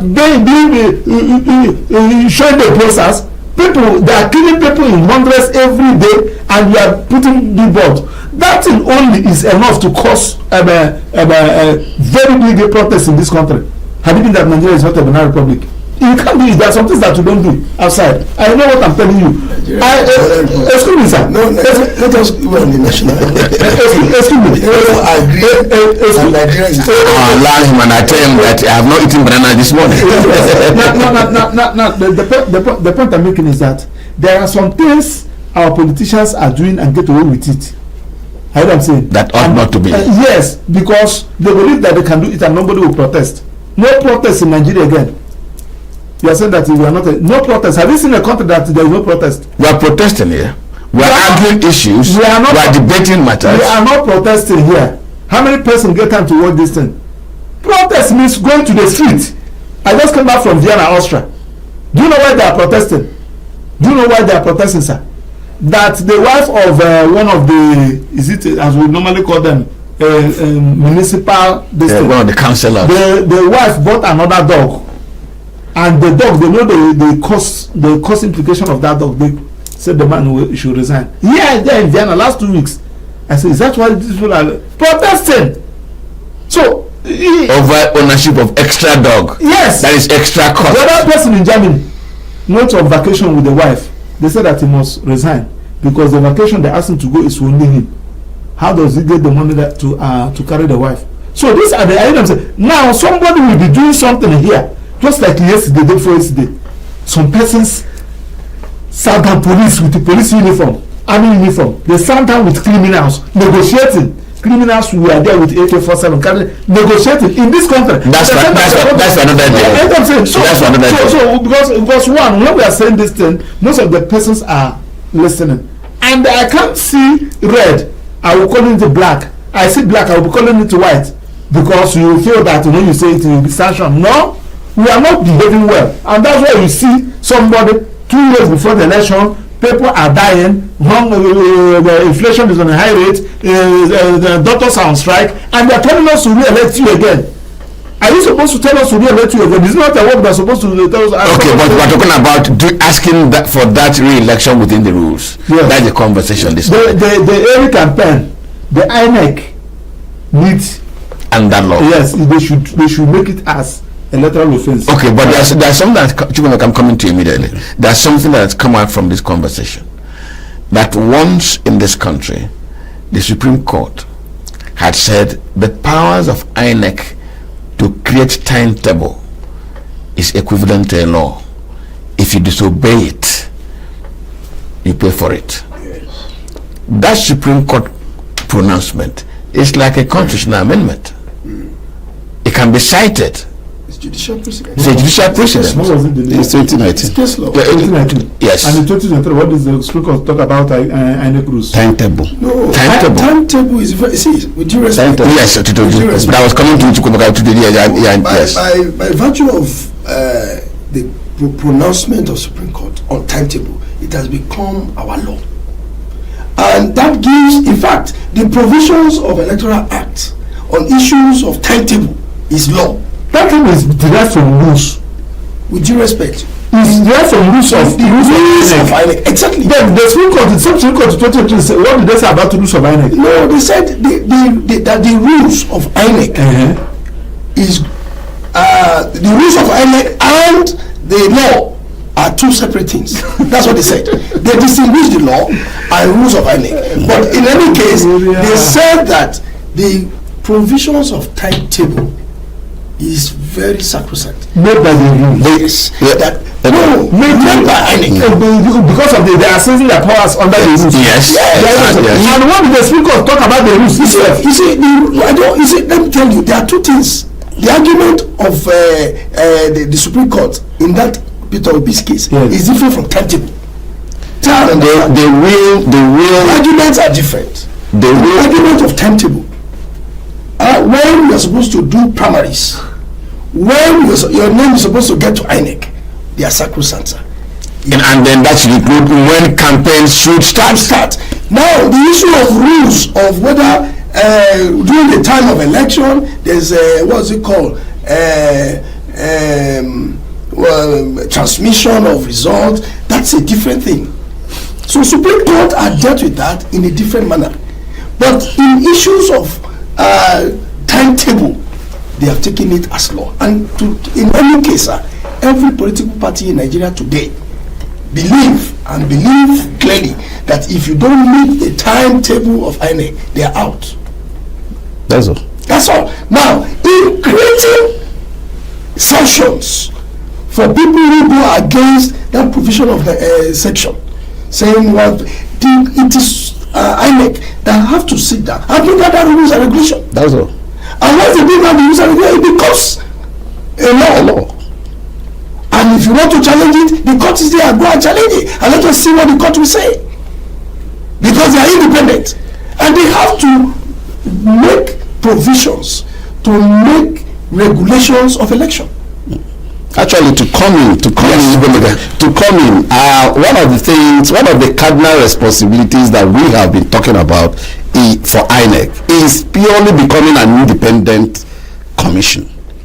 By the time they live by their word, by the letter of their name, we will not have all these issues. By the time a competent person who will look at red and call it red, they will be dishing out regulations that every person who violates such regulations will pay dearly for it.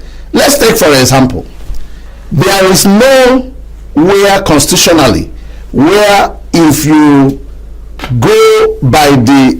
file your processes in court on electoral matters and your processes are beyond the specified page, there is nowhere in the law, but there is a rules of court that said if you go against this particular thing and pagination and get this above certain number of pages, you are completely out of it. No matter how beautiful your case is, the judgment of that court will return that you completely failed it, and it is there.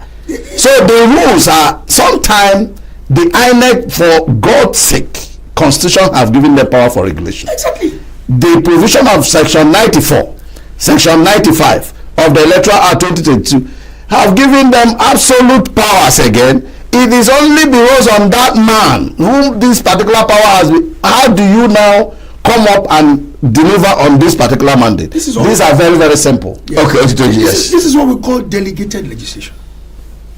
You are already having it. It is delegated to you. And delegated legislation is part of sources of our laws. When we are delegated these powers to regulate, you are also delegated powers to make sanctions, to be able to make control of what you are giving powers to regulate.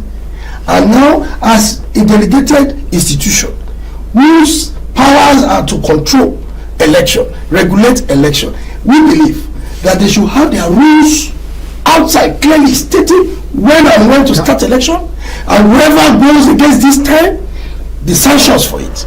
And it does not mean that if they disqualify you, it doesn't stop the process of election. You will go to court. No, the election that brought in that that Bayelsa that the Supreme Court sacked on the basis of the name of the deputy. Yes. Is it written? Where is it written in our law? Okay. I will draw from you, but I want Maxwell to. That's an intervention he wants to make. You see, when my colleagues are talking, what has been going inside my mind? Are they living in this country with me? It depends on what you are talking about. There are some countries that don't have laws, written laws. Yes. They don't have written laws. But things are moving in their own country as it is. Yes. So there is one local class schools case we call Madokolo and Kendelim that this on jurisdiction. Yes. That matter, that decision was taken in 1962. Am I right? It's not up to 1 page. This judgment is not up to 1 page till tomorrow. It's cited. People are still citing it. Now, why do we even? We have the first time we had was what do you call it? the INEC machines now. Beavers. The first time we brought in the Beavers, that was for 2011 election. Supreme Court carried all those Beavers the first time we brought it and put them inside those bins. You know what they said? That is unknown to law. To electoral act. Yes, I agree. Yes. I agree. Now it's not. Now, but it was incorporated in the new act. Excuse me. Now it is now incorporated in the new act, and the act did not talk about mandatory transmission. INEC make a rule. Yes. Saying that it is mandatory. The same Supreme Court said that since the Electoral Act did not provide mandatory specifically, is not that not legal. INEC policy and rules cannot take the position of this thing. So you see the condition we find ourselves. So this is when I was telling you. So if these people go ahead to bring down any billboard or do anything, suspend anybody, yeah, put the car party. Let us have it as law. The Supreme Court judiciary. In fact, I want to stop coming to the studio because I don't know how to put my mouth to talk. They say that you are castigating the judiciary. Yeah. Let me talk. Calm down. Because what? Because I don't think that these people are saying will fly when we have a system that is functioning. When we have, in fact, for you to even take a decision, sir, for Trump now, in America now, to make any policy, you first of all check what the court will say. Because courts are busy. Even the counties can challenge. Yeah, rendering all his policies. But yeah, who can do it? Sir, somebody wake up in the morning and say that I hereby suspend the elected government of the state. Somebody wants to. So I've discussed that here. Excuse me. Yes. Somebody rush to court and file it. See, there's no perfect country. There's a perfect country. Excuse me. Let me finish. There is no perfect. Excuse me. No, we can't. Excuse me, sir. See, we are here. Excuse me. Let me land. Okay. Because when we are talking about there's no perfect country, there's no perfect country. What do you mean by there's no perfect country? There's no perfect country. What do you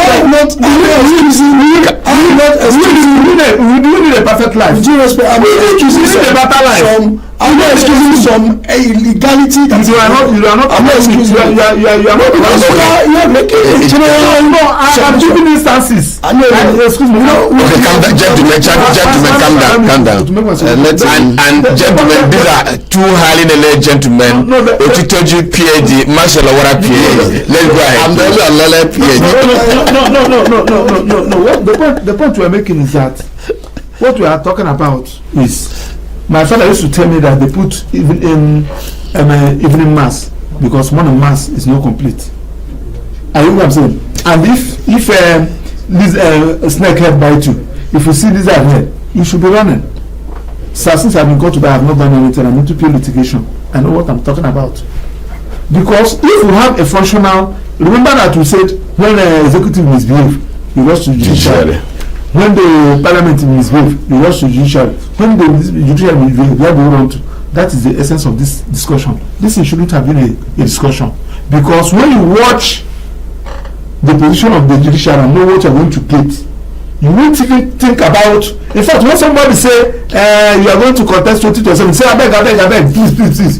Do you get what I'm saying? Because there are some things that you ask me now to do as a lawyer. There are some briefs you ask me to do. There are some when I remember the use of professional APDC, I will say no. Are you get what I'm saying? So if we have this particular, this thing cannot fly, and INEC chairman know what he's doing, what he's talking about. Okay, let me take you from there. Maswala has raised a fundamental query about the role of the judiciary in getting INEC to function as an independent organization. His fear is if INEC decides to operate within your two presentations, The Constitution has provided for this. I have these inherent powers, and therefore, since I have the power to regulate, the Constitution cannot say I should. What will I regulate? Regulate if I cannot determine what should and what should not. What happens to what should not if there's no sanction against it? If I reason that way, Maxwell says, I will not be supported by the judiciary. I won't get the backing of the judiciary. So he says. Yes. But gentlemen, do you think that judiciary is the institution not allowing INEC to be independent and use the provisions of the Constitution to perform its function in this matter of early campaign? Chukwemeka, let me begin with you. Well, we continue to rely and continue to say it to the admiration of everybody that the judiciary remains the last hope of a common man. Not only common man now, of everybody. Of even the big man. Everybody.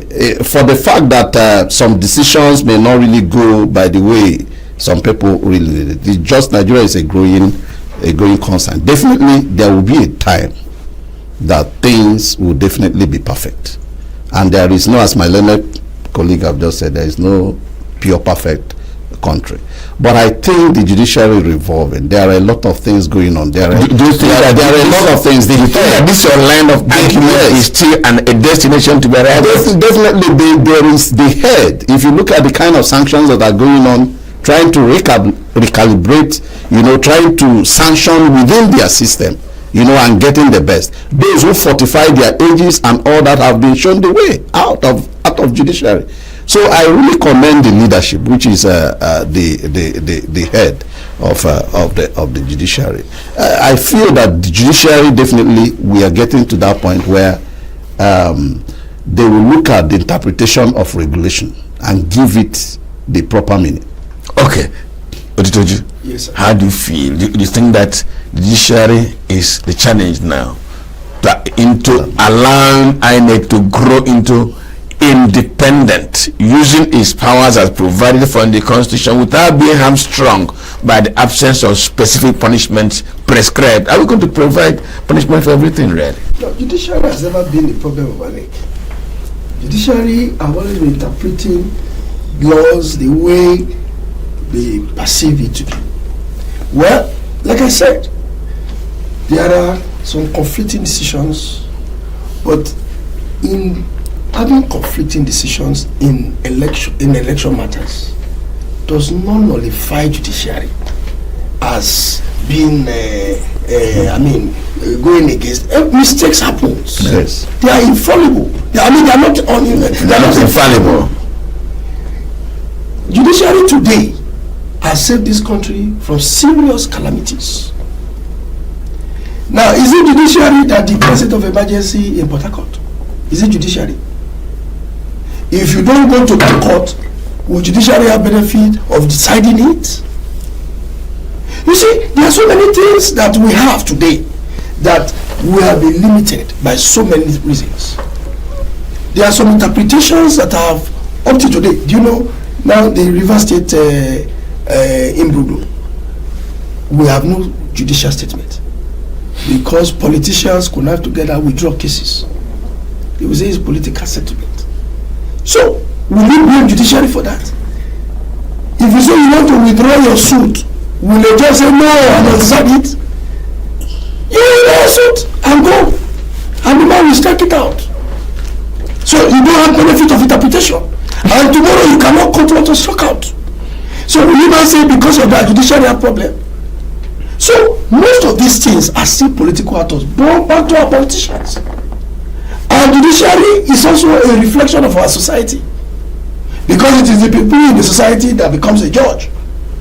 Now, where we need, if my brother is called to the bench now, he will not go. Chief of Para will not go there. Why will he go and be a judge? He's above it and he cannot sit to be a judge because he has some other benefits.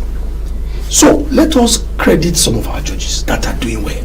There are plenty of them. Because we have some judges in this country that are still doing well. Very well of them. Okay, while we have some corrupt ones, I'm not going to say. Okay, my producer says, please don't bother the time. I want us to give a cap to this conversation. Definitely. The issue is early campaign. The issue is that INEC says it is hamstrung because there are no specific laws. Let me go. Two of you have told us that let them first of all test out the power they have before asking for a new law. But Maxwell says, from experience, from pronouncements by the judiciary, they will need to have a new law. If not, they'll be going to court and losing cases, because the courts will insist this thing is not written black and white in the law. So why are you drawing power that you don't have? But I have shown us that the Constitution says that is you are in charge of rules, you are in charge of regulations. Gentlemen, Chukwemeka, your last word. How do we resolve this issue? We can leave out the issue of criminalizing, because I have said it time without number that non-custodian reprimands are even far better than custodian, reprimands. Some of these rules, there should be sanctions, and when a commission, INEC, pronounces that a particular party's logo should not appear in the ballot box, it's enough sanction. That will be enough sanction. Not giving room to bring in some leadership and some governors who will come up tomorrow to announce that before an imam will preach in the mosque, that he should present his sermons. I have better information before him. I have more. It's not, he didn't say so. The governor of Niger State did not say so. I didn't mention any name. He did not say so. What he said was that preaching will be licensed. He didn't say bring your sermon. He still don't have the right. Thank you. He does not have the right, latitude. Thank you. To prevent people from free speech. Okay, Maxwell. We're asking for what should you do to address this challenge? My pattern words is that the security agencies should do their work. They should do their work. They should concentrate what is disturbing us, because the attention the security agents has given to Showore and then Nandekal, had it been that in 1/4 of it they have given their attention on insecurity, we would not have been where we are today. So last 2 weeks I went to tax office, and I was told that my tax I'm supposed to pay this year is about 800,000 naira, and they have even telling me that by next year it's going to be higher. So I can't be paying my taxpayers' money, and we are using it to be paying an SIN to go and prosecute useless charges, where we have serious matters. Like we're discussing now. Like we are discussing. Why should you allow billboards of election that is coming in 2027 to be floating in the entire country, where people are crying for hunger? You say that you have a policy. Is it not distracting you? The president, I'm asking you, is this video not distracting you? Senior President, is it not distracting you? Because if actually you are committed in what you are doing, you will tell them, no, I don't need this. I have been a president of an association, and I told them one person was I said I don't need collaborations in this platform. I have a lot of things to do in this platform, in this association. I faced the distance. Under 2 years, I brought the association where it's supposed to be. The people that left, to brought them back. We were able to get inheritance of land for them. That is what leadership is all about. You are just elected. You said subsidy gone, and instead of you to own up to say that thing was a mistake, you are still there. And as we are talking about it, people are dying. As we are talking to you now, some hospitals there's no doctor. I told you that my secretary nearly collapsed this morning. We rushed him to one general hospital. I don't want to mention the name. No good doctor in emergency. I have to go to private. When doctors are on strike, and what you're interested in giving beautiful billboard where you are dancing something with your wife, is it not shameful to us? Anyway, we're talking about that breaching the timetable. That police is supposed to use powers and environmentals. As they are chasing all these people that are sent water, to go and remove all those billboards, pack them and put them in one dustbin. Thank you very much. In other words, the police has a role there to play. Otitoji, your parting word. My parting word is simple. INEC should be bold enough to provide sanctions for this kind of campaign. Let them be bold enough to make examples of these political parties. That's all I say. Thank you very much. The ball has been thrown back to the court of INEC this morning. I think there are two contending positions in this conversation. INEC has enough powers, two of my guests have said. Yes. This provision, they are going to National Assembly to ask. Yes. What will they tie to it? No, they want specific laws. No, they want it to be form part of the electoral act. Yes. This one will be part of the electoral Yes. So that early campaign is specified as a crime, let them sanction and there's a regulation given to them. Let them before we have that one, maybe it will be another year. Thank you very much. Everybody here has contributed wonderfully to this program this morning. Let me thank from my right Chukwemeka Clement, who's always bringing me Clement weather when he comes. Chukwemeka, thank you for coming. Thank you for having me. Perpetually active, but please, let's take it easy. You're a young man yet, and the time comes and goes by. You discover future governor of Imo State. Oh, thank you very much. I hope it becomes, but he doesn't become governor by coming. Maybe after me. He will now be the governor. Congratulations, gentlemen, two governors. Are you also going to be a governor? Maybe. I find it interesting that I have three prospective governors with me on the program this morning, but they're all lawyers, and we just looked at the complaint by INEC chairman that he needs specific law to be able to tackle the challenge of early campaigns. I want to thank you for investing your time with us this morning. My name is Mwabo Zenjok. Let's meet again tomorrow. Good morning. Yes.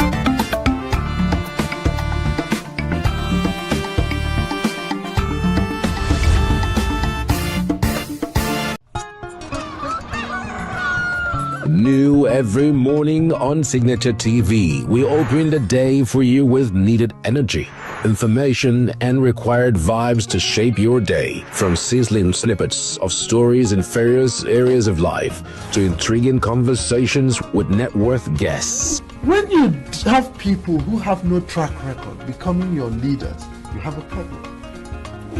There is no outstanding gratuity when Obi took over from me. I left in all the accounts of Anambra State 13.8 billion for him.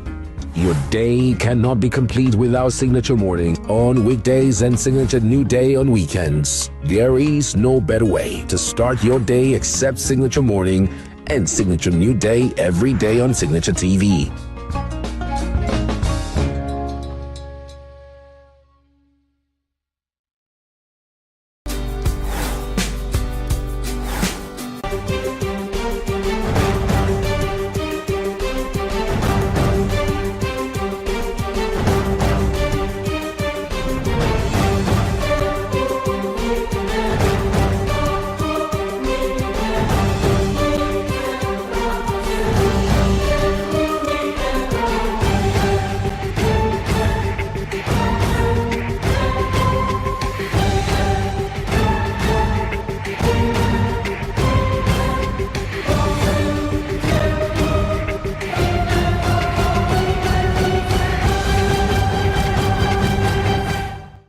Hello and thanks for joining us. I am Vin Martin Obiora Ilo, and this is the Signature Show. All of this past week, Nigeria mourned Vice President Alex Ekwueme, who passed away on the 19th of November 2017. The death and burial of Ekwueme reinforces the need for people in public service to be patriotic, serve selflessly, and leave a legacy. His burial rites, which is ending today, has seen sympathizers from all walks of life and from all corners of the globe. For the first time in many years, a Nigerian who played politics at the highest level was honored across ethnic boundaries, eulogized in the north, south, east, and west, and even outside Nigeria. As they say, good name pays even in today's world. And here at the Signature Show, we join the rest of the world in saying rest in peace, great son of Nigeria. Today on the program, our focus is on the APC's position on restructuring, and our guest is the National Chairman of the APC, Chief John Odige Oyegu. But first, let's bring you the story of a young Nigerian woman who is a model for both young and old. Her name is Adelia Damilola Rachel, an indigene of Ekiti State who has refused to bow to a debilitating illness in the last 8 years as she continues to chase her dream of becoming a lawyer. Damilola's story is a story of courage and determination against all odds. Meet Damilola Adeoya, a law graduate of the Ekiti State University, Ado-Ekiti, Ekiti State, Southwest Nigeria. Damilola, a student at the Nigeria Law School, Buhari, Abuja, is a living example of doggedness, determination, and survival. For 7 years, Damilola has been battling with end-renal disease, generally referred to as acute kidney failure. Though in a very pathetic situation, Damilola is not deterred, but determined to achieve her set goals and actualize her dreams. Damilola, who holds a diploma in law from the School of Basic Studies at Adekunle Ajashi University at Kungba Akoko in Ondo State, came down with kidney failure in 2011. In 2014, when Damilola's mother donated her kidney for Damilola's transplant at the Apollo Hospital, India, the aspiring law student had to skip a semester, but due to her inability to source money to keep buying the routine drugs on her return to Nigeria, her kidney failed again. After her diploma, she proceeded to Ekiti State University, Ado-Ekiti, where she graduated with second class in law and is now undergoing intensive studies at the Nigeria Law School, Buhari, Abuja. She explains how it all started. Started here 2011. I was on it for 9 days. My mother thought it was malaria, but when I was taken to the hospital, they have to do my blood pressure, and they told me that I might think that what is the cause, as in my blood pressure was high then. They have to run some tests. That was when it was discovered that I have CKD, chronic kidney disease. Damilola, a very pleasant lady, juggles her studies with undergoing regular dialysis 3 times a week at the National Hospital, Abuja. She also struggles to walk to and from the law school auditorium from her hostel in Block A, a journey of about 400 meters to catch up with her lectures alongside her colleagues, numbering about 2,000. Due to her peculiar situation, the school management, the students, and the entire academic community have been very supportive of Damilola Adeoya. She has this case of end-stage renal disease, what we also know as chronic kidney failure.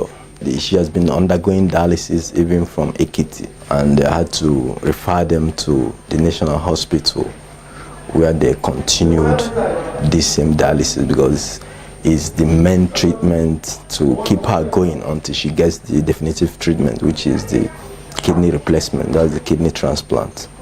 Following the health challenges affecting Damilola, the prospective young lawyer has been a regular visitor at the school medical center. When she first came, I was of the opinion that this lady will not be able to cope with the stress and the voluminous work in school. But she's always saying no, she will cope. And every time you see her, you can see the confidence in her to forge ahead, to fight life. Fellow law students, many of who constituted themselves into friends of Dami, as Damilola Adeoya is fondly called in school, have been of tremendous assistance. We discovered that she has a medical condition. So the SRC, in doing our part as the apex body on campus, we did our possible best to inform the school authorities about her situation and take appropriate and adequate steps in ameliorating the situation. We took it up. We started talking to some of our friends that we know.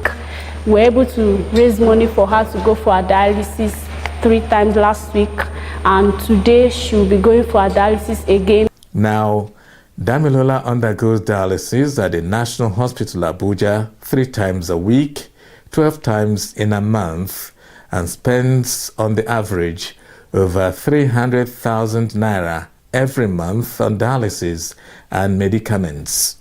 And this she will continue to do until she is able to carry out a kidney transplant. If Damilola will continue to live and realize her dream of becoming a lawyer, she needs 10 million naira to enable her undergo a kidney transplant. Unfortunately, this young and determined Nigerian does not have such money and needs the support of Nigerians. For me to be alive today, just by God's grace, I'm looking for 10 million naira for the transplant. I want to appeal to the parastatals, the government, everybody, and especially those who have a daughter like me. They should come to my aid. I don't want to die. I'm still young and I'm a bright person. I want to become someone great in future and also be a source of hope to people. I want to source for funds from people. From all indications, Damilola is a determined and hardworking young woman, one of those with the future of Nigeria in their hands. It will be a great injustice and disservice to the nation and humanity if we let her dreams die. Obiorani, reporting for Signature Show.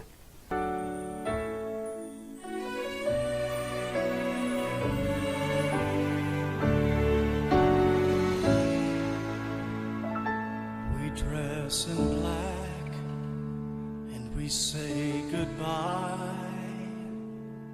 Our hearts break and oh how we cry.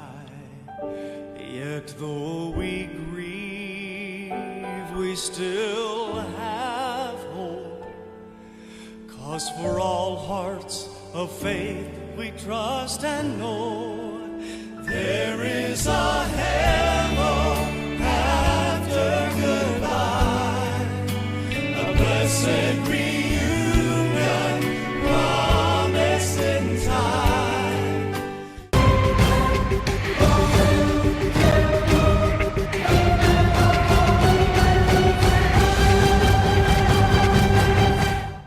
Okay, before we bring you the interview with Chief John Oyegu, let's take this report.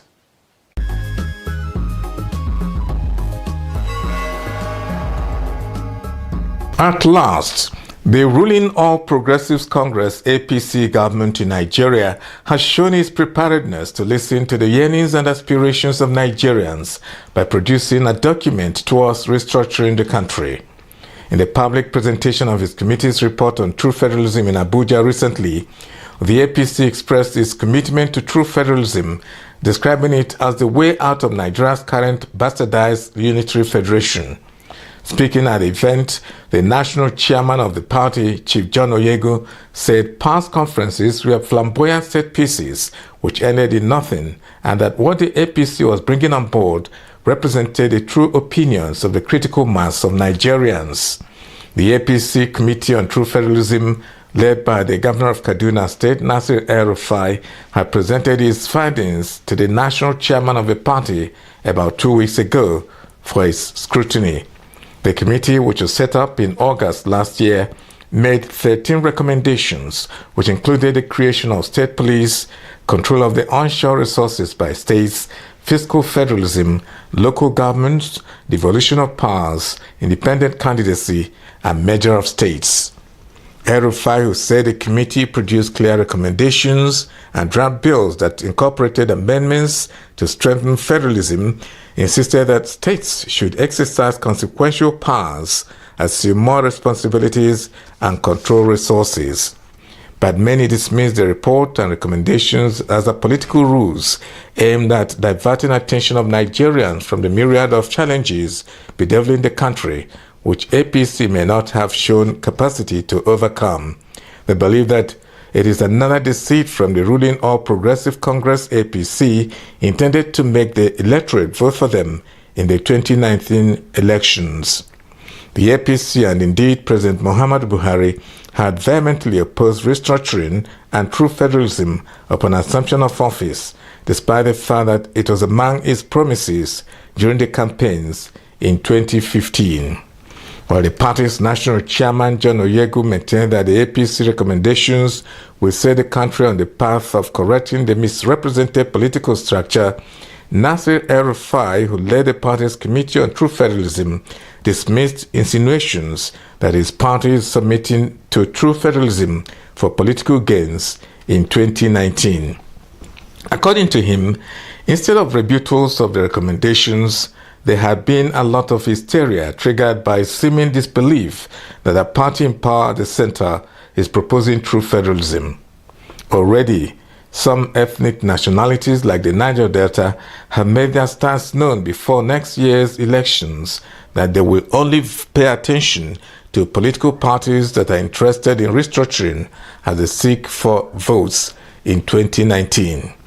How sincere is the APC in this new song of restructuring? How do they sell it to Nigerians? And how do they intend to push their position through the Constitution Amendment process in the National Assembly?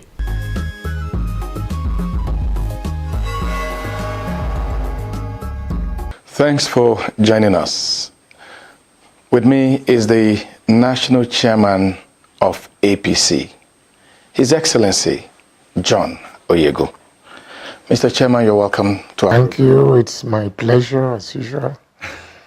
Mr. Chairman, just a few days back, your party came out with a position on restructuring. The committee that you set up on True Federalism turned in a report about 2 weeks ago, and the APC as a party has presented that report.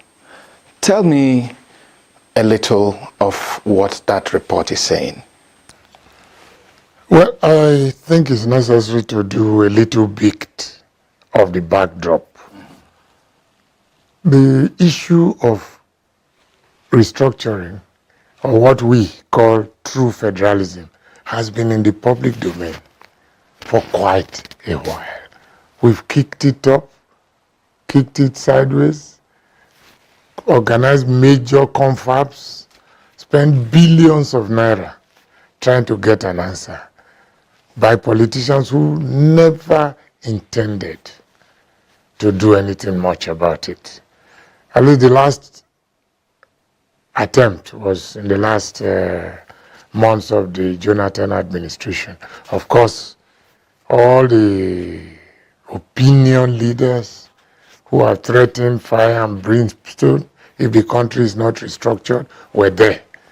Major confab, plenty of money floating around, everybody went home satisfied.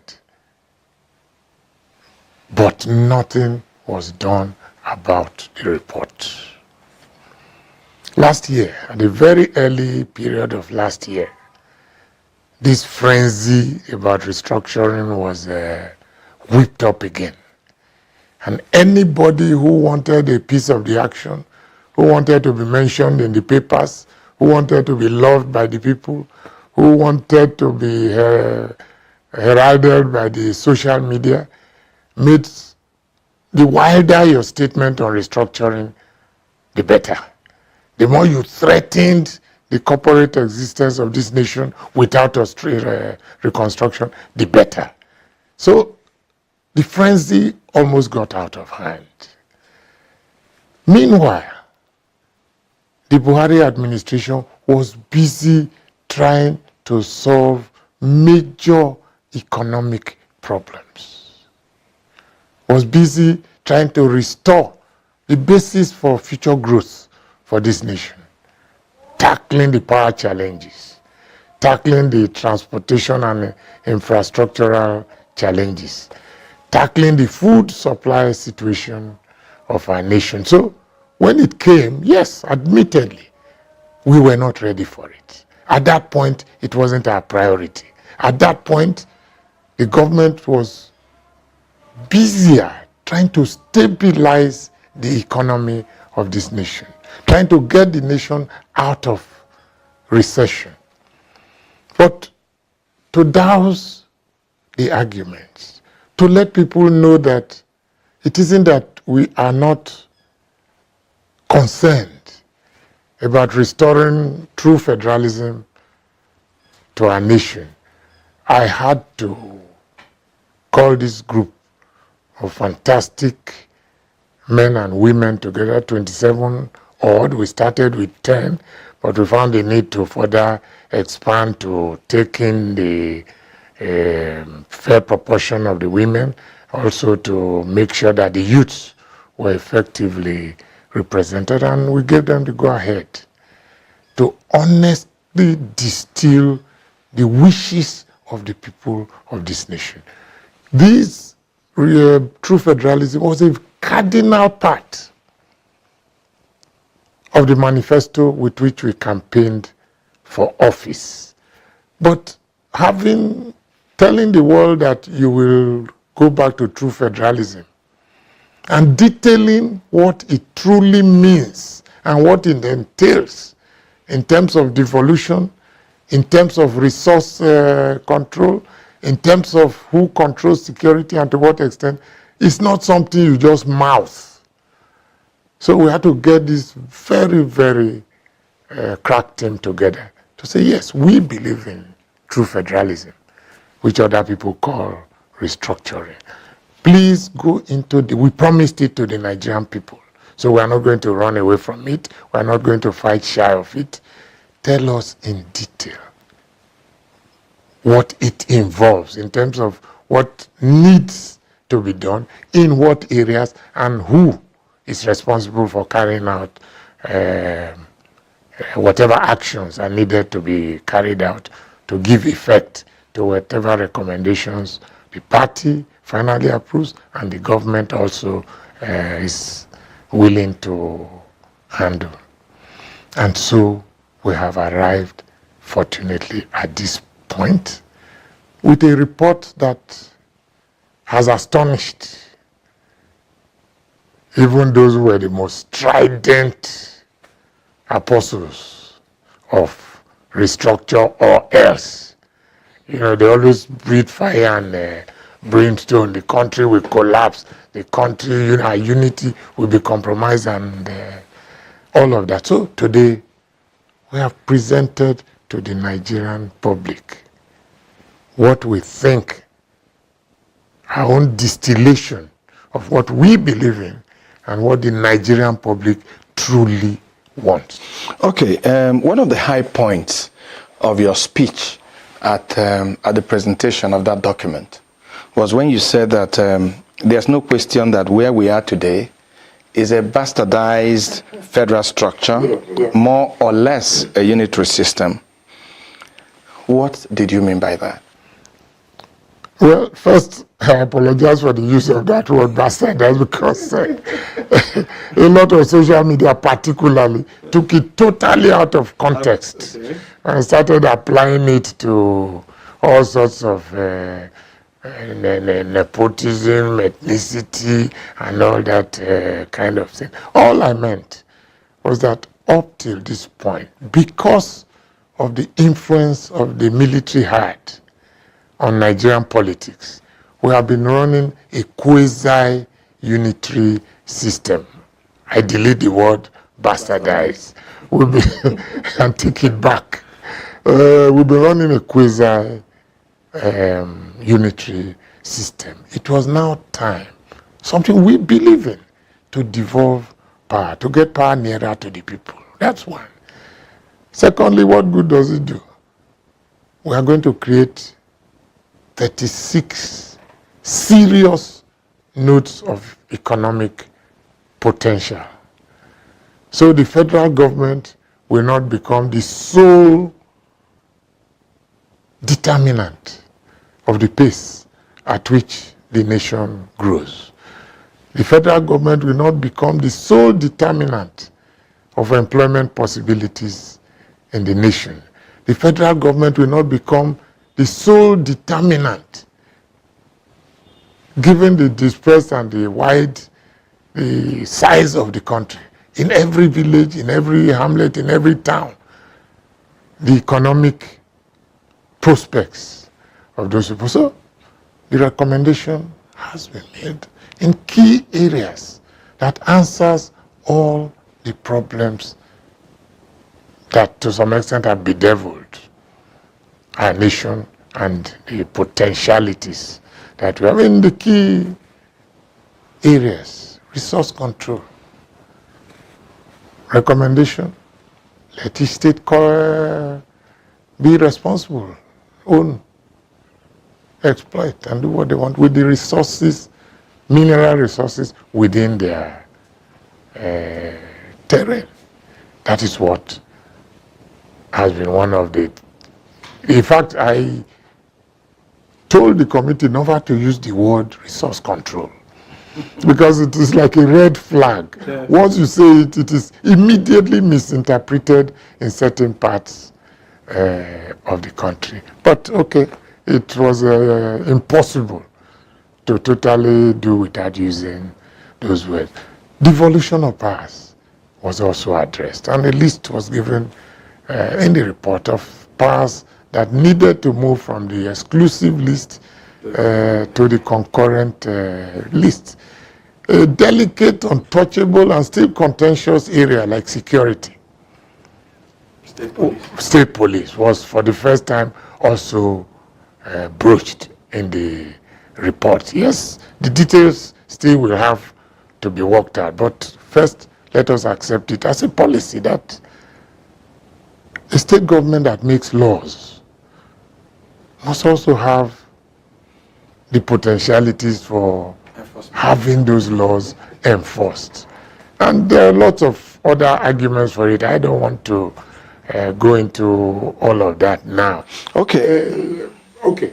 Basically, Mr. Chairman, when you say that what the APC, the document APC has put together, is a representative of the opinions, the yearnings of the ordinary Nigerian, for some people, they want to know how you got the feelings, how you were able to get the opinions of Nigerians in, arriving at this document that you have. Taking cognizance of the fact that the APC refused to participate in the Jonathan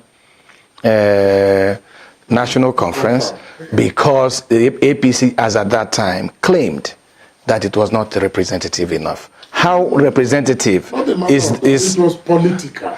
So how representative is the group you put together of the entire feelings of the Nigerian people?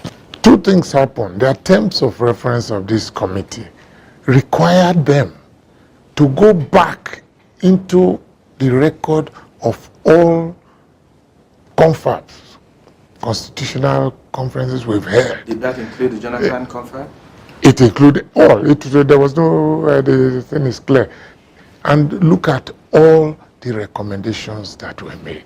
So they had that already as resource material that they can refer to at any time. Secondly, the constitution of the committee itself had a heavy preponderance of youth and women, the relatively disadvantaged groups in our society. Thirdly,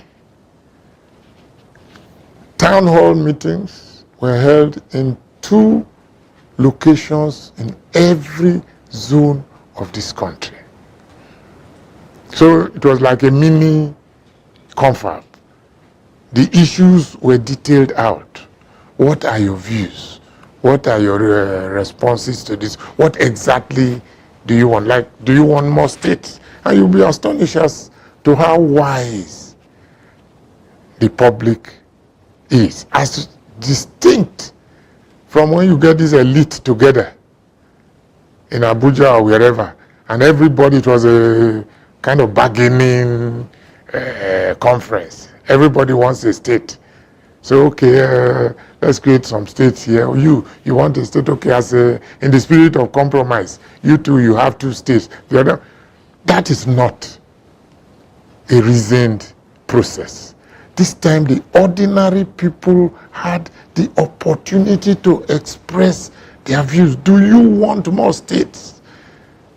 And you'll be surprised at the kind of answers they give and the fact that they recognize that the creation of more states does not make economic or even political sense for that matter. Do you want the system of government change? Whoever has between a presidential system and a parliamentary system. And their views were clear that we should keep what we have. I don't agree with them, though I'm a proponent of the parliamentary system any day. But my personal views are of no account in matters that touch the life of the nation. Lastly, they had internet portals for any Nigerian who has a contribution to make. And Nigerians all over, internally those who couldn't attend the zonal town house meetings, Nigerians in the diaspora all contributed massively. And so all that happened is a distillation. If you look at the report, you will see charts that reflect the weight of opinion on different issues. And so it was easy, it was clear to know the minds of Nigerians. And the report they put together finally reflects the minds of Nigeria. Even to that isolated point of the east, southeast of the nation, wanting an extra state so they can be on equal terms. They even addressed that issue in this report. And they said quite candidly, look, it doesn't make sense to create more states. But if our brothers in the southeast want this, and we make them more committed to national cohesion, national unity, and remove this feeling of marginalization, that famous word, the rest of the nation, please let us consider letting them have this thing. So all the basic issues that create friction, problems within the polity were addressed and appropriate recommendations made. Okay, some people think that with this document, there will be more controversy than solving the problems. For instance, there's already attacks on the onshore-offshore dichotomy. And some people are saying, yes, because the North has all its God-given minerals within their states, it's easy for them to say, okay, let states control that.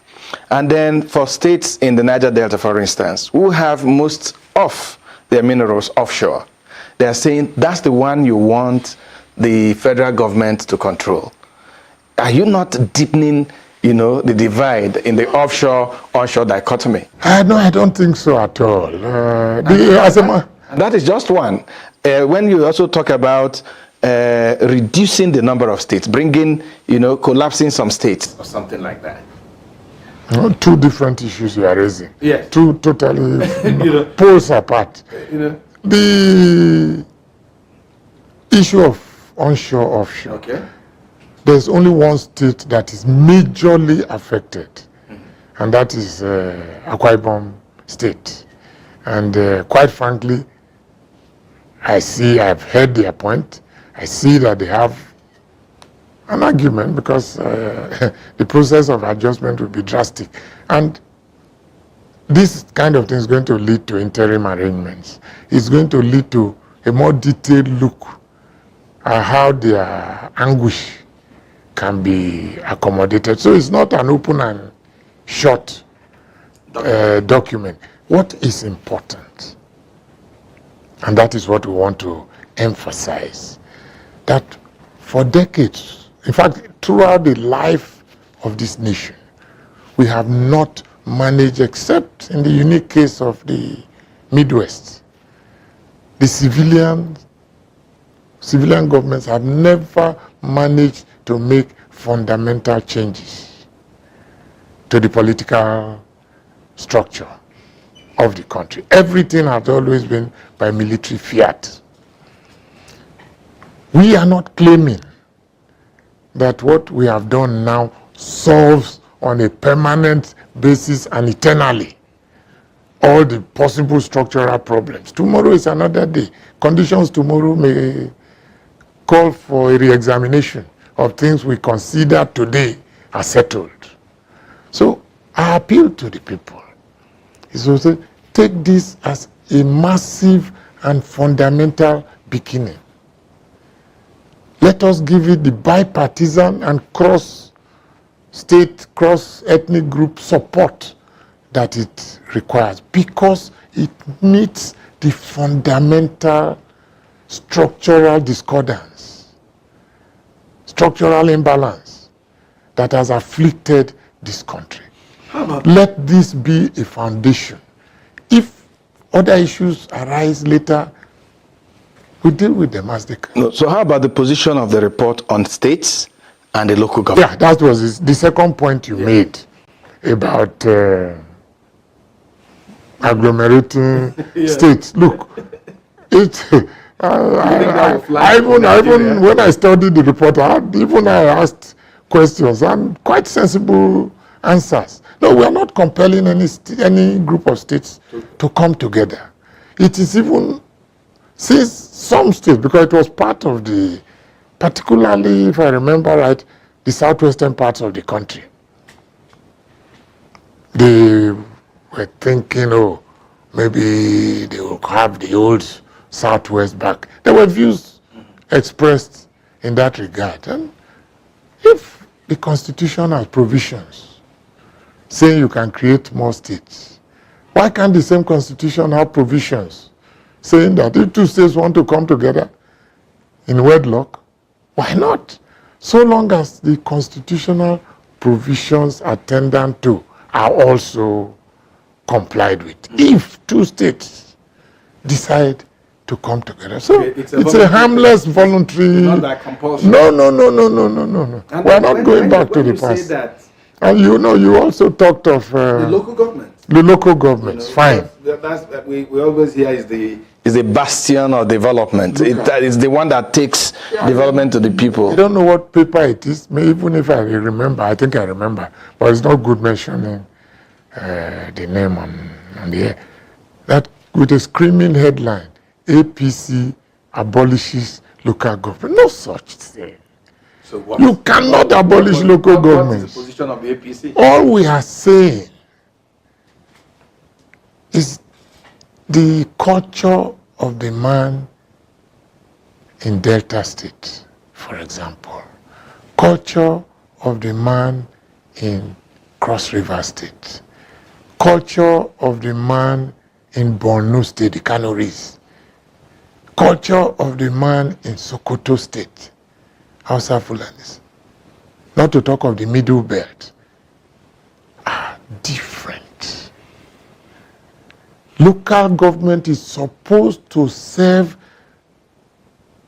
the basic, very basic, at the basic level, fundamental interests of the man, the villager, the rural man. So you must give them a system that they understand, that they can relate with, they can comprehend. So it is fundamental. I've always felt like that. It is fundamentally wrong to decree the same format of local government and put it in the constitution, even put the headquarters of the local government. We went to a very ridiculous extent. What we are saying, and that has brought stresses. Lagos State has created local development areas. A few other states have done the same thing. This is this problem. For a long time, Lagos State over local government resources had problems with the federal government. I think that matter ended up in court. Supreme Court. If any state wants to make every street a local government, because it conforms with their own idea, considered idea of how to reach the people, why should we stop it? But Mr. Chairman, you know the mentality of leaders in Nigeria. A governor comes and decides to turn it upside down. 4 years after, another one comes, turns it upside down. If you don't have such provisions in the Constitution, don't you think it will be, sorry, forgive me now, let me take your word, bastardize the local government? That word has been withdrawn. You have no permission to take it's no longer my word. So don't you think it could be abused? Just like we see projects, someone starts a rail project, another one comes, throws it away, starts a bus project. I mean, brother, there's nothing that cannot be abused. We must not be afraid to venture. We must not be afraid to make mistakes. We must not be afraid of the possibility that any governor, any operative can abuse these things. If you take the case of police, they say, oh, the governors will abuse it. Of course, that is a possibility. Why can't the federal government also abuse the use of the police? The federal government controls the entire security apparatus of the nation, but they are not abusing it. The states will learn not to abuse, because you abuse it today, you will reap the nemesis tomorrow. Over time, this is what democracy is about.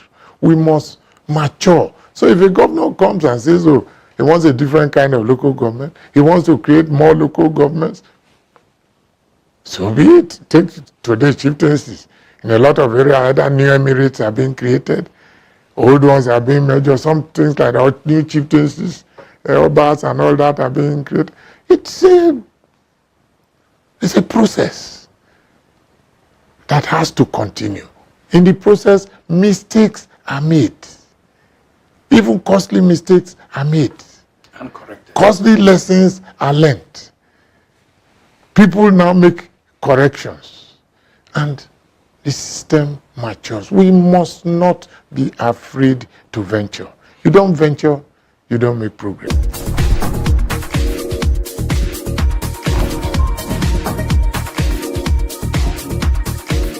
Anybody opposing restructuring is opposing the destiny of the next generation of this country.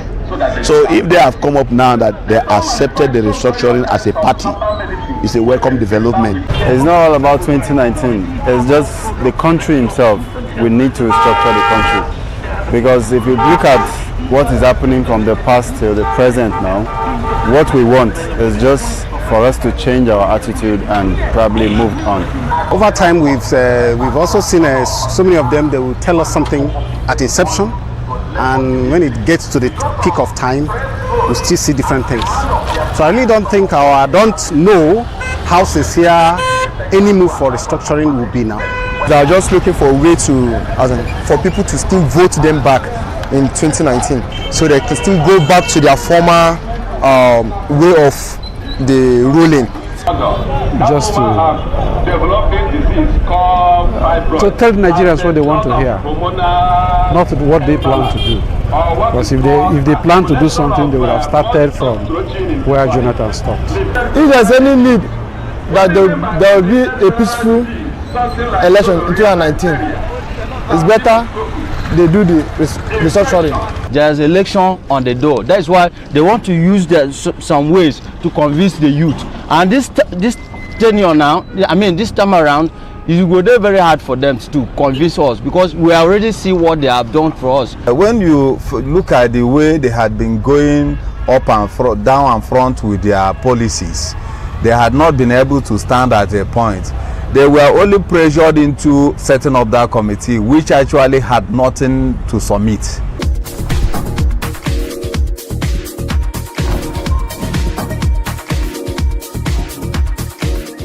Okay, let's go to an issue that is of concern to a lot of Nigerians. Yes,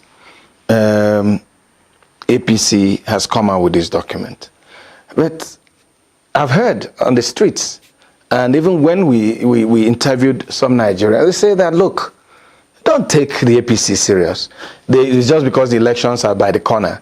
So they want to distract attention from our economic problems, from fuel scarcity, from power challenges.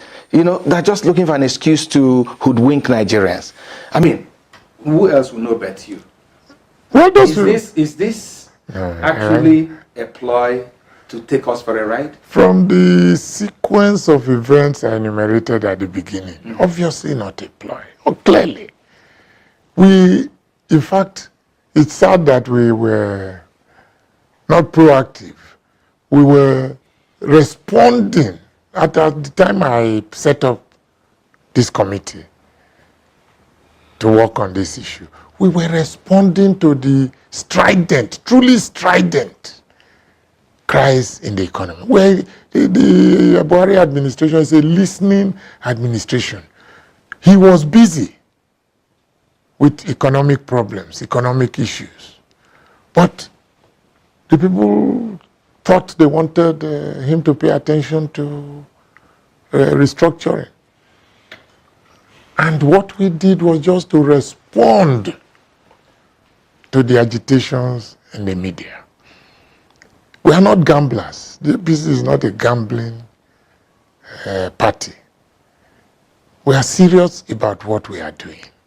And we have produced a report that challenges every single Nigerian who has had an opinion on this, and every single political group in this nation. And the challenge is, join us to get this thing through the processes. I'm glad that some of the responses, by the way, that we are experiencing, I'm glad that Governor of Bayelsa said, I'm glad that the statement that Chief Edwin Clark made. Yesterday we had this young, intelligent fellow, Secretary General or whatever of the Ijaw Youth Congress, who said openly there, he was on the panel, I am not APC. But what you have brought up is fantastic. It may not solve all the problems, but they are going to give it all the support that it deserves. That is the kind of response we want. Now, if they all respond and we're able to get this through, everybody shares in the victory. Everybody, all the political groups share in the Definitely not the PDP that says that the APC, in their reaction to your report, that you're insincere. How can the APC say that they believe in restructuring when the chairman of the part of the committee sometime in 2017 said that APC did not promise restructuring? Governor El-Rufai. When you meet Governor El-Rufai, that's what the PDP has how they responded. That you cannot be sincere. Please, can you pass the message on to them that I will give them copies of our manifesto if they don't have access to those copies, and references to true federalism, devolution, including a specific mention of the police, are all there in our manifesto. So how can anybody make a statement of that nature? No, they are saying that El-Rufai, who is your chairman, had said that APC did not promise that. And now he's chairman and coming with a document. I don't know what El-Rufai said or did not say. What is important is we were elected on the basis of our manifesto, which was a promise, a kind of contract with the people of this nation. And in that contract was a promise of true federalism. Okay.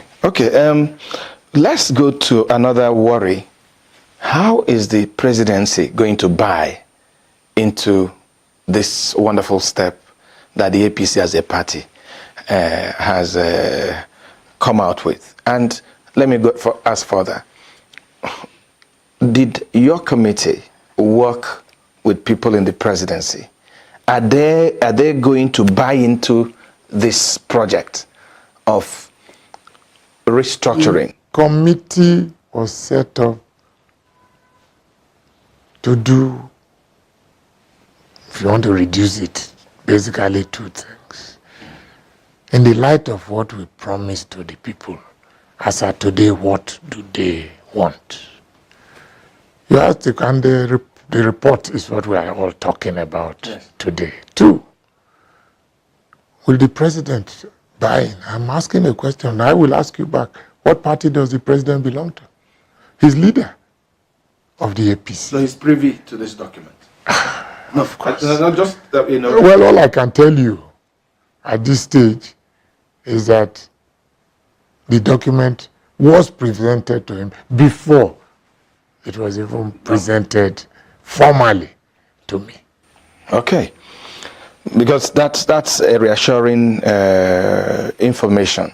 Because a lot of people have been wondering, now that the party has done that, how will but since you're giving us the impression that the presidency and the administration of... I don't know about presidency. President. Okay.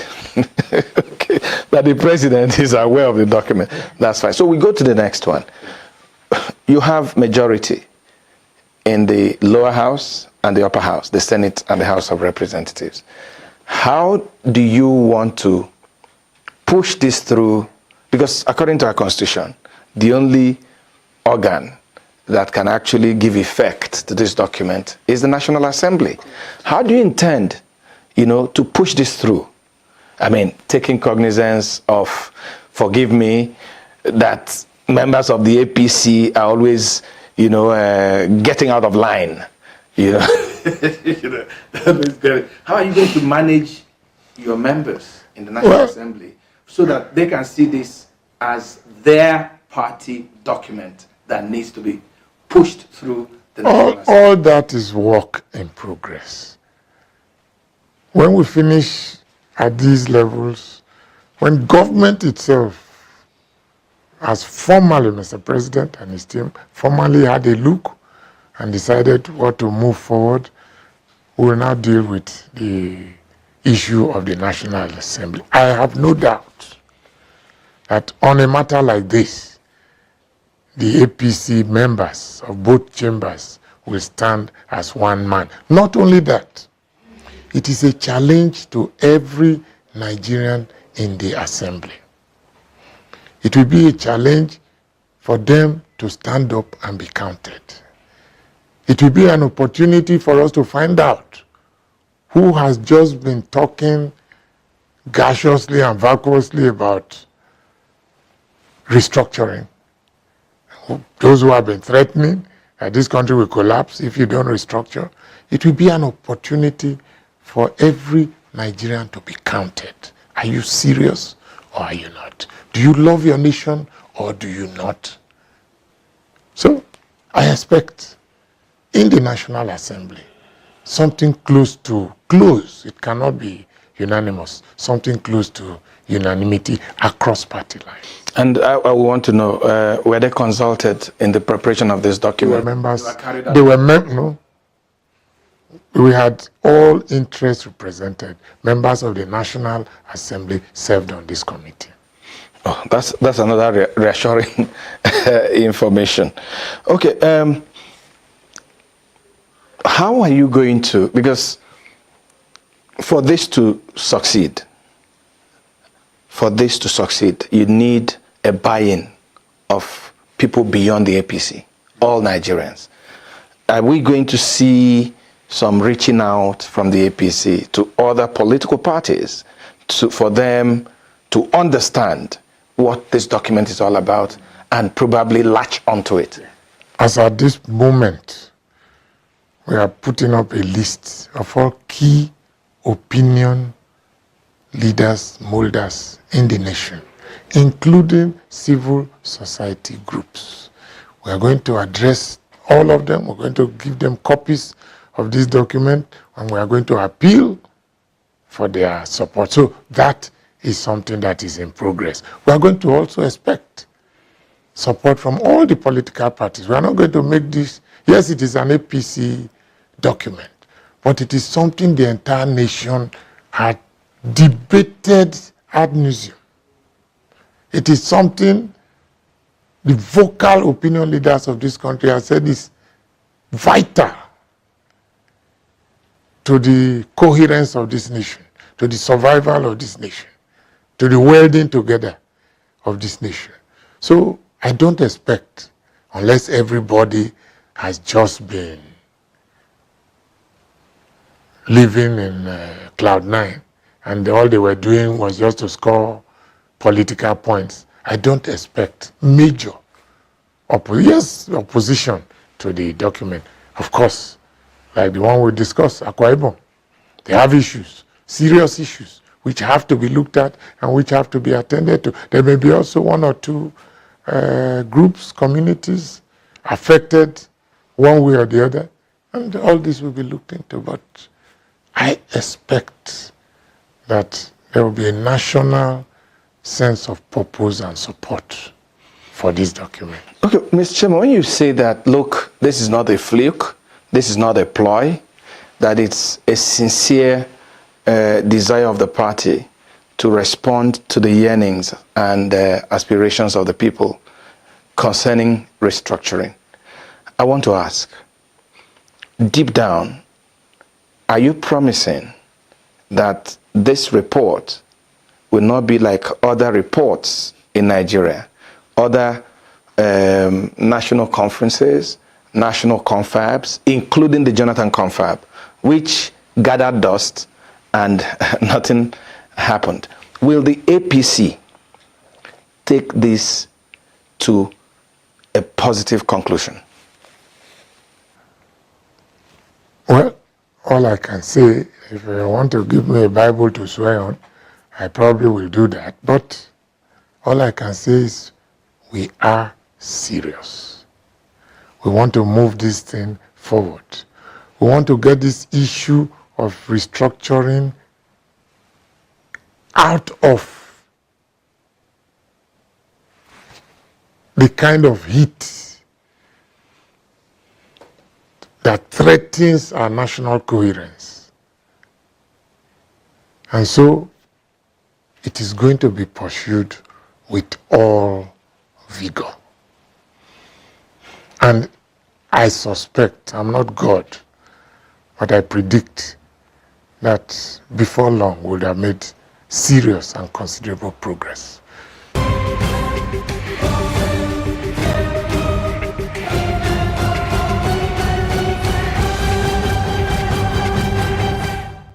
The national chairman of the ruling APC, Chief John Oyegu there.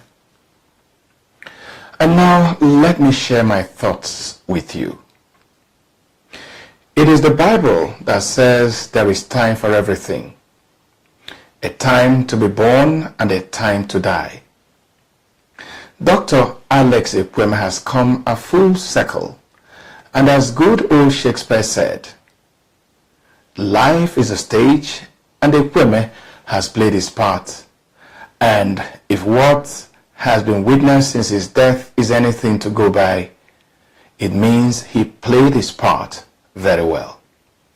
The one-time vice president is in my thoughts this week. And we now bring you sights and sounds of his burial rites. We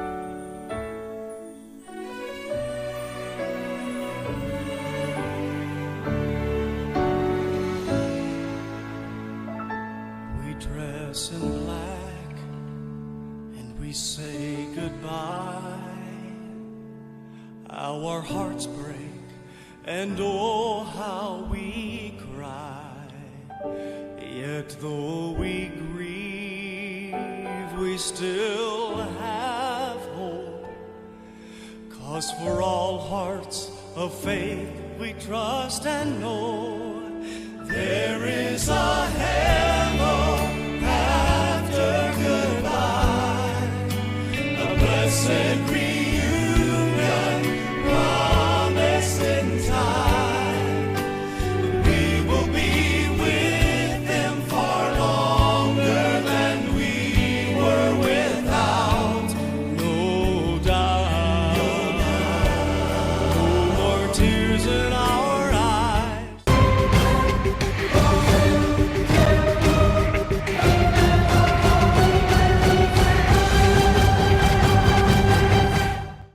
And that's how we draw the curtain on today's program. Don't forget, you can watch this program or any of our previous shows by going to our online TV, signaturetv.com.ng. You can also reach us on any of our social media platforms, including our WhatsApp number, which is plus 234-810-857-3698, or send email to signaturetv.com.ng@gmail.com. And until we meet again next Sunday at 2 p.m., I am Vin Martin Obiora Ilo from the Signature Studios in Abuja, thanking you for watching.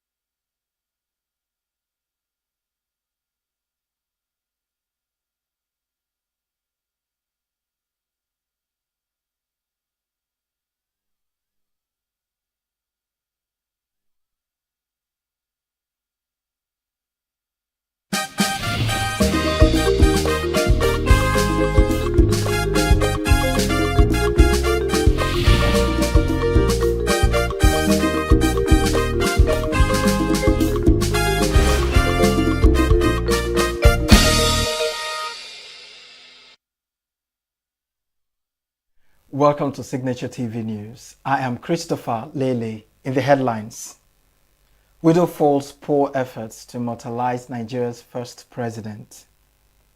DSS to appeal life sentence for Ansaru commanders, 6 death penalty. Bonham announces first major policy move as UK Prime Minister. Houthis announce Saudi naval blockade, threatening new points in US-Iran war. Details in a moment. Every second, every minute, every day, news is breaking, events occur, and there are new developments. At Signature TV, we follow these stories objectively, bringing all sides without bias, explaining the complex issues, breaking down the numbers, and investigating the issues behind the news. Anywhere and everywhere, near or far, wherever the news is, we will be there. Signature TV. News in your pocket. The widow of Nigeria's first president, Chief Dr. Nnamdi Azikiwe, Professor Uche Azikiwe, says her major preoccupation is preserving the legacy of the late statesman by digitizing and immortalizing his writings and works. Speaking in an exclusive interview with Signature TV, Professor Azikiwe said the task is so enormous that it has prevented her from actively carrying out her responsibilities as emeritus professor at the University of Nigeria. According to her, the documents and materials left behind by the late Zik of Africa are invaluable not only to the family but also to humanity and must be preserved as important reference materials for future generations.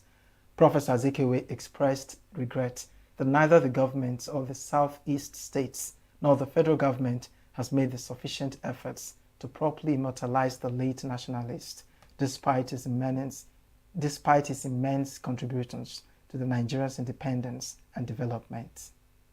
Important to the family. I am a very shy person, one.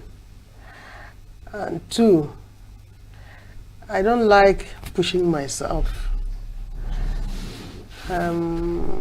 I think I might be wrong. I think that considering the position of my late husband, I don't want to be using late. My husband. Yes, yes. He's not late. He's still living. Considering what he did in the whole country, in our eastern region, those in power at any moment should not be waiting for us to come and say, not that they should just, if they visit us, you ask a question like this, what is it? What can we do? When you handle the former Premier Lodge in Enugu, and the family didn't tell him to do that, but he thought it's something worth doing. So I don't know how to say, to go and say, please, we want to do this, we want to do that. But if we are approached, if they come close to me or to us, and as we chat, like I just mentioned.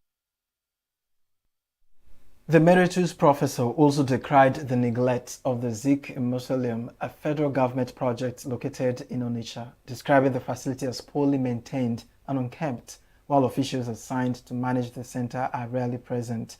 Professor Azikiwe further stated that Dr. Nnamdi Azikiwe and his contemporaries would be deeply saddened by the current state of the nation and the manner in which today's leaders are managing the country's affairs. Even the mausoleum in Onitsha, you need to go there, you'll cry. Nothing is happening there. Nothing. Even some of the roofs are all going. And when you compare it to the Kwame Nkrumah project in Ghana. In Ghana, I've been there. That people visit every day. I've been to that Kwame Nkrumah mausoleum. I've been there. I don't know, it's there. I don't know who to reach in federal government to handle the mausoleum. It's a very good, impressive structure. But management, anytime you go there, you see nobody. You just see the gate man at the gate who open the gates and so on. You see and the bushes? Of course, it's there. Who is cleaning it? Once in a while. Anytime I go, when I complain, then when is the manager? They will tell me the manager didn't come to work. That is the security man, a police officer. I say, then why? What is he managing? If he can't come to work Monday, Tuesday, Wednesday. Is it a federal government facility? It is. It is. Attached to which ministry? I think it's Ministry of Works. Former Kano State Governor and Vice Presidential Candidate of Nigeria Democratic Congress, NDC, Rabiu Kwankwaso, has revealed that he and the party's presidential candidate, Peter Obi, signed an agreement committing to a single 4-year presidential term, after which power would return to the North in 2031. Speaking on a television interview, Kwankwaso explained that the understanding was reached following extensive discussions between both leaders and their political platforms, and that the agreement was documented both within the party structure and between the two leaders. According to him, the arrangement is based on the principle of equity and national unity, with the presidency remaining in the South for 4 years before returning to the North. He stated that before the 2023 elections, representatives of Labour Party and New Nigeria People's Party constituted a joint committee to examine the manifestos and political direction of both parties, after which the committee concluded that both leaders shared similar visions for Nigeria and recommended closer collaboration after the election. Kwankwaso said his assessment of Obi had changed following months of engagement, describing him as a principled politician with a genuine commitment to Nigeria, and assured that their leadership would prioritize tackling insecurity, reviving the economy, rebuilding infrastructure, and improving education. He maintained that the current security situation suggested that more decisive leadership was required, insisting that the Nigerian military is capable, well-trained, and locally and internationally, but said it should not be properly equipped with the necessary resources to defeat terrorists and other criminal elements. President Bola Tinubu has approved the appointment of 26 persons to the boards and management of 10 federal government agencies and commissions. The appointment, according to a statement by the Special Advisor to President on Information and Strategy, Bayo Onanuga, take immediate effect. Among the appointees is former Governor of Ekiti State, Ayo Fayose, who was named Chairman of the Board of the Rural Electrification Agency, alongside Ahmadu Abubakar and Iyasu Makinta as members and non-executive directors. Abba Aliyu, the agency's Director General, and 3 previously appointed executive directors will serve on the board. Tinubu also appointed Junaid Bindawa, a retired Major General, as Chairman of the National Salaries, Incomes and Wages Commission. Olajumoke Okoye Thomas, former member of the House of Representatives, was named Secretary of the Commission. The President also appointed Abu Mohammed as Director General of the National Population Commission, Akinola Odeyemi as Managing Director of the Nigerian Bulk Electricity Trading PLC, and Anthony Godwin as Chairman and Chief Executive Officer of the Nigerian Atomic Energy Commission, among other appointments. The Chief of Staff to the President, Femi Gbajabiamila, has responded to an invitation extended to him by the Independent Corrupt Practices Commission over the ongoing investigation into the alleged fake Presidential Foreign Intervention Promotion Council, PFIPC. Counsel to the Chief of Staff, J.T. Ogunye, who made this in a disclosure in a release, stated that Gbajabiamila appeared before the ICPC Pro panel in Abuja on Monday and responded to all questions put to him. Ogunye said his client cooperated fully with the ICPC as part of the ongoing investigation into the activities of the PFIPC, the fake agency, among others. Gbajabiamila had last week instituted a 15 billion naira defamation suit against Prince Adeyemi over alleged demand of a 48% kickback from a 27.3 billion naira takeoff grant approved for a federal agency. Besides, the plaintiff is also asking the court to direct the defendant to pin the apology on all social media platforms and online channels where the alleged defamatory statements were published for 30 days.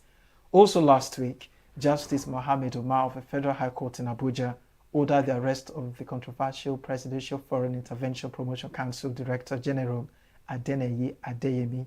Justice Umar made the order following the failure of Adeyemi to appear before his court for arraignment on an 8-count criminal charge of alleged conspiracy, forgery, and impersonation.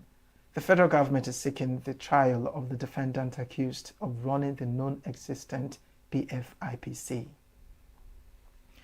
2 Ansaru commanders, Mohammed Usman and Abubakar Abba, and Al-Qaeda affiliated terror group, have been handed life sentences by a federal high court for terrorism. Both men arrested by the Department of State Services were handed the sentence after pleading guilty to the 32-count terrorism charge brought against them by the agency on behalf of the federal government. Justice Emeka Wete handed down the 2 convicts were sentenced to life in prison in counts 30 and 31, while they were sentenced to 20 years in the rest of the charges. Justice Emeka Wete ordered that the jail term on the other counts should commence from the date of the arrest. The case told the last time the matter came up on July 9 as the second defendant, Abba, expressed willingness first to change his plea to admit guilty, but later expressed reservations about taking that road. The both eventually admitted guilty on all counts, with the sentence of life behind bars being the consequence. The convicts were arrested in separate operations between May and July 2025 by the DSS on charges of terrorism, kidnapping for ransom, illegal mining to fund terrorism, fabrication of improvised explosive devices, terrorism financing, and other related offenses. They were also accused of coordinating sleeper cells, multiple attacks, and maintaining operational ties with terrorist groups across the Sahel and the Maghreb regions.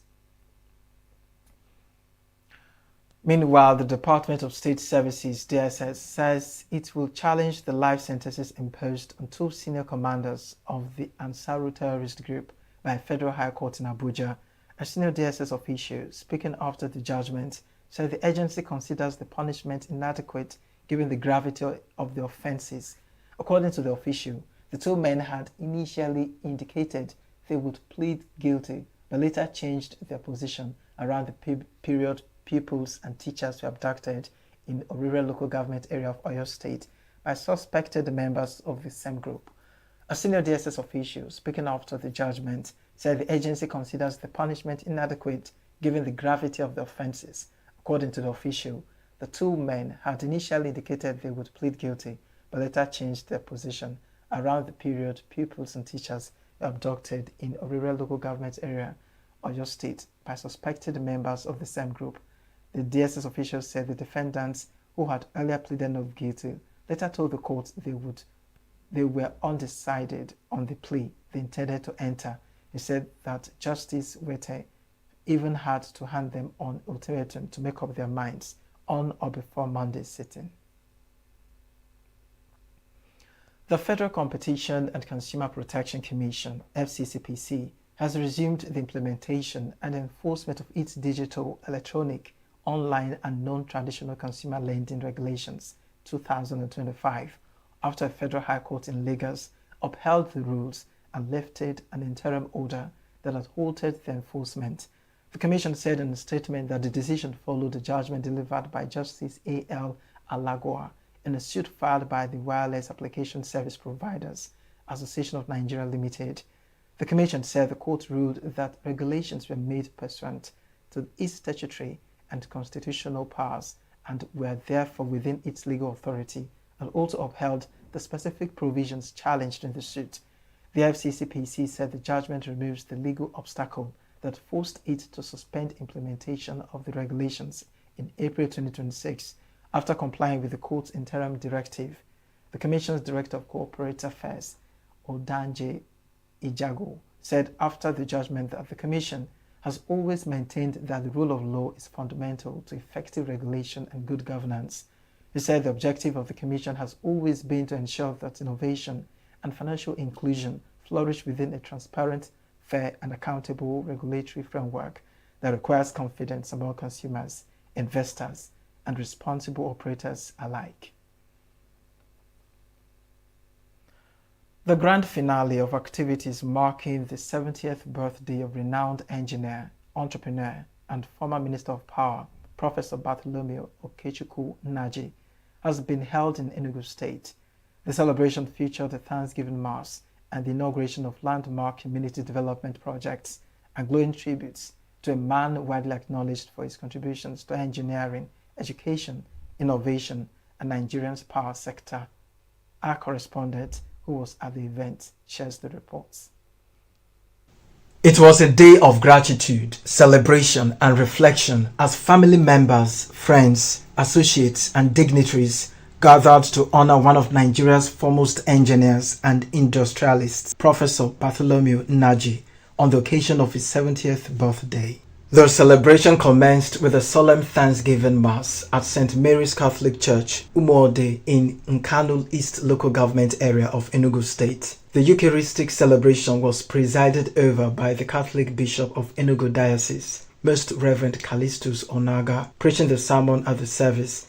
A renowned Catholic priest, scholar, and development expert, Professor Obiora Ike, described Professor Nnaji as a man whose life has been defined by integrity, excellence, and selfless service to humanity. He urged Christians, especially leaders in public and private life, to emulate the celebrant's commitment to hard work, humility, and philanthropy. The Thanksgiving service attracted an array of Catholic bishops, priests, and religious leaders, including Bishop Emeritus of Enugu Diocese, Most Reverend Anthony Okonkwo Buji, alongside political leaders, captains of industry, academics, traditional rulers, business associates, and well-wishers from different parts of the country. The celebration later shifted to the Umuode community, where Professor Nnaji formally unveiled the Echeribe Biodiversity Park, an ambitious environmental conservation initiative aimed at preserving indigenous plant and animal species. It also featured the inauguration of a solar-powered information technology laboratory and e-library equipped to provide access to computers, internet connectivity, electronic learning resources, and digital research tools. For there's no other way to be happy in Jesus, but to trust and obey.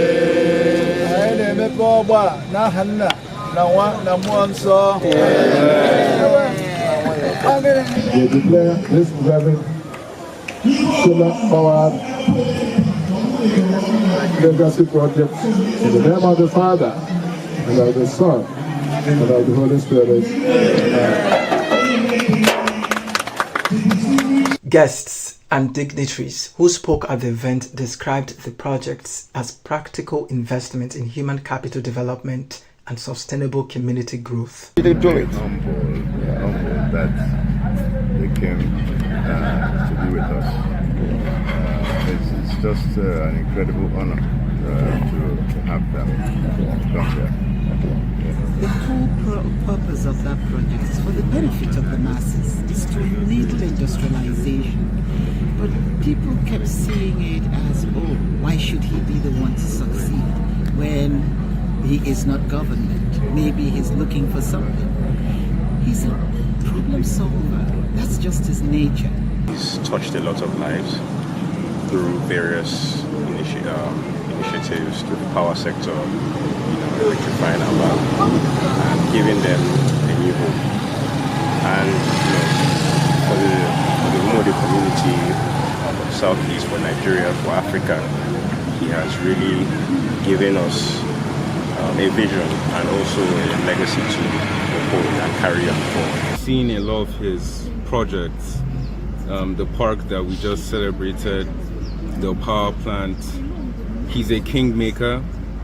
He's a lot of people in very powerful positions would have him to thank for those positions. We're in the village right now. This whole community has been empowered by him. It's just like what God says. It's just like the star generation. It's a moon. When I say moon, he brightens the environment without hurting anything. The atmosphere was further enlivened by colorful cultural displays, traditional music, dance and performances. We're begging you, please, come.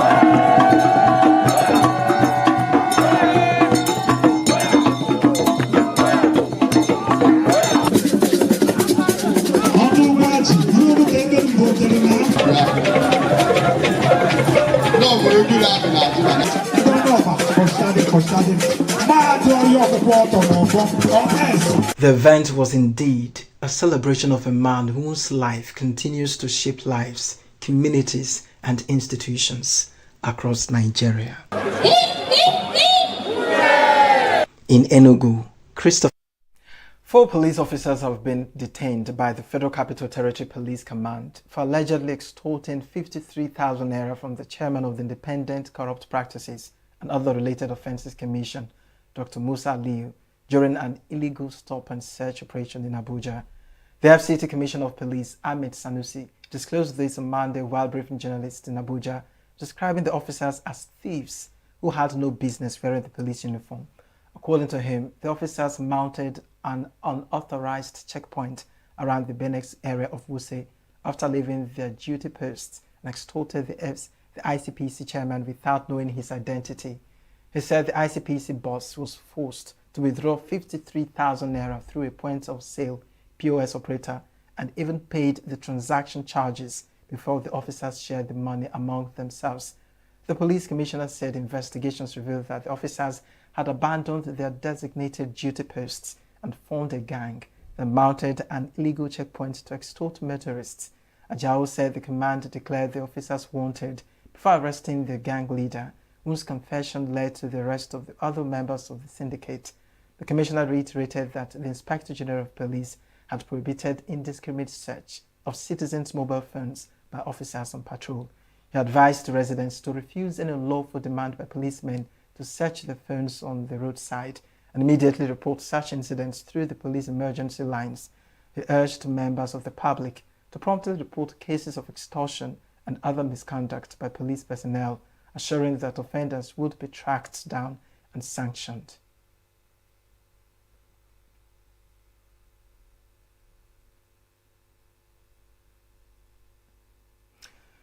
UK Prime Minister Andy Burnham has announced the removal of VAT on household electricity bills in his first major policy decision since taking office. The VAT rate on domestic electricity will be cut from 5% to 0% from October 1. The issue is that we don't know very much. £45 a year, with the measure being funded by cancelling the digital ID program. UK Chancellor John Healey said the tax cut would help reduce inflation while supporting households across the country. Burnham said the policy would provide breathing space for people struggling with the cost of living as his government seeks to ease pressure on household finances. The announcement came a day after Burnham became Prime Minister and appointed his cabinet. Ed Miliband was named Foreign Secretary. Louise Haigh became Chancellor of the Duchy of Lancaster, and West Streeting was appointed Defence Secretary. Angela Rayner returned as Housing Secretary, while Shabana Mahmood retained her role as Home Secretary. US President Donald Trump has imposed 50% tariffs on nearly $20 billion worth of Canadian imports, accusing Canada of discriminating against American-made cars, alcohol and dairy products. The new tariffs, which will take effect in 30 days, apply to a wide range of products, including wine, cement, ice hockey equipment, dairy products, swimming pools, furniture, fishing rods, seeds, clothing and wigs. Trump invoked Section 338 of the Tariff Act of 1930, which allows the U.S. president to impose punitive tariffs of up to 50% on trading partners deemed to have discriminated against American goods, and is the first known use of the law in nearly 100 years. Canadian Prime Minister Mark Carney said his government had made comprehensive proposals to resolve the dispute, maintaining that previous U.S. tariffs violated the North American Trade Agreement. The Trump administration has repeatedly criticized Canada and China for introducing retaliatory measures against U.S. tariffs imposed since Trump's return to office last year. Yemen's Iran-aligned Houthis says they will impose a navy blockade in Saudi Arabia, opening a potential new front against the United States in its war with Iran and raising the threat to global energy supplies and trade beyond the Gulf. The escalation comes after the deadliest periods in the war for U.S. troops. The Pentagon on Monday identified 2 U.S. soldiers who were killed when Iran attacked an American base in Jordan on Friday, while they also said they had found unidentified remains that could be those of a 3rd soldier reported as missing in action. After the Houthis announced the blockade, the Saudi-led coalition in Yemen said in a statement that it would respond to them with force, and also that it began implementing protection measures for its ships moving through the Bab el-Mandeb Strait, a key export route for Saudi oil, after the effective closure of the Strait of Hormuz. Oil prices rose briefly after the Houthi statement, but later fell back as traders held out hope of a diplomatic breakthrough. Iran had been pressing the Houthis to close the Bab el-Mandeb gateway to the Red Sea if the U.S. continued to attack Iranian power infrastructure. The landscape of international football has been completely rewritten following the dramatic conclusion of the 2026 FIFA World Cup in North America. The latest real-time updates to the FIFA Men's World Rankings on Monday, July 20, present a thrilling story of triumph, heartbreak, and massive shifts across the global stage. The ultimate prize has brought the ultimate reward, following their grueling, dramatic 1-0 extra-time victory over Argentina in the World Cup final in New Jersey, Spain, has officially scaled the summit of world football, boasting a grand total of 1,995.88 points. Spain has surged past everyone to claim the world #1 sport. Argentina has officially been dethroned, slipping into 2nd place with 1,970.37 points. France, recording 1,948.97 points, held steady in 3rd place, remarkably maintaining the position despite suffering a wild, high-scoring 6-4 defeat to England in their closing placement fixture. England recorded a 1,922.83 points, consolidated their status as 4th in the world, picking up a major 33.41 points windfall from that spectacular 10-goal thriller against the French. Brazil had 1,804.92 points, climbing one spot in the top 5, narrowly edging past continental rivals despite a shock 2-1 loss to Norway late in the campaign. Meanwhile, the Super Eagles held firm at 26th globally after the pre-tournament friendly against Portugal, but dropped to 4th in Africa due to Egypt's World Cup exploits.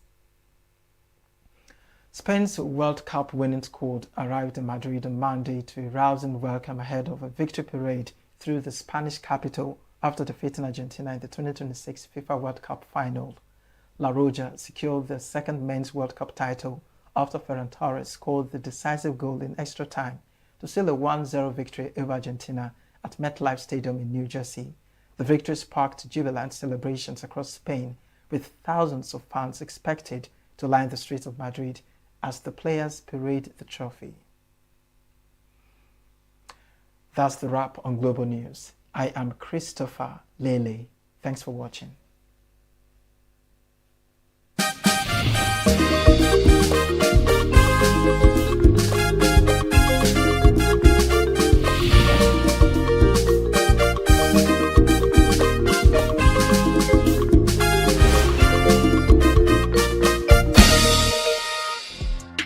Plugged into the heartbeat of entertainment on The Hub, your ultimate show on eVibes.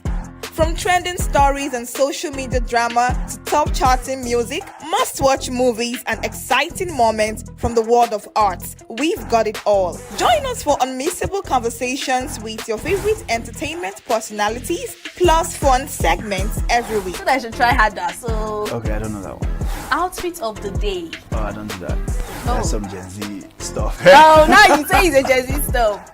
It's everything you love about entertainment, served fresh every week at 1 p.m. with weekend repeats just in case you missed it. The Hub's on eVibes, where the vibes never stop. Only on Signature TV.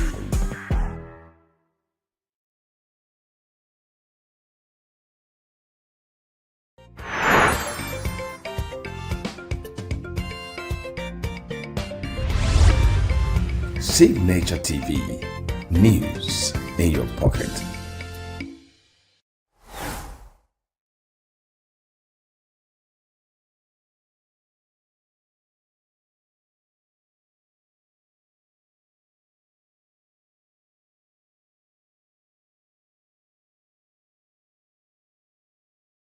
Tell me, when last did you see an Iben interview anywhere? I had this look of pastor.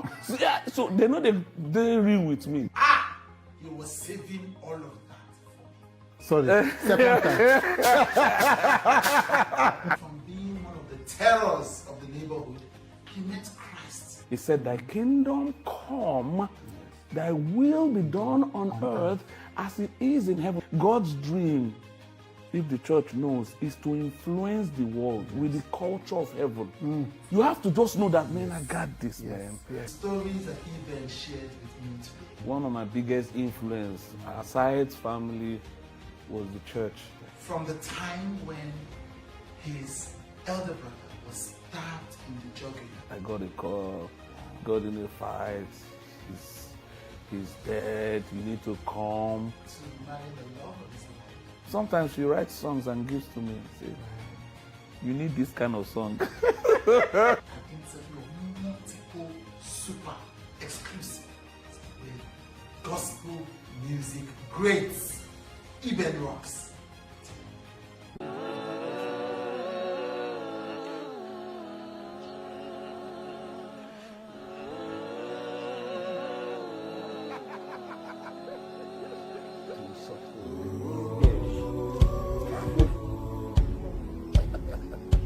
Come for me.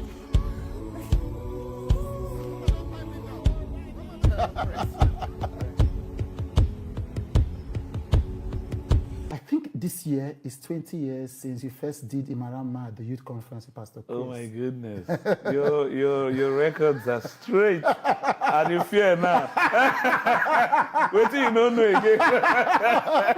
And throughout that year, I mean, this is ministry, yes, but you've been on the A-list that even if you don't release a song in a year, do you understand? Yeah. When Eben is ministering at a space, people are shaking. I'm not trying to toot your horn. It's just a beautiful thing. And you come at this assignment with a non-hustling energy. Like, there's no fear. I mean, it comes from being a Pastor Christian. There's no fear, no panic, no hustling, no rushing. You're still in front. Are you aware of this?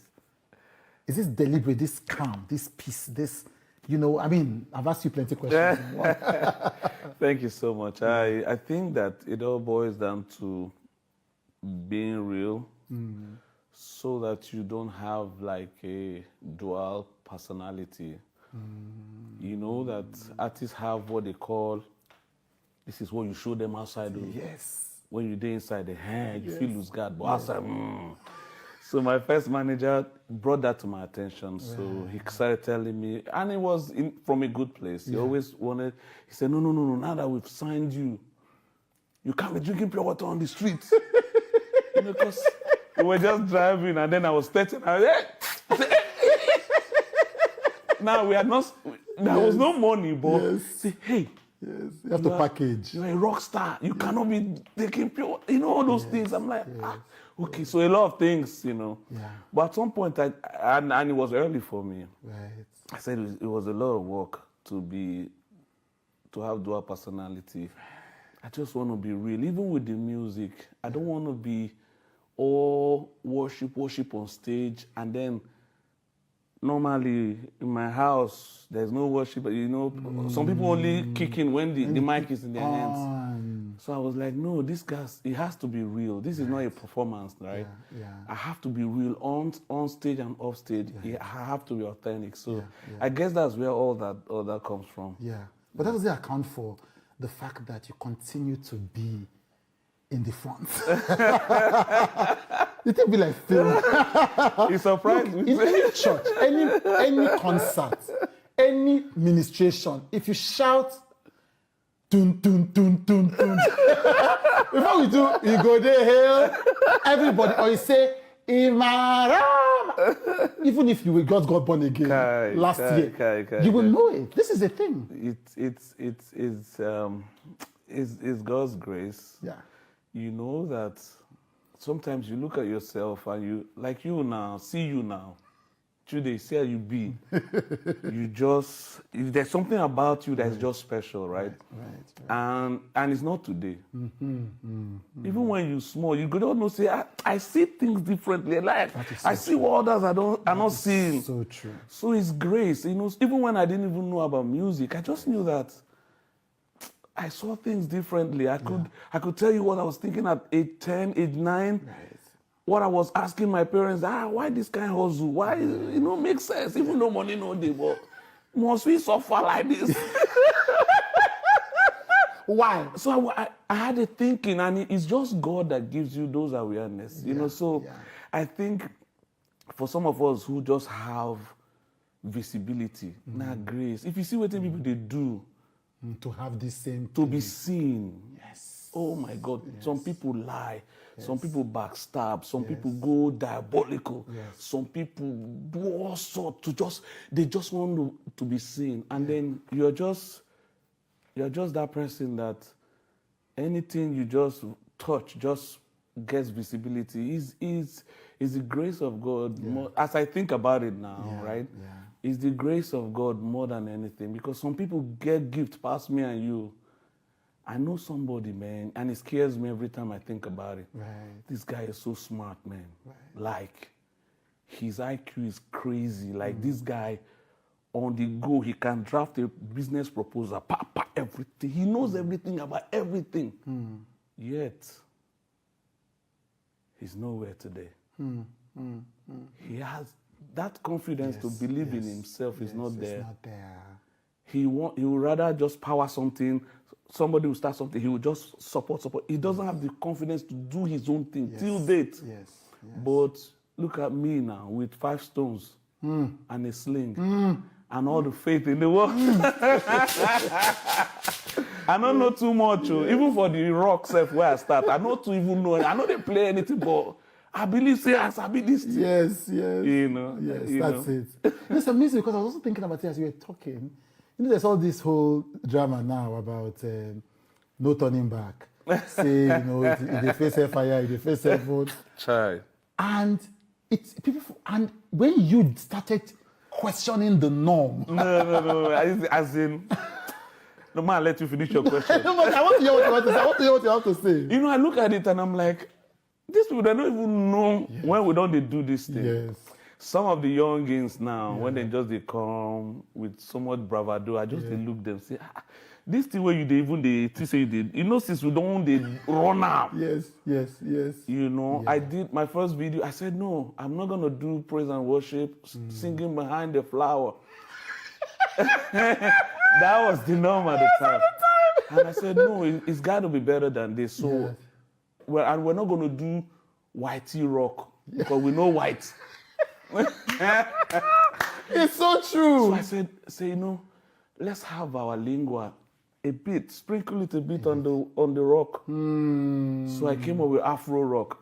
Yes. And then I was very intentional. So I had Franco Shodi. I don't know. My manager at that time got me Franco Shodi. I said I wanted jean, denim with some African For those who print. Mm. don't know, Franco Shodi was one of the biggest designers in the country, created My- like Barry Darego from Miss World. So I just talk. So you got all the things say. Yes. Can you imagine how young I was? But I was thinking. I was seeing. I said I wanted the denim stuff made, but with some African print. Nobody was doing those things at that fusion. time. So if you saw my images, I wish I had pictures of them. You would see those cuts and those things. I wanted to just fuse both worlds, and thank God it worked out. Yes. Did you get any resistance from the church then? Oh yeah. I mean, one of them, and some of these things from churches say so silly that you almost like lose it. So some people were speaking to me. This was some years down. Right. To be in their convention, they were all talking with my man. They were talking. Everything was in full gear and everything. And the next thing, they now saw my artwork for the Victory album. Right. So I was wearing a denim, like a shredded denim jean. Yes. And it's not like my skin was exposed. You know how Yes, some just of white. The white. Yeah, thread it has. behind Yeah. And the guy got back to me. He was so distraught. He was like, "We're so sorry. The church committee say we can't have Iben. You know, this kind of jeans he's wearing. How can a Christian be wearing jeans like this? It's not good. It's not." And he was preaching. I was like, really? Seriously? So a door has been shut just because of jean. Yes. And then I went to a church. Got my hair now. Right. I got into the church and I saw this disapproval in the faces of the heads of pastors. They were not happy. In fact, they now got me aside. Say, please, you need to comb this hair so that, because you're already here. And the pastor said you must not climb up. We comb this hair properly. Jesus. And you know, so yes. I put that thing there. I see what with the sofa. So I comb my hair. The hair come be like afro, come be one kind. But you know, you just gotta do it. Just do it because of humility. Yes. Our looks like this now intentional because today, let me tell you this secret people don't know. Do you know that I discovered that as a young fellowship leader or something, all the girls around me, they were good in my eyes. Until I started hearing scandal. This one slept with this guy, with the drummer. This one. But when they came to me, they behave very pious. So when I hear those things, I say, so this guy can do this kind of thing. But they always pretended around me because I had this look of pastor. So they know they're real with me. So the Holy Ghost told me, you want to reach these young people, you gotta tone down. You can't every day speak. So I said, okay, because it beats me when I know these people know. You know what I'm saying? That means they are two-faced with me. They are like this because of how I be. That they come like that. But they do things. So I said, okay. So I started now just to diffuse, just enter, just begin to tone down something. Now, when we begin to talk, you go to just, are you a pastor? Are you you see? So that's the revelation behind some of these things. And it's the wisdom God gave me to just look a certain way so that you can just get the message across. Don't be like a hindrance to the message. I love that. When we realize that God is big on influencing, we will rethink our theology. I see some people there with megaphone in a hot sun at the bus stop, busy bus stop. People are trying to get into vehicle. You are just shouting, repent, give us it. Now this guy is doing this thing in his mind. Oh, I'm suffering for the Lord. How effective is this ministry you are doing? Is it effective? They're not thinking. They just feel like because they're doing this thing in the name of God, the failure is welcome. No. You want to think like God's dream, if the church knows, is to influence the world with the culture of heaven. He said, thy kingdom come, thy will be done on earth as it is in heaven. So that's why we are ambassadors. We are supposed to be bringing values from that side and putting it into all the different sectors of this world till we culture it. So that the principles that this system run is the principle of heaven.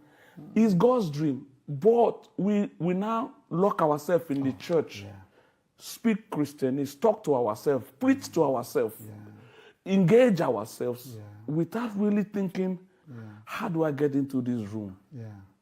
Until recently, we were shut out of politics as a church. Because we would just be praying. But right now, people are beginning to see. But it breaks my heart that many of God's children don't realize that God wants to culture this world. And one of the major tools, is arts and sound. Of course. Yeah, so we need to be thinking, impact, influence. How many people are we influencing with this thing we are doing? Because God is counting on us to influence this world. So I'm not saying that people should now be copying secular music, but no, you can be so good that you become the standard. Back in the day, man, today they used to invite me for secular events. So Right. people go, they carry beer like this. Imara! I performed in club in nobody say pay though. Yes, I love it. They didn't see me. Most of these secular guys, they know me. Right. And that's, to me, that's like, oh Father, thank you. Yes. That's the relevance. That's what God wants us to be like. Not just to be locked up in the walls of, you are the light of the world. Not the light of the church. So that's where all this thing is coming. And it beats me when God's people don't know when we are winning. Sorry, second time. What? It's so sad. We don't know when we are winning. Yes. In fact, we start fighting. Let's go back inside. It's so sad. It's so sad. You talked about your elder brother more than once. So obviously he was a big influence on you, even though you strategically did everything. He was a big influence on you. What happened to him? Say he got in a fight, and I mean, he was not particularly a calm guy. Right. I guess that now, in retrospect, I see why the devil was fighting him.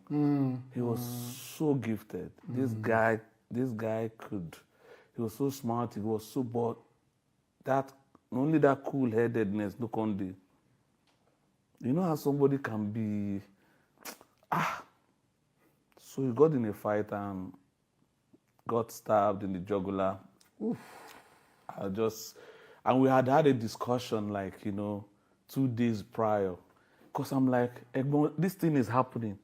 This your rap game. Because MI them and the rest, you don't they talk rap before MI them come out. They need to know say somebody's having this thing. I was like, man. He said, okay, now book the session. I go.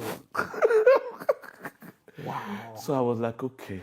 So you finally convinced him. I convinced him 2 days before. I said, I'm going to book the sessions. Let's do this. Let's start. Let me even, this my, I'm not be saying immediate senior. He senior me well out. Right. 3 days later, man, I got a call, got in a fight. He's dead. You need to come. I'm like, what?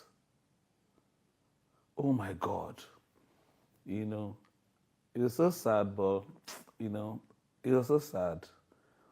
So sad to think that with all that, you know, the devil really did him dirty, you know. It was so sad. So sad. One of my biggest influence, aside family, was the church, you know, and I thank God for the church in my life. I saw someone talk against the church. Yeah, I know the church has its challenges and all, but the good outweighs the bad.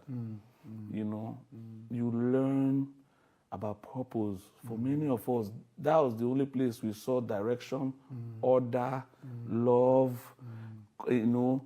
Every other thing that you begin to now explore and develop into. Even for me, it was there I discovered, oh, I can sing, oh, I can affect people with my singing. You know, so the church was really one of the major influences. Major. It still is, though. Yeah, of course. Is. Okay. How did you stumble into the church? So I was born in church, too. Okay. But was not born again. Okay. You know how you said, you know? Yes. That kind of yes. You did do morning devotion. Yes, we did do. You never did devoted. No. So you do all that and you almost like, this thing is pretty random. Until you meet a set of believers that is different from where you're coming from. So, and it begins to make sense that, oh my. So it was in school. The guy who preached to me, they just relocated from America. Okay. So just for the fact that his accent was so sweet, I decided to listen. And I wanted the guy to be my friend. I love it, yes. I say, yes. So this guy now, so make I just say I'm born again now. Me and this guy go, I go go their house, go. Yes. You know, amazing what God can do. Yes. And that was it. Right. So he introduced me to the other guys who were in my same school with me. What school was this? This was my secondary school. Yes. And these guys, we now street boys, break time. I don't know about you, you look like a fico, but we love play. Break time was like, oh my God, get wild. But these guys, they would just have themselves in one corner in the class and just be sharing what they got from their morning devotion, what the Holy Ghost told them. What I'm like, I say, man, this is different. That's why we must shine the light. You never know. You know, so these guys would always talk about what they, you know, how the Holy Ghost gave them a song, and then I'm like, hey, Holy Ghost. Yeah, I know they hear anything. You know, but it became a thing. Because if I had to be friends with them. Yes, you had to keep hearing these things. I have to keep hearing and I have to participate. Right. So the first few times when I began, I didn't have nothing to say. I just, cause I know hear Holy Ghost, I know pray, I know talk, I know do anything. So I was just. Then I said, okay, Holy Ghost, you talk to me. I started reading, so I started contributing little by little. This is what the Holy Spirit told me. And those guys, they just opened me up to that world of worship music because they will sing, they will even write their own songs. I'm like, And I started singing. I didn't even know what tenor and all those stuff. But they will sing in parts, they will ad-lib. I'm like, what is this? But over time, my ears began to open. And then we got to their church and whoa. The pastor was just on fire. Right. Church now made sense. You know, I felt God, right? To the point where when I got home, my mom saw that I had changed. Because I used to be the life of the disruption in the neighborhood. I was that boy that everywhere there's problem. Right. All of a sudden, I'll just call my mom and say, Mama, I want to share what we learned. I say, eh? She will sit up. Are you for real? Eh? Eh? She goes, I'll just try my best. Yeah. She started seeing that this guy has changed. Yeah. And I told her, I said, Mom, from today, you don't have problem with me and other kids in the neighborhood. She said, eh? I said, and that was, conviction. Yes. It's not about what your parents forced you to do. Yes. You go to a point where you now started experiencing God. And then I changed totally. My devotion, my mom saw, wow. And then, oh my God. Next thing, I became like the pastor of the family. Wow. If they wanted to do anything, they wait for me to preside, to, what the wisdom of God can do when we open ourselves up. So it's a blessing that I thank God for everyone who yielded to God and created that place where I could find myself. Yeah.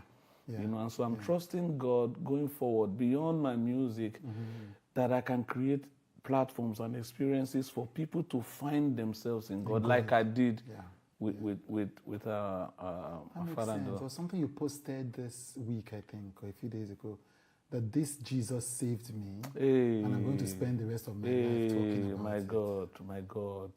My God. If you know the depth of that, I always wondered, what would my life have been like? Yeah, thank God for the fame, the money and all that, but the fact that, say, you go even get money, you go get everything, but you still be empty. Yeah. That I can be by myself and not be lonely. Oh my God.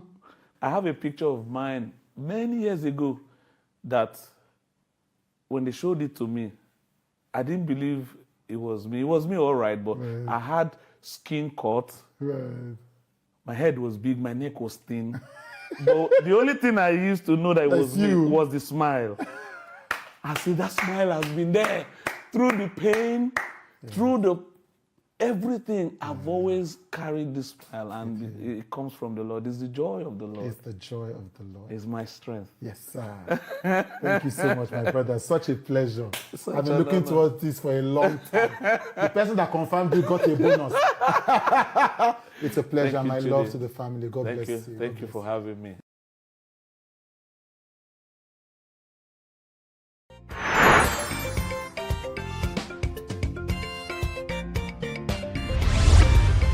Signature TV, news in your pocket.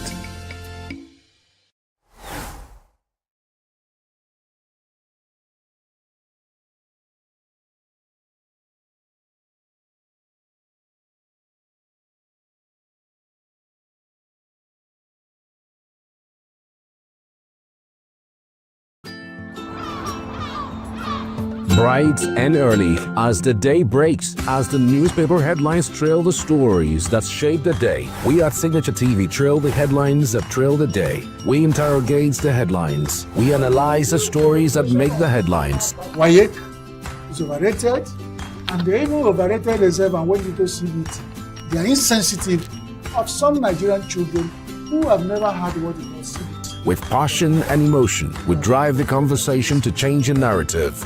Let nobody be deceived by Nigerian high level of performing in agriculture export. We are still where we are. Newspaper review on Signature TV every morning on Signature Morning weekdays and Signature New Day weekends. Newspaper review on Signature TV. We do not just review the headlines, we make the headlines relevant to our daily lives.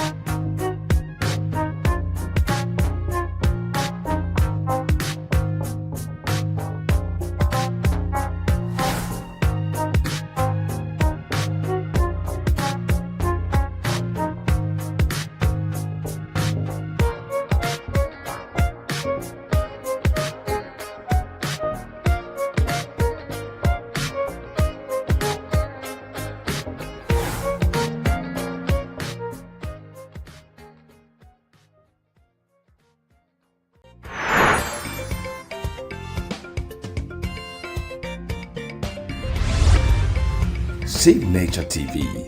News in your pocket.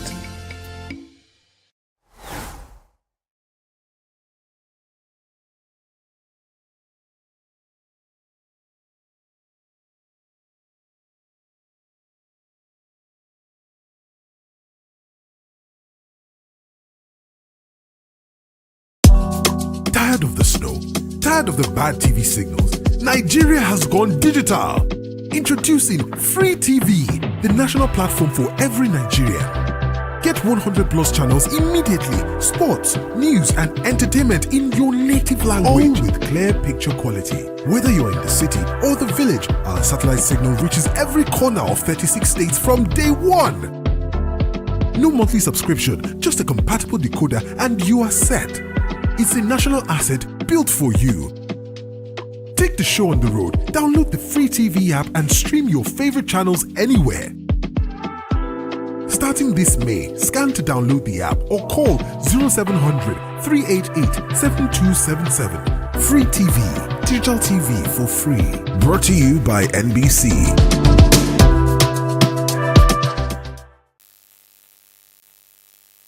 To the heartbeat of entertainment on the Hub, your ultimate show on eVibes. From trending stories and social media drama to top charting music, must-watch movies and exciting moments from the world of arts, we've got it all. Join us for unmissable conversations with your favorite entertainment personalities, plus fun segments every week. I should try harder, so... Okay, I don't know that one. Outfit of the day. Oh, I don't do that. That's some Gen Z stuff. Oh, now you say it's a Gen Z stuff. It's everything you love about entertainment, served fresh every week at 1 p.m. with weekend repeats just in case you missed it. The Hub's on eVibes, where the vibes never stop. Only on Signature TV.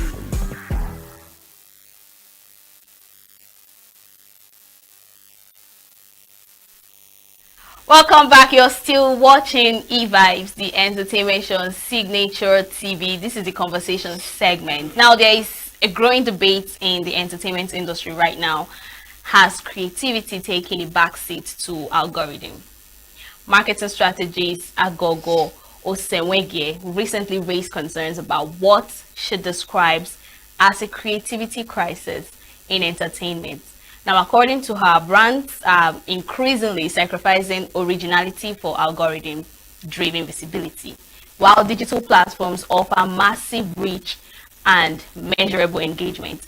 She argues that the pressure to perform for metrics may be eroding strong brand identity and contributing to audience fatigue. So the big question becomes, has entertainment lost its creative spark, or is creativity simply evolving? To unpack this, I'm joined today by MJ Brown, an A&R and music manager who works closely with artists and understands the intersection between artistry, branding, and commercial success. So thank you for joining and welcome. You were just listening to everything. I was paying very close attention. Thanks for having me on. You're welcome. Always a privilege to be here. How are you? All right. So what do you think about that? Do you think, let me ask the question again, has entertainment lost its creativity? The question, when you were speaking, I was paying attention because I was waiting for something evolving. So the truth is that entertainment hasn't per se lost its spark of creativity, just that it is evolving. Times are changing. Things are changing. There are the times when it was pure, like what we call blues then, Westlife, Michael Lance rock, Lionel Richie. They were the in thing. It evolved. You know, that was the way they made their money and made the market for themselves. And it evolved to the hip hop times when there was a Dr. Dre, Snoop Dogg, Tupac. You know, things, it kept on evolving. There was a time there was nothing like Afrobeat, but there was Afrobeat, but we didn't know what it was, but we're doing it. But we're trying to copy them to do our own thing, infuse their style to our style. So it just keeps evolving. We're now in a time where even AI creates the song for you. So I wouldn't say it lost its spark, the entertainment lost its spark. No, I'll say it's evolving. Although, because of how it is evolving, some of those sparks that are necessary are no longer there. So when I say it lost, I'll say there is an unbalance between the spark, like that creativity, and the whole what do I call it now? Like the whole algorithm. That's the creativity. There's no balance with the evolving, and the creativity. There has to be a balance. What is happening that creativity is dropping and the algorithm is picking up. So nobody goes to studio now to say, okay, let me give people a vibe. Let me actually take my time to write this song. Let me make it reachable. Let me make people to relate to this song. So you just go to the studio and like pick one line and keep repeating it. Now, you made, sorry to cut your line of thought.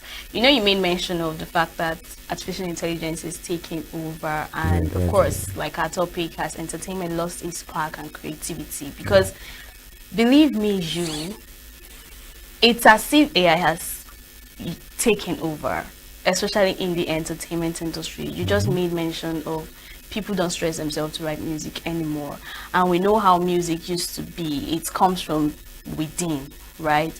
But right now, once you just pop up the question on any AI, ChatGPT, Gemini, name them, it just brings out lyrics for you. Now that's where the creativity comes in. But as for artists, I want to know if algorithm has something to do with creativity of an artist. I will not say it doesn't have or it does. I'll say both. It has and it doesn't have. Good song is good. There are still people out there who take their time to feel. They write how they feel. Like in ENUGU, in the East now, when you listen to someone like Zani Vibes and listen to Ivadoli, these people are creative. Like, they are more on the creative side. Do you understand? And the truth is, they will last than those that are looking for algorithms. You think so? Yeah, I think so. You think algorithm doesn't reward repetition? Like it rewards the originality. It was originality, but that's not what people don't understand. Check those that did not, their songs are not creative. It's like you don't remember some of their songs, but any day or any time you sing a song like African Queen, it's like something happens. I was in a lounge and we were playing songs, jamming all these Rema and they are all wonderful songs. But when you touch those songs that we are created from a place of, like a place of pain or a place of joy, like reality, this person is like, when you listen to Ivadoli's song where he said, I'm not gay, man, you see that he's saying something, like he's actually saying what people can relate to. People can vibe to those ones that, the algorithms are trying to push and all. Yeah. So I feel like you need algorithm when you're not creative. I think that's just it. You need algorithm when you're not creative enough. If you're creative enough, don't worry, give it time.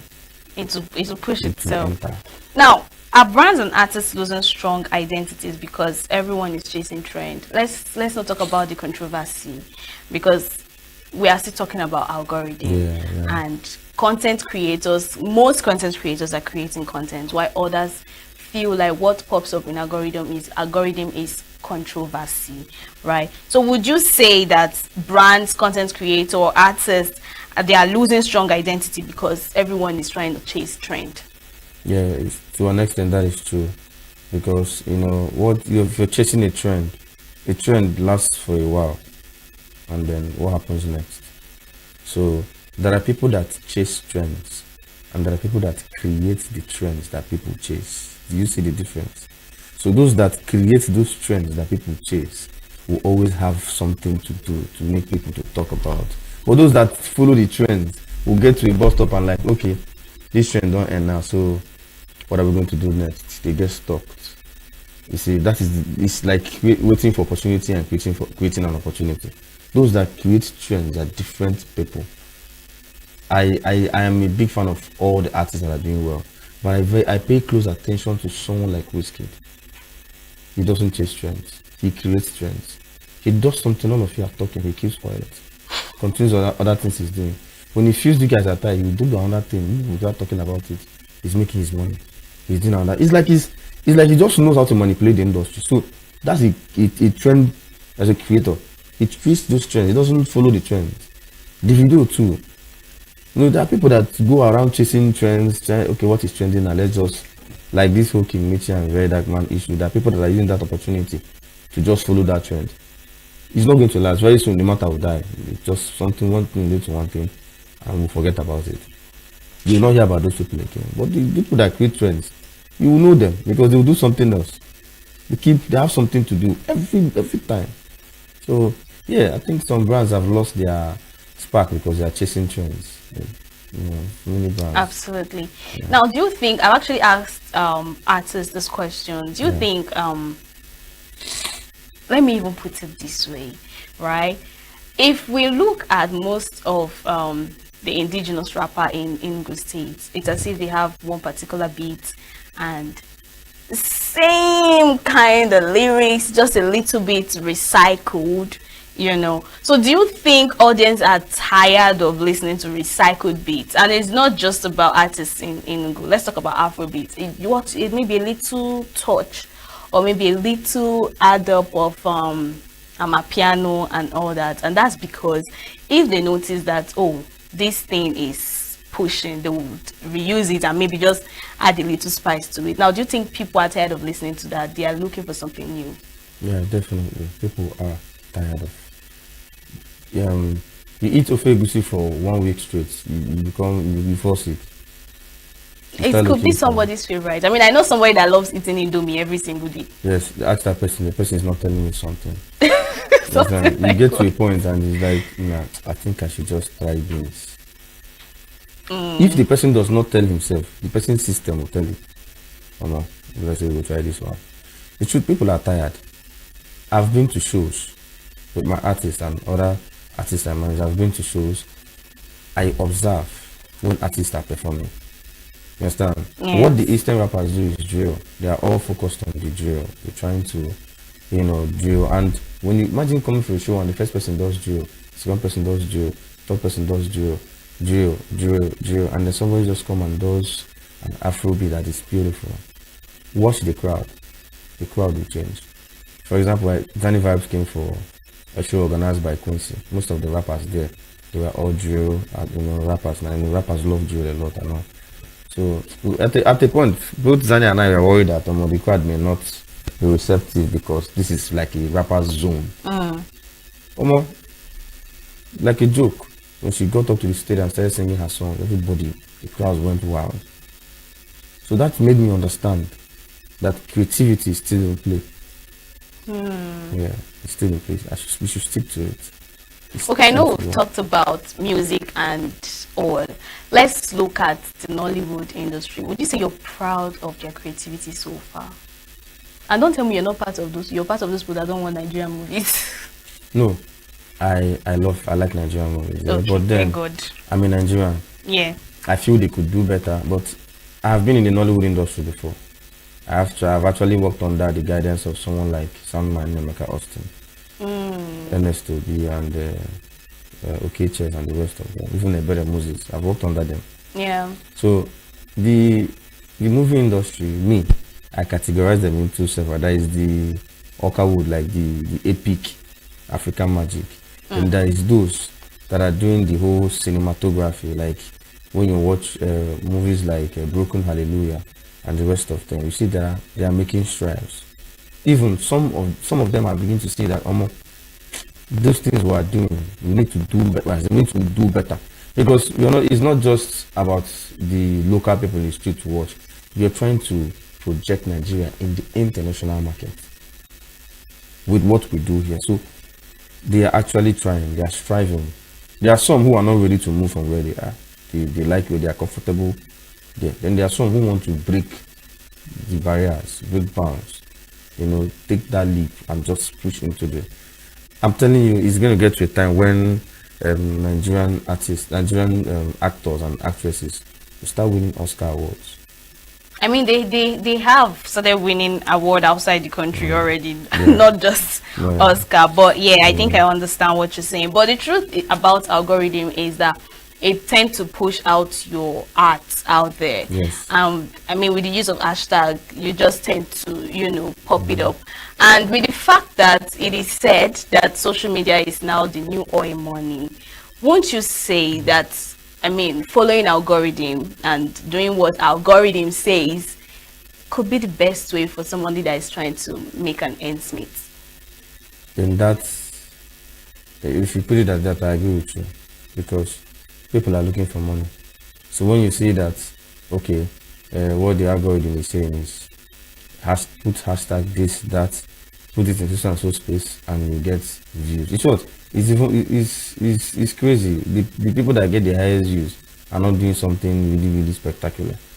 They just do something very simple. Something, you look at it, like you look at their views and you're confused on how. There's this guy I follow on. He's very funny. He doesn't even say much. I think he's a French guy also. It's fair. That guy's facial expression alone is something else. He just like make these gestures and then you see 2.1 million views.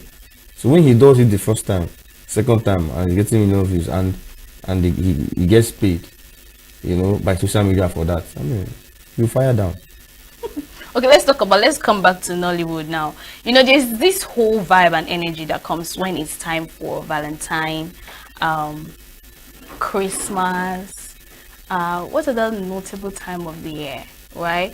You see this wave of love stories. Yeah. Now, would you say it's because they're trying to tell stories of love, or they're trying to follow the algorithm so that, okay, if this person is not watching your movie, he is watching my movie, all because we are in the love season?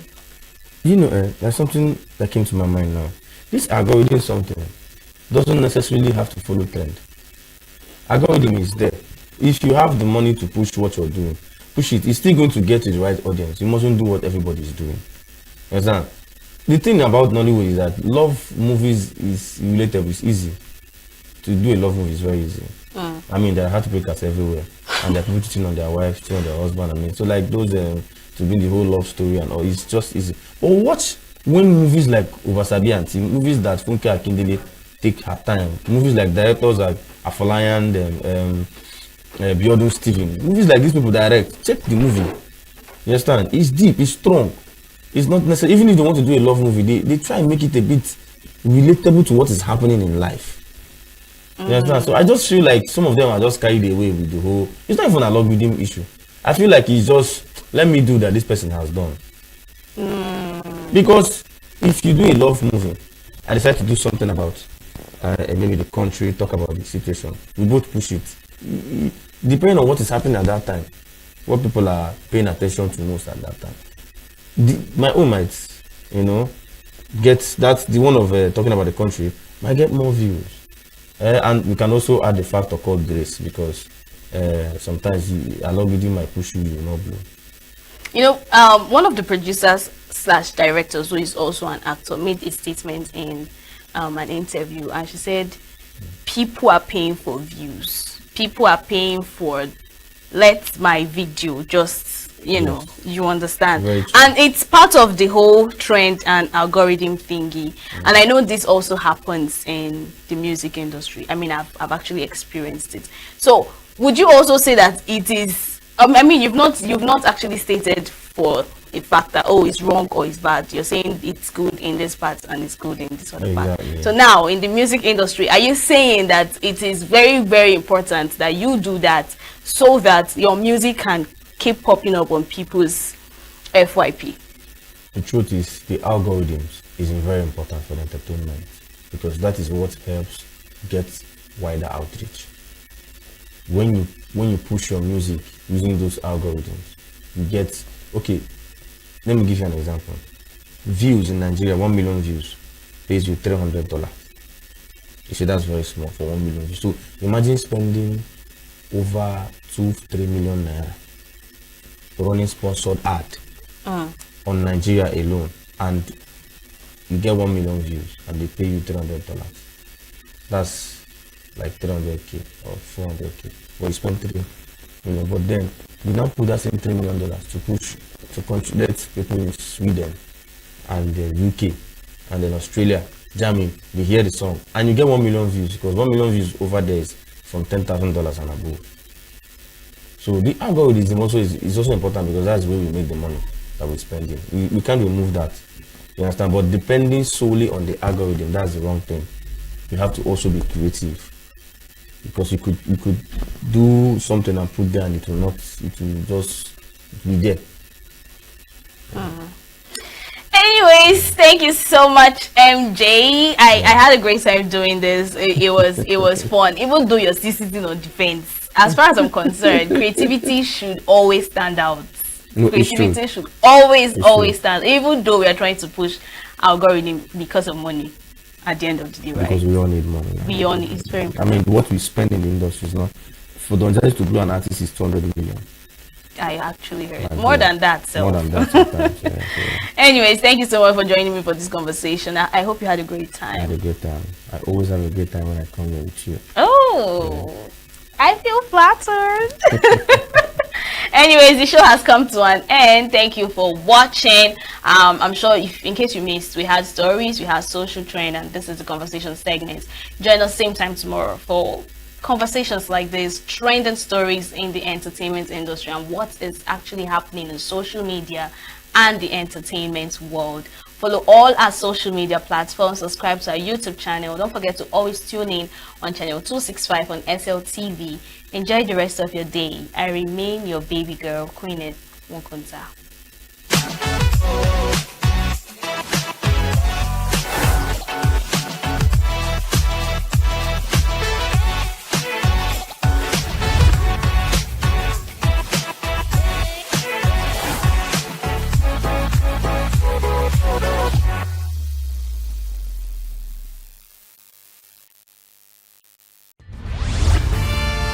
We are local. International communities observing just finished taking where the main market is in chaos. People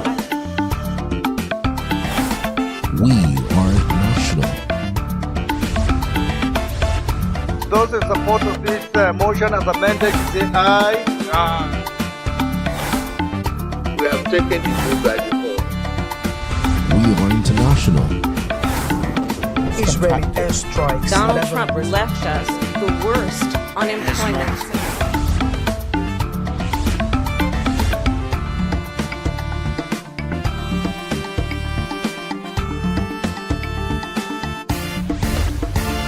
Signature TV, news in your pocket.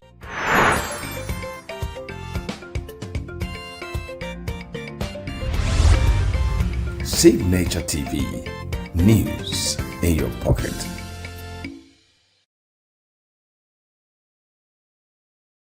Vibes. From trending stories, get plugged into the heartbeat of entertainment on The Hub, your ultimate show on eVibes. From trending stories and social media drama to top charting music, must-watch movies and exciting moments from the world of arts, we've got it all. Join us for unmissable conversations with your favorite entertainment personalities, plus fun segments every week. I should try harder. So, Okay, I don't know that one. outfit of the day. Oh, I don't do that. That's some Gen Z stuff. Oh, now you say it's a Gen Z stuff. It's everything you love about entertainment, served fresh every week at 1 p.m. with weekend repeats just in case you missed it. The Hubs on eVibes, where the vibes never stop. Only on Signature TV.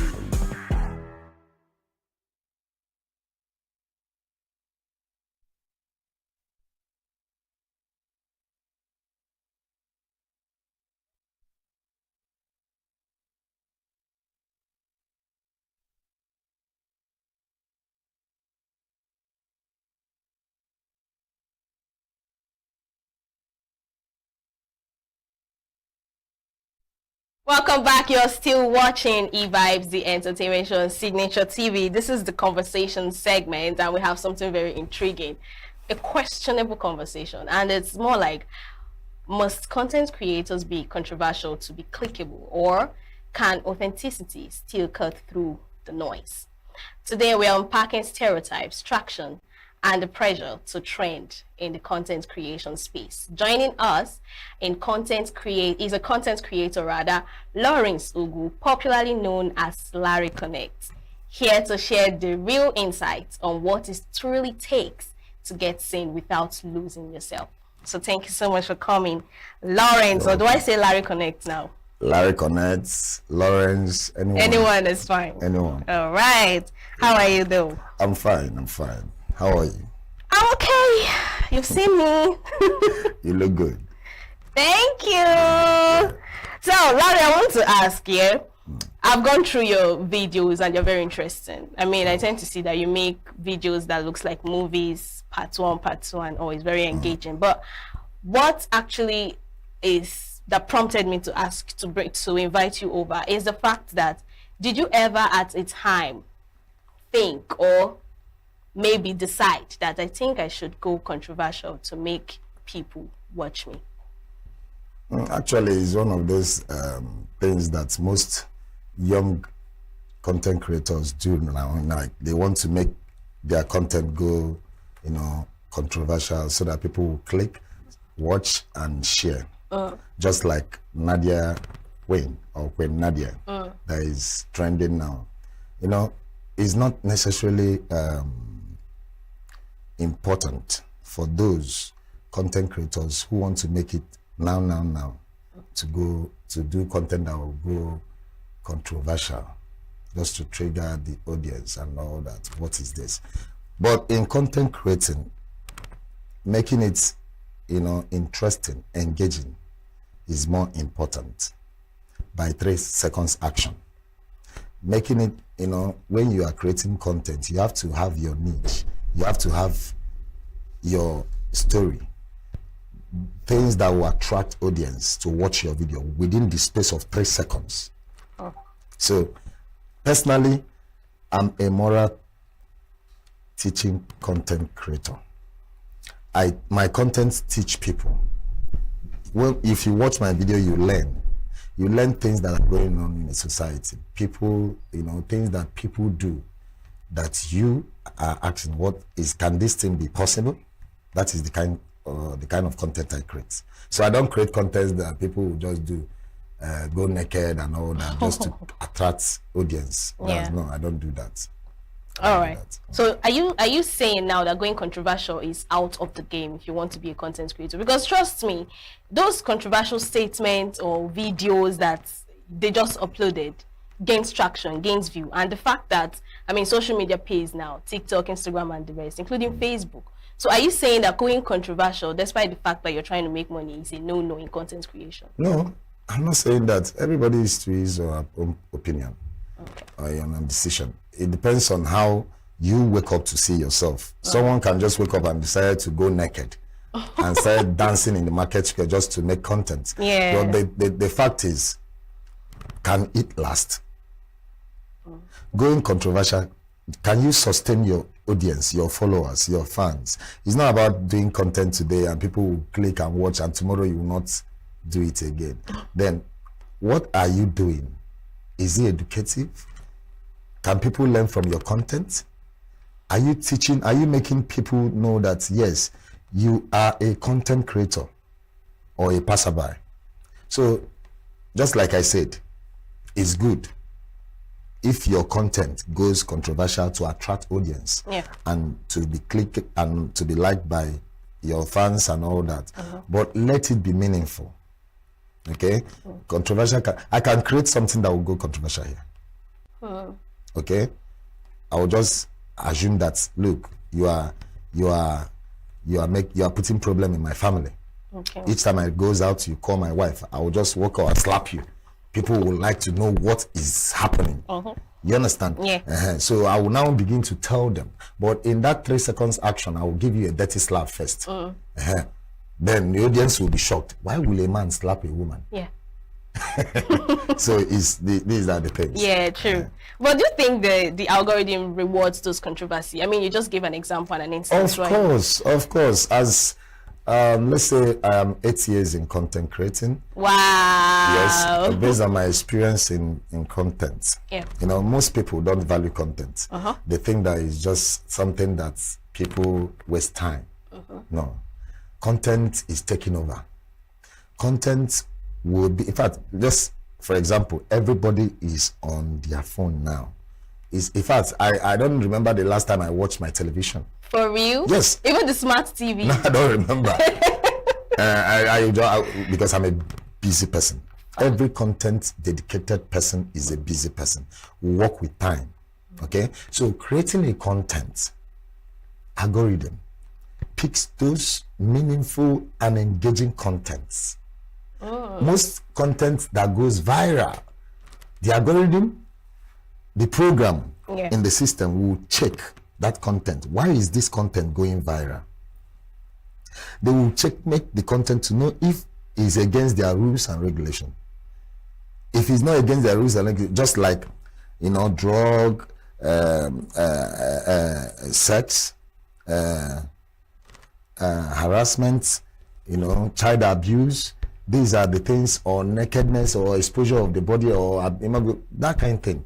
If they check it and they see that this your controversial content did not go against their rule, you are free. Then you go and celebrate. The algorithm will kick your content. The dollars will keep flowing as if tomorrow no day. So now, if people are against your content, they will report your content. And when many people report your content, the program will withhold your content. The algorithm will stop. So that's where that whole they banned my account thingy came up. Of course, they banned Queen Nadia accounts because it was going viral because of the controversial content she was doing, and people reported the video, reported the page. Before you know it, Facebook banned it, and she opened meme. But as time goes on, if the video started going viral, people will still report and they will ban it. Okay. So it's like that. So, but have you ever been advised to switch? I know you create moral content and all. Have you ever been advised that, bro, you know, go try something else? Oh, you have. My dear. At least tell us the story, how you overcame that. It's very, very, you know, it's very, very stressful. I encourage all the content creators out there to be strong, focused, and never to give up. Because at a time, you will just wake up and ask yourself, what am I doing? Am I playing, or am I serious in what I'm doing? Like, is this thing really working? Can I just switch? And you just see a girl that wake up from nowhere and go naked. The page will boom, followers will flow. You understand? So I wonder what is happening in the society. Like, people want to see things that are unusual. They want to see things that you yourself will be asking yourself what you are doing. I hope I'm not wasting time in this. Will I switch? Nah, I'm confused. Sometimes I was just like, hey, do you know? Actually, I switched from comedy content to moral teaching content. I was known as a comedian. In fact, I'm a born comedian. You know why I switched? Not that I switched because I would stop doing my comedy content. No. I switched because the society is not favorable to content creators, more especially comedy content creators. They just watch, laugh, and they move. They will not watch and comment. It only takes God's grace and favor for you to blow as a comedian in content when you are creating content. Forget about Sabinos and Brain Jordans who have made it because they were lucky. Okay, not talk of those more especially content creators in Southeast that are doing comedy. Most of them are seeing things. They are not. It's not easy. So why I switched from creating comedy to creating moral teaching content is because of what? Money. You are looking at you create time, spend money, bring idea, act content under the hot sun. Do you know the hot sun that will, if you go out there, do you know the degree of the hot sun that will hit you when you are creating content for hours, and at the end of the day you will not make it? After 1 month You will not even see more than $500 or $200. Do you understand? Yes. You spend your data, your money to buy it. Check it now. So when you now create moral teaching content that has this 3 seconds action, I'm telling you, that will make people like, wow, what is going on here? Yeah, you are going deeper to what is happening in the society. People will begin to comment, they will begin to like, they will begin to share. Now your money will begin to come. That is why most people in Southeast, most content creators in Southeast have stopped doing comedy. Most of them, I can list, most of them have stopped doing comedy and they have switched to moral teaching content creating. Yeah. You understand? So other people are like female content creators are switching to, you know, nonsense, nude, sex and all that, which me, I don't know how they do it, but they are making it there. So if you see where it will favor you, you switch. Sure. But it's not easy. It's not easy. I actually agree with you, right? But that brings me to my next question. Do you think maybe people tend to be so used to this particular content you create and they want to see a different kind of content, a different idea? It depends on yourself. Okay. Because everything comes from you. Like me, I don't just do only moral teaching content. Okay. I also do counseling. Okay. Relationship / marriage counseling. I also encourage, people in relationship to build their relationship to marriage. I also make another content like dancing. I love dancing. It's also part of my content if I want to. So that's why I said it is from you, what you want to do. Not people will not tell you what to do because they are not the one buying data or creating time for you to create that content to entertain the world. Do you know what it means for someone to just wake up and decide to entertain the world? No, content creators should be highly appreciated. It's not easy. When you do in fact, you create the idea first. You act it with people. After acting it under the hot sun, you will go home and crack brain to edit your video. After editing it, you will post it with data. After posting it, you will beg algorithm to please pick this video. So beg, like literally physical beg. People will like and people will comment. Yes. Do you know how stressing it is? Like, it's not easy. You just made mention of it depends on you, on what you want to do, right? So does that mean that you've actually looked down on ideas that people tend to bring to you? No. If you give me an idea that is not favoring, I will not do it because I'm watching my fans. You have to check your fans' needs, what they want in your video. Most videos that you post that goes viral, you will know that, yes, this video that goes viral, that means my fans like it. I have to do more of this video. Do you understand? So you do it. If you give me idea, let it work according to my niche of content, not outside the content I'm doing. Even though it's controversy. It depends on the content. As a content creator, we are intelligent. Okay. You cannot just tell content creators to do something without the person reasoning or thinking how this content is going to do it that will not bring problem. Federal government has placed a law on when you are doing content. Don't do content that will go against the constitution. Do you understand? If not, you'll be arrested. So you can't just bring an idea and expect me to do it without thinking. I have to reason if this content, if I do it, can it favor me? Number one. Aside from the views and the money. Apart from the views and the money, you have to your first. Think about your first before any other thing. Because if you, those people that are watching you don't know whether you have eaten. They don't even know whether you have woke up this morning. What they know that when they wake up, they want to watch Larry Connect. They want to go to your page and watch your video. Do you understand? So you have to think of the kind of content you create so that people who are watching you will see that yes, this person has sense. Yeah. Just like you said that my videos are interesting and you like it. That is how I can't just create content. I will think about this, the negative part and the positive part. Then when creating it, I'll be very, very careful.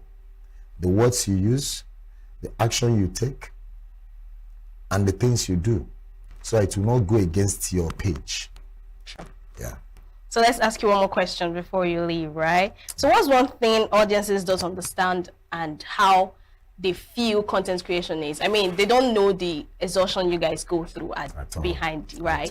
So aside that, what else do you think that audience do not understand? All they know is create that video, let's just watch it however it is. First of all, I have to advise the public, more especially people who are watching content. As you take time to buy data and recharge in your phone, when watching that video that makes you happy, also take time to like it. I knew you were going to say that. It won't take you anything, just like that video. Yes. Then another thing, comment. Then share, because it takes someone's time, efforts, under the rainy season, hot season, everything to create content. Do you understand me? So it's a very, very stressing part to play as a content creator when you are creating content and people are watching and will not encourage you. It's highly discouraging.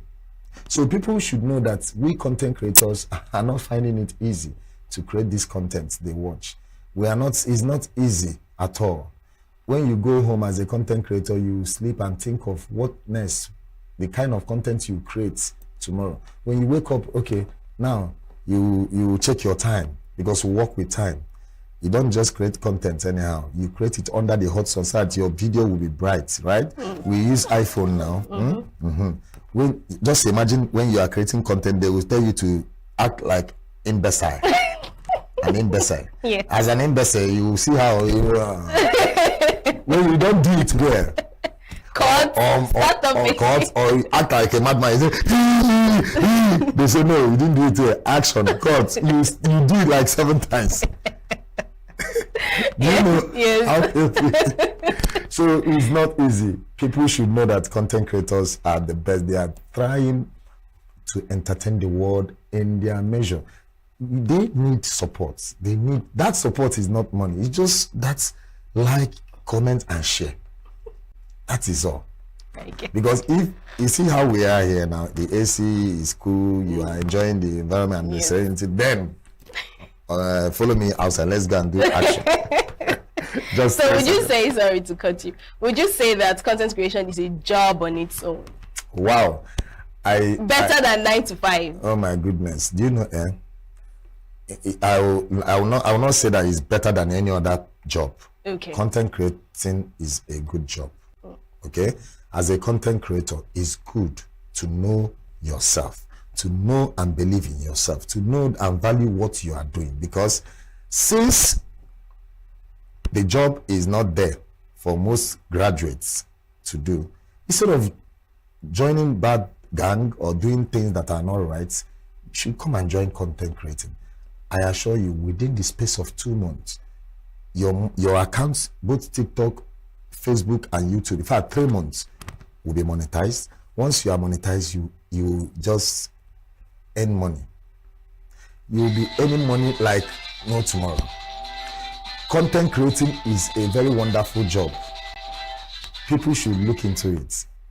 It's not easy, but the money will make you smile at the end of the day. I know. That's the money is the most important. It's very important.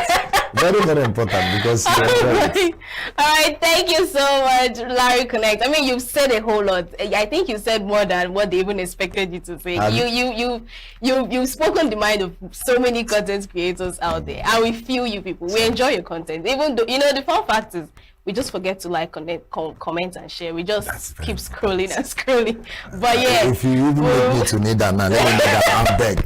I will beg. I beg. In fact, look, I need that. I beg. Comment, like, and share. Any video as a content you watch, I beg. Help their life. Larry Connect is begging, help. It's not easy. right. Thank you so much. Thank you so much, very good. The show has actually come to an end. Join us same time tomorrow for more interesting conversations like this, trendings in the entertainment industry. And of course, follow all our social media platforms. Don't forget to tune in on channel 265 on SLTV. Enjoy the rest of your day. I remain your baby girl, Queenette Mokonta. Get plugged into the heartbeat of entertainment on The Hub, your ultimate show on eVibes. From trending stories and social media drama to top charting music, must-watch movies and exciting moments from the world of arts, we've got it all. Join us for unmissable conversations with your favorite entertainment personalities, plus fun segments every week. So I should try harder. So Okay, I don't know that one. outfit of the day. Oh, I don't do that. That's some Gen Z stuff. Oh, now you say it's a Gen Z stuff. It's everything you love about entertainment, served fresh every week at 1 p.m. with weekend repeats just in case you missed it. The Hub's on eVibes, where the vibes never stop. Only on Signature TV.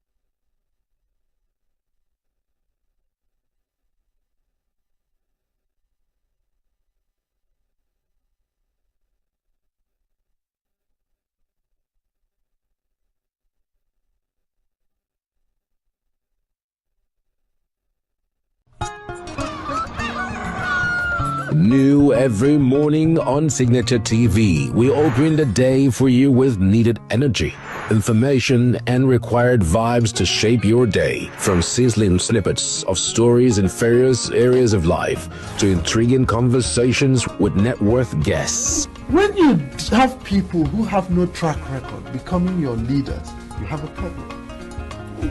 There's no outstanding gratuity when Obi took over from me. I left, in all the accounts of Anambra State, 13.8 billion for him. Your day cannot be complete without Signature Morning on weekdays and Signature New Day on weekends. There is no better way to start your day except Signature Morning and Signature New Day every day on Signature TV.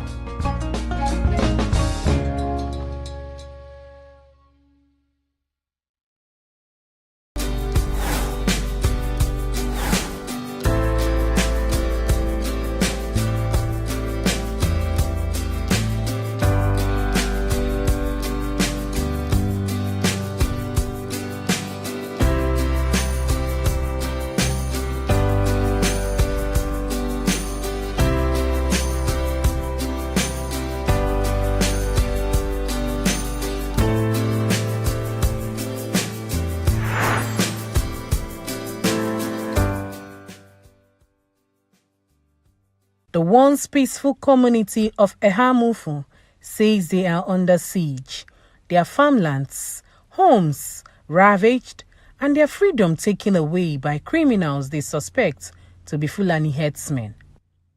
In a bold and desperate cry for justice, the women of Ehamufu embarked on a 20-kilometer trek from Ehamufu camp to Ikem, the local government headquarters, protesting what they told Signature TV were unbearable conditions that have turned their ancestral homelands into a battleground. Ụmụ nwoke ụmụ anyị gaa ugbo egbo ha n'ugbo. Ụmụ nwaanyị gawakwa chụọ ya ka irepo ha. Mana nke ikpeazụ a kịta wutere anyị ma anyị ndị ara ekpatara anyị ji mewe protest. Onwego onye jiri anyị, onwego onye anyị na-ekpara. Mana ọnwute dị na nwaanyị adịghị agazi ugbo kịta. Bife anyị aga ugbo kịta o shiri ike. Onye arịọ ka m ga-abụ ndị ekwuru onye ọnwa gị kwuru onye ọnwa ya dinye m ihe oriri ka m kọrọ agbara m kpọ ọva ehia esa with ove ekpa fertilizer meji gute ofu mkpụrụ ka ọ na-ekowe ego Enugu eke na anyị bụ ndị Ehamufu so isi n'Enugu steeti maka na ihe niile na-eme asị anyị na gọvanọ anyị amahọ ma chairman amahọ ka ndị ga-amanụ n'obodo na-ebusisi obodo ebusisi ma ọ bụrụ ori na anyị so n'Enugu steeti. Nke mbụ bụ na nwa nne na nna ofu onye mụrụ nwa ahụ wee akpụ ha na ndụ ịpụ anyafụ ozu ha anyafụ nwaanyị uteta. Everywhere, we had stories of loved ones lost, livelihoods destroyed, and constant fear. Ofu nne mụrụ mmadụ ịtọ witi nwunye ya na ọgọ ya nwaanyị na nwanne m nwoke nke jere lete mma anyị egburu ya n'ọkpọ ọkụnchi. Abịa na family papa ha egburu mmadụ sis. Nwanne m nwoke m na-echi n'ofu na jere tite rice egburu ebe ahụ. Nsi nwa m nwoke ya biko ya shifto emekwana ndị iro ka nkụ Wamachimba, Shimoya for Wakita, no Umo, Krobia, no Aya, no Bruma, Bogo, Mabron, and the Wine. Why work out? I want to take one never can even to fly to the one who can even boy can.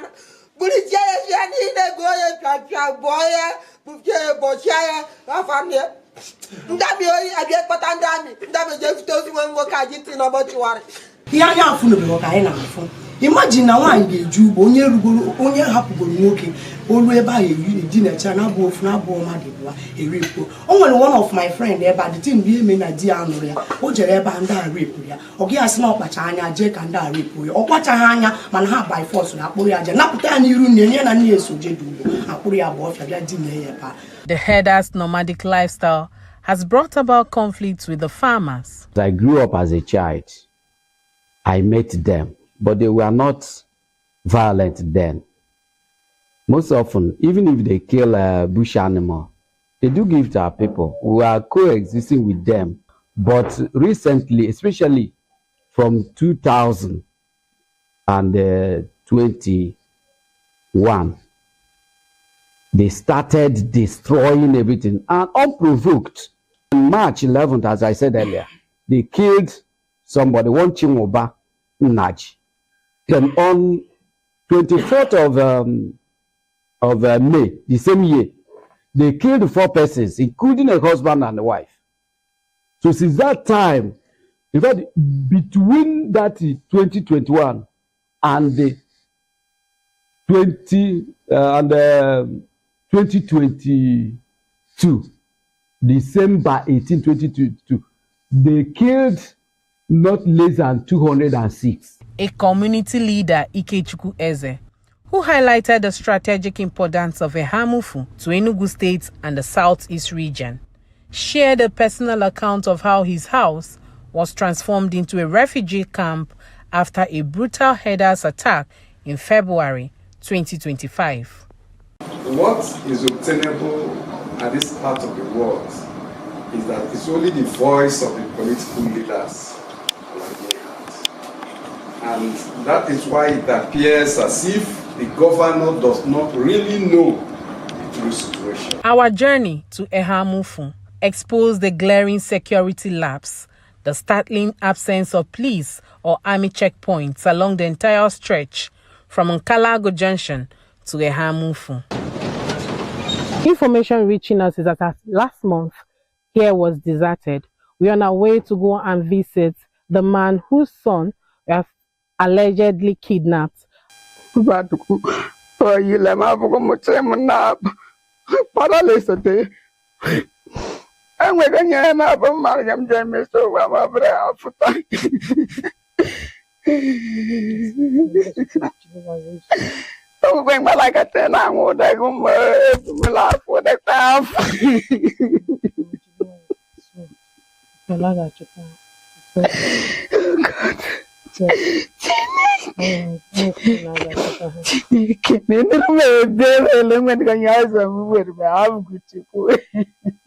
burn many houses. They break some of the house. Even my own father's house, they break it. Small materials where government they give us, even carrots that attack them.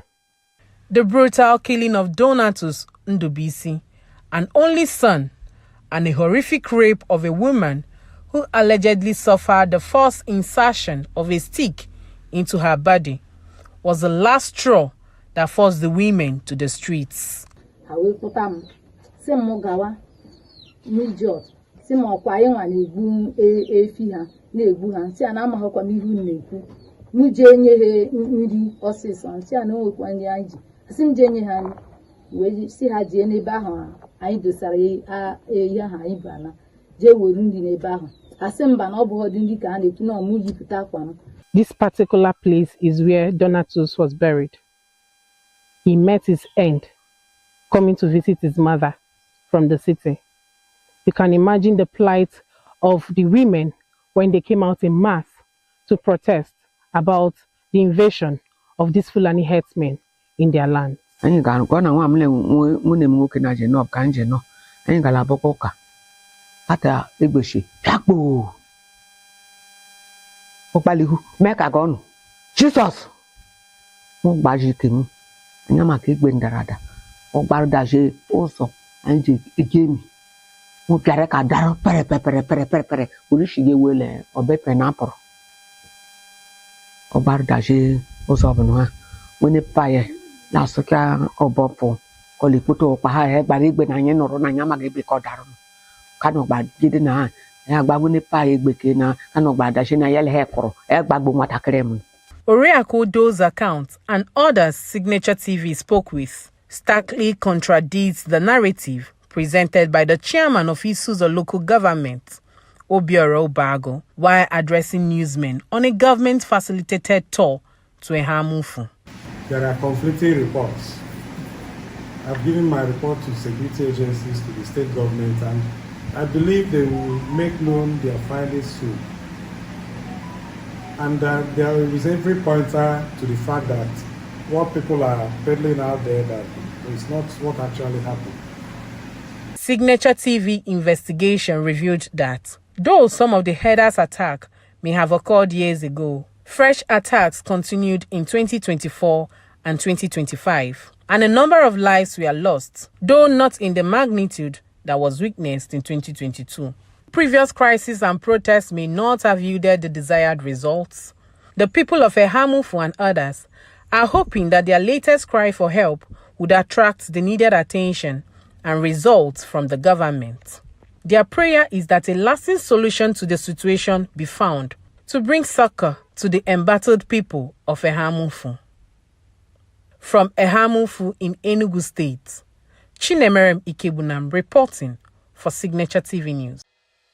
Health is more than a diagnosis. It's your lifestyle, your choices, and your future. Join us on Inside Health, your weekly deep dive into the stories, science, and solutions shaping your well-being. From expert interviews to real-life journeys of healing and hope, we cover it all. One of the complications of cancer management or treatment is they have some of them at one point in time, you see them having anemia. Okay, so you see them at times being transfused. But at the same time, you come in with the diet. Nutrition, mental health, innovations in medicine, fitness, and everyday wellness. Whether you're managing a condition, staying informed, or just living your best life, Inside Health is your trusted guide. I'm Tigiti Agorum, and I'll be with you every week on Inside Health, only on Signature TV.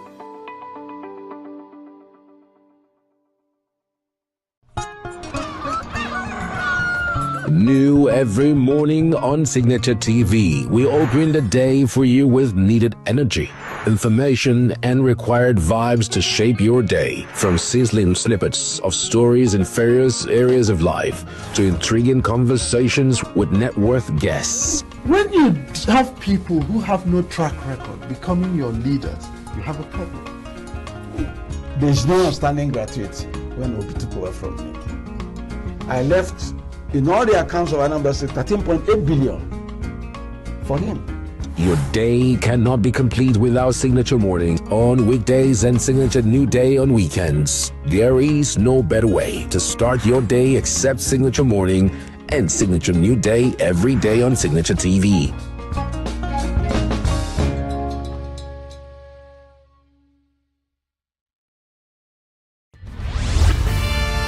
We are local.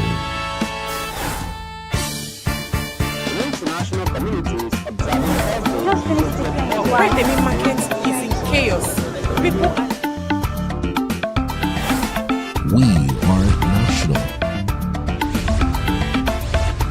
Those in support of this motion as amended, say aye. Aye. We have taken the vote by default. We are international. Israeli airstrikes. Donald Trump left us the worst unemployment.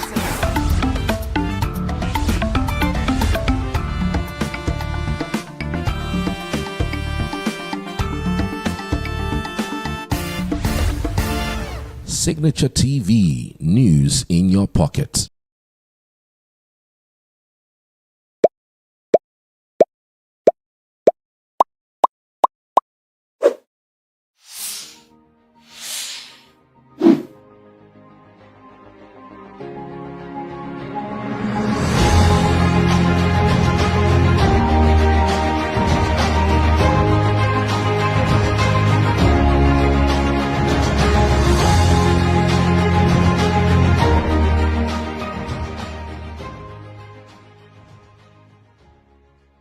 Well, ladies and gentlemen, welcome to Development Discourse, where we ideate for Africa's development. My name is Patrick Okibo. I'm the founding partner at Next Year. Next Year is a multi-competency advisory firm that's really focused on helping solve Africa's complex development challenges. Now, if you walk into any gathering of young Africans today, in Lagos, in Nairobi, in Harare, the conversation very quickly finds its way sooner or later to living. The frustration behind that conversation is personal and entirely rational and understandable. But my guest today has spent years asking a harder question, not why people leave, but what their leaving does to the country they leave behind. What happens to a democracy when its most educated, most politically engaged citizens decide that living is more rational than staying to fight? Her answer is quite unsettling. Authoritarian regimes do not merely survive the departure of their strongest opponents. They are strengthened by it. Nearly 4 million Zimbabweans emigrated as the economy collapsed. At the same time, an AIDS pandemic removed an entire cohort of would-be opposition voters before they could even cast a vote. The opposition in Zimbabwe was not simply defeated at the polls, it was hollowed out demographically long before polling day even arrived. If that mechanism is real, and if it travels beyond Zimbabwe, then it changes how we read political survival across the entire continent. The deepest threat to an opposition may no longer be losing an election. It may be losing its voters, one departure, one death at a time. Dr. Chipo Dendere is a political scientist in the Africana Studies Department at Wellesley College in the United States, where her work focuses on democratization, elections, voting behavior, migration, and the politics of social media across Africa. Born in Zimbabwe, she got her doctorate at Georgia State University, and before academia, she worked at the World Bank, the Carter Center, and Oxfam. Her new book, very important book from Cambridge University Press, is Death, Diversion, and Departure: Voter Exit and the Persistence of Authoritarianism in Zimbabwe. It is, to my mind, one of the most original contributions to the study of African governance in recent years. Chipo, welcome to Development Discourse. Thank you. I'm really excited for this conversation. I've been looking forward to it. Same here, same here. Now, but before we get into the architecture of the argument, was there a moment, maybe a conversation, a place, an event, when you first sensed that the story of Zimbabwe's politics could not be told through what happened just at the ballot box? Absolutely. So for those of you who are listening, who might be thinking of graduate school or getting your PhD or what have you, I was in graduate school, and at the time I was studying American politics. So I was initially trained as an Americanist. And, and one of the things I kept thinking about is how the US has had many, presidents, right? We're at 47 right now. And I was looking at the region in Southern Africa. And one of the things that kept gnawing at me was this that, Zimbabwe at that time had only had one president. And the literature, which I have a great deal of respect for, would tell us that, well, Zimbabwe's politics or African politics, primarily driven by violence, right? So politicians use violence and that depresses turnout or that shapes how people will vote. And I was thinking, yeah, sure, violence, but what else, right? What else is influencing voters? So I went to the continent. My advisor at the time, Dano Yang, said, if you really want to understand a place, just go. Go not as a researcher, go not as you're going back home, just go as an observer. So I studied in South Africa. I spent time in Cape Town. I spent time in Johannesburg, and then I took a bus from Cape Town through Zimbabwe, Zambia, Tanzania to Kenya by bus. And those of us who've traveled by bus on the continent, you know that our buses shake, right? I didn't have a lot of money, so I was taking whatever chicken bus I could get. At least that's what we call them in Southern Africa, chicken buses. Yeah. And for me, it was this movement of people. So every border we got to, there were just hundreds of people, hundreds and hundreds and hundreds of people crossing the border. And I was raised by a trader. So then I talked to my mother about, well, what was it like crossing the border? And one of the things she casually pointed out was that, well, we would cross to South Africa, we would do our business, and then we would cross back. But what you're noticing right now is a lot of crossing into South Africa and people not coming back. And, and as somebody who had left home myself to go and study in the US, I had never really thought of what that meant, right? That in the early 2000s, everyone was leaving. In high school, you could just wake up and half our teachers had left. And for me, then it was, and at the time we would talk about, oh, people have died because of HIV, or somebody has gone to the UK, or somebody is now a teacher in South Africa. But it was really in graduate school where I started thinking, well, what is this? And then I read Hirschman, Exit and Voice, where on page 7, and I always tell people that it was the page 7, I was reading it for an exam on American politics. And he was talking about how the early pilgrims to the US were these progressives, right, in England and elsewhere in Europe. And they were the types of people that the monarchy didn't want because they were anti-monarchy, they were pro-democracy, they were anti-the king, they didn't want any of that. They wanted elections. They wanted a different type of governance. And so for the king, it was like, yeah, go. Like, you want to go to America, go to America. And for me, it was this light bulb moment of, okay, they left. And then what happens, right? And in the interim, it was helpful to the monarchy at the time because now you're left with people that agree with you.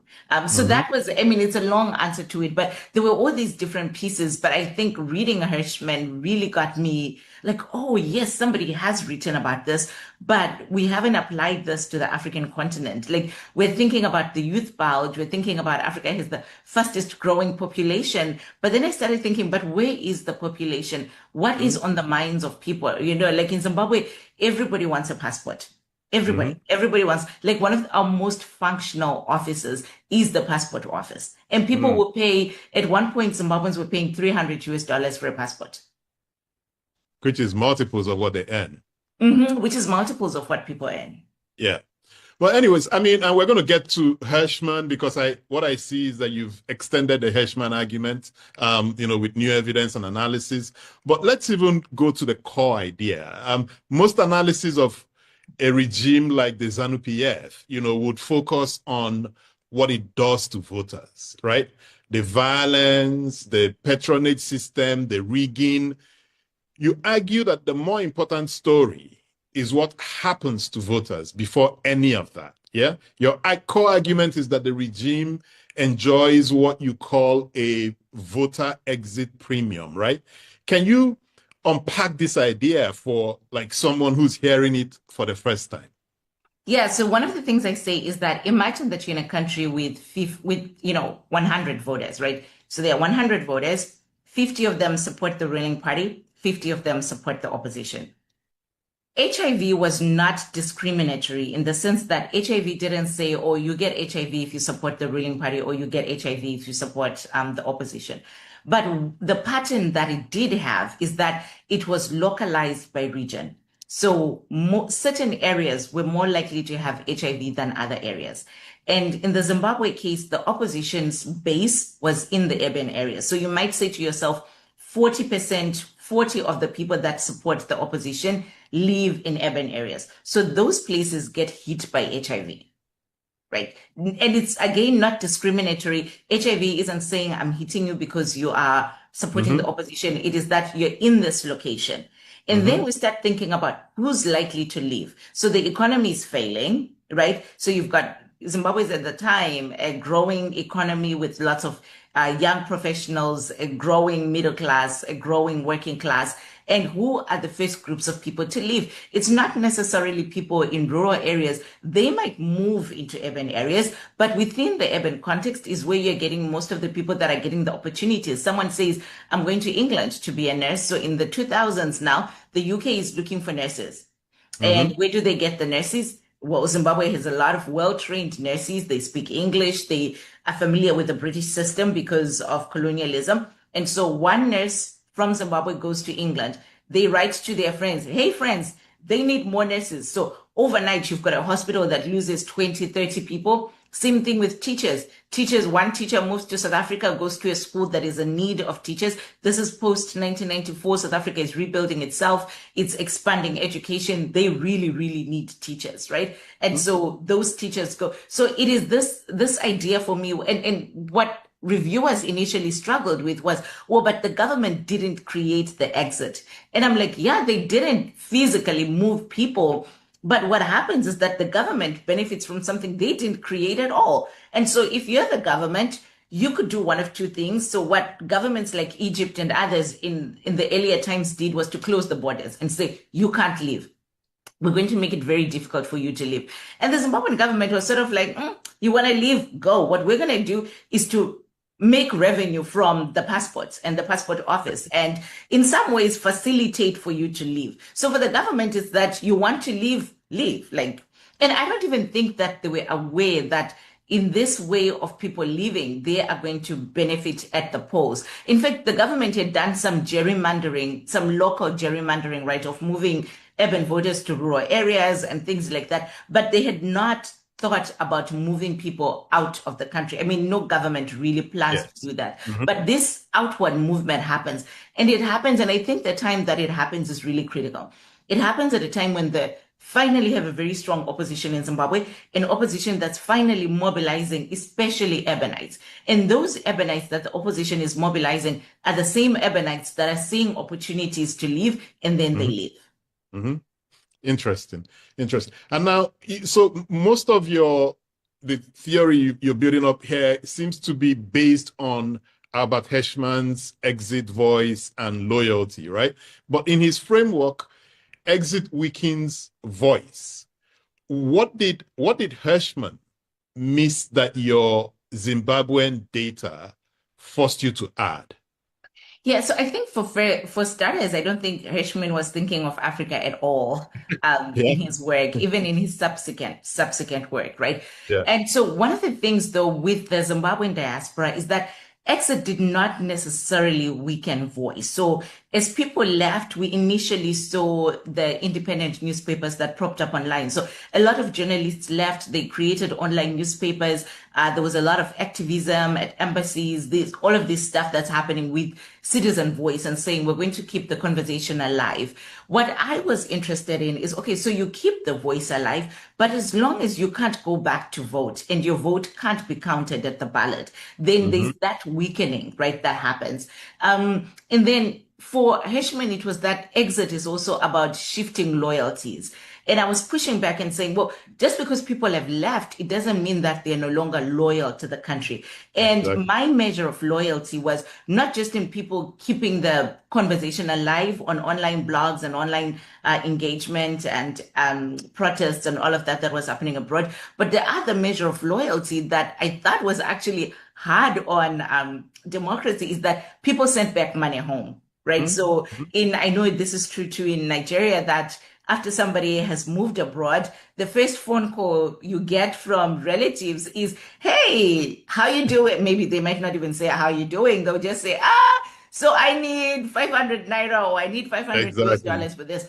And with the Zimbabwean diaspora, that loyalty, right? The loyalty to family, the loyalty to country really played out in remitting back to the home country. And I think Hirschman would not have anticipated that once people left, they kept this connection. I think for him, it was like, once you left, and that was the end of that. And indeed, you're right. And what you explain, kind of applies to almost every African country that's got a large diaspora, out there. They've got voice online.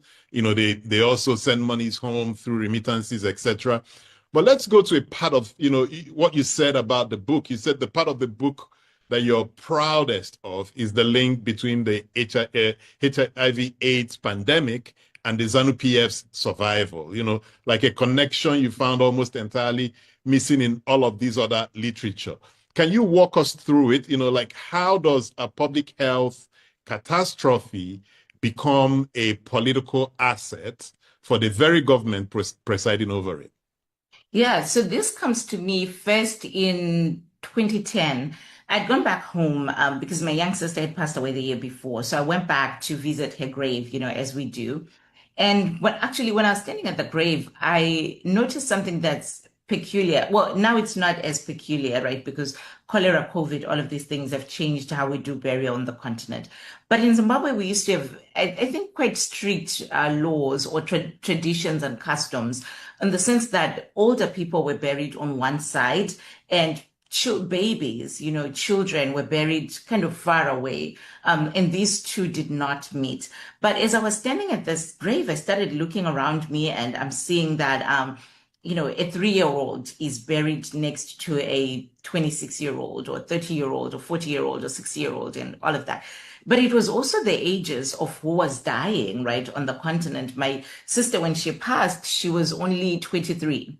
And she's surrounded by other 23-year-olds, 24-year-olds, 12-year-olds, 18-year-olds. And I think my other sister thought I was crazy because I had my notebook on me and I start walking around just taking note of what are these age groups, right? Who are these people that have died? And then in conversation with family, people are like, well, we had the HIV crisis and many people died. And everybody had talked about the impact of HIV on, nobody had really talked about the impact of HIV on politics, but we had talked about its impact on the workforce, right? So that the people that were dying from HIV were young. They were between the ages of 18 and 35. Second to that is people were thinking that a lot of, there was all this literature on Africans in rural areas are dying of HIV. But what I know and what I knew, right, and everybody in Southern Africa understood this, it was that a lot of urbanites would get sick in urban areas and then they might die in the rural area and be buried there. But they were urbanites. So here you've got this workforce that's dying. They're educated, right? Zimbabwe has invested a lot in educating people. And I got interested in a friend's family where there were 8 siblings, all of them, 8 siblings, all went through University of Zimbabwe at its prime. And I was talking to their mother and their father who were saying their biggest heartbreak is that they educated their 8 children. And they did all the right things that they were supposed to do, right? So you get educated, you get your nice little house in the suburbs, but all 8 children died of HIV and left orphans, each one leaving 3 or 4 children. And at the time, it was called short, long-term illness. And then I started looking through and I was thinking, okay, so what's happening with the politicians themselves? There was a time when Zimbabwe was losing a lot of politicians, not just Zimbabwe, but Zambia as well, South Africa as well. And to his credit, I have to say, Robert Mugabe and Nelson Mandela were the first 2 leaders on the continent to name HIV. And Robert Mugabe named it for his ministers. And he said, there's this illness that's killing all of you. And he named it, right? And then he would go on to invest almost very quickly on HIV. And in the book, I talk about why I was so confused by the ZANU-PF policies that kind of went back on that investment with Operation Rambachuna. But it really was at my sister's grave. And I was thinking, and she, on paper, she died from meningitis. But meningitis is tied to HIV. And as a young girl, she was 22, she was very beautiful. And I started thinking about this framework of older men dating younger women. And not just because this is what had happened with my sister, but it is something that we had seen. And, now a lot of young people will have seen The Polygamist and will have seen the case of Lindani and Gomorrah. And when I was watching this last week and taking my own notes, and I was saying, this young generation doesn't remember that era where we talked so casually about sugar daddies and the fact that, so you had the older men and younger women dying. And in the lucky with the generation of older women or like middle-aged women, those are the ones who were surviving the HIV pandemic. But then the question came to me that, so what happens to a country when you're young, your workforce, you're educated, they die? You've invested in their education, you've prepared them for the workforce. So either they take that education and they go abroad, or in the case of Southern Africa, that education, those skill sets die with them.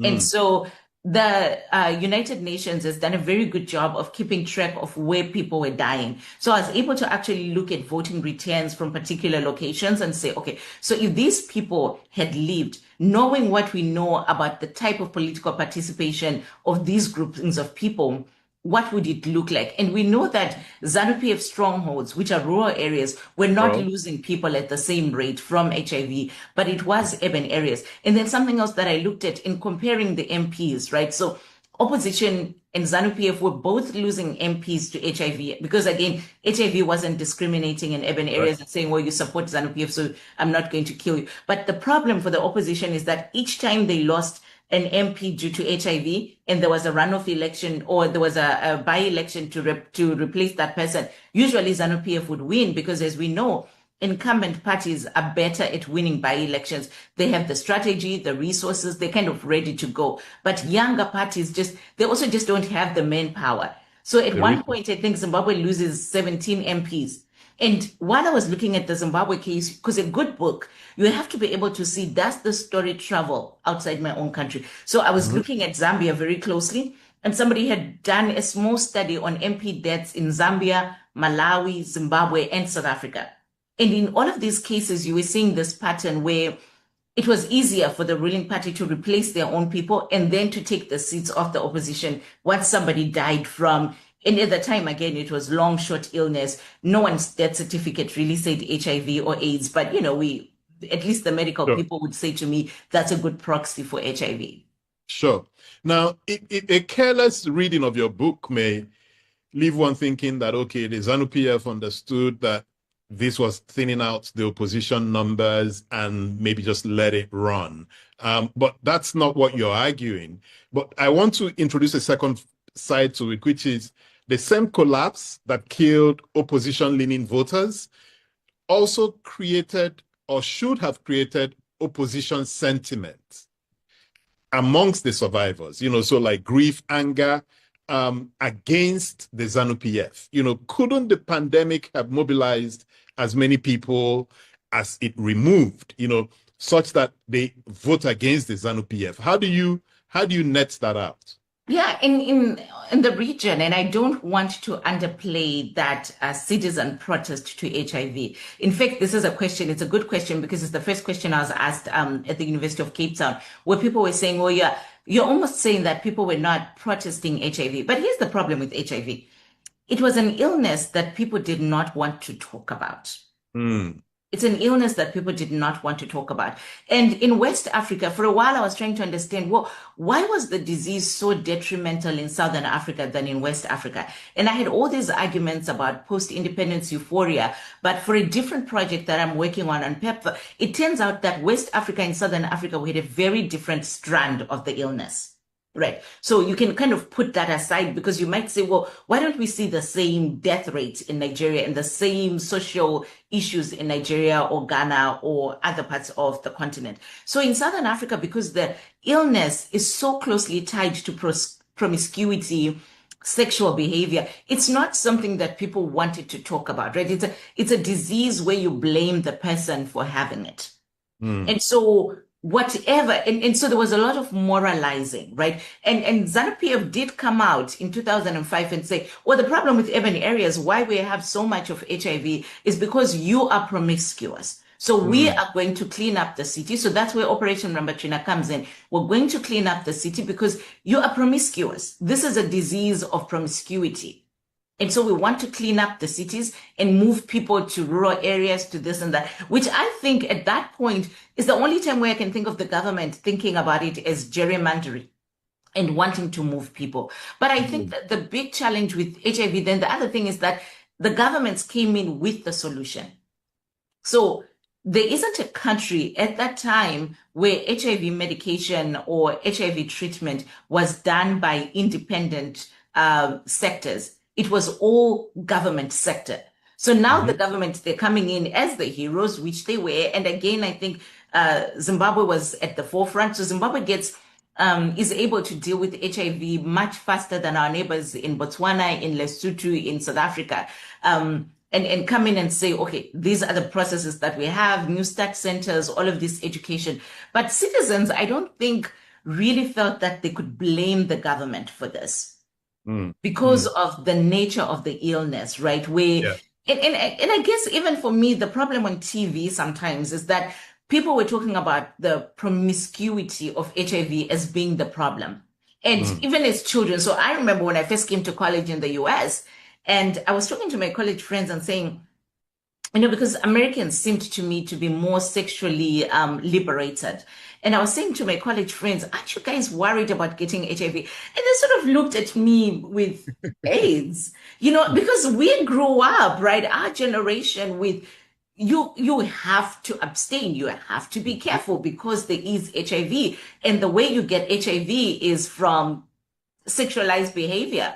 And we do not normalize. So even thinking about condom usage, all of that, at least in Southern Africa, it was very, very strict, right? Like HIV is bad, sex is bad. People who get HIV engage in bad sex behavior. And so that kind of framing of the public health crisis, it made it very difficult, I think, even for political campaigning, because then it would be like, well, what are you campaigning against exactly? Or what are you campaigning for?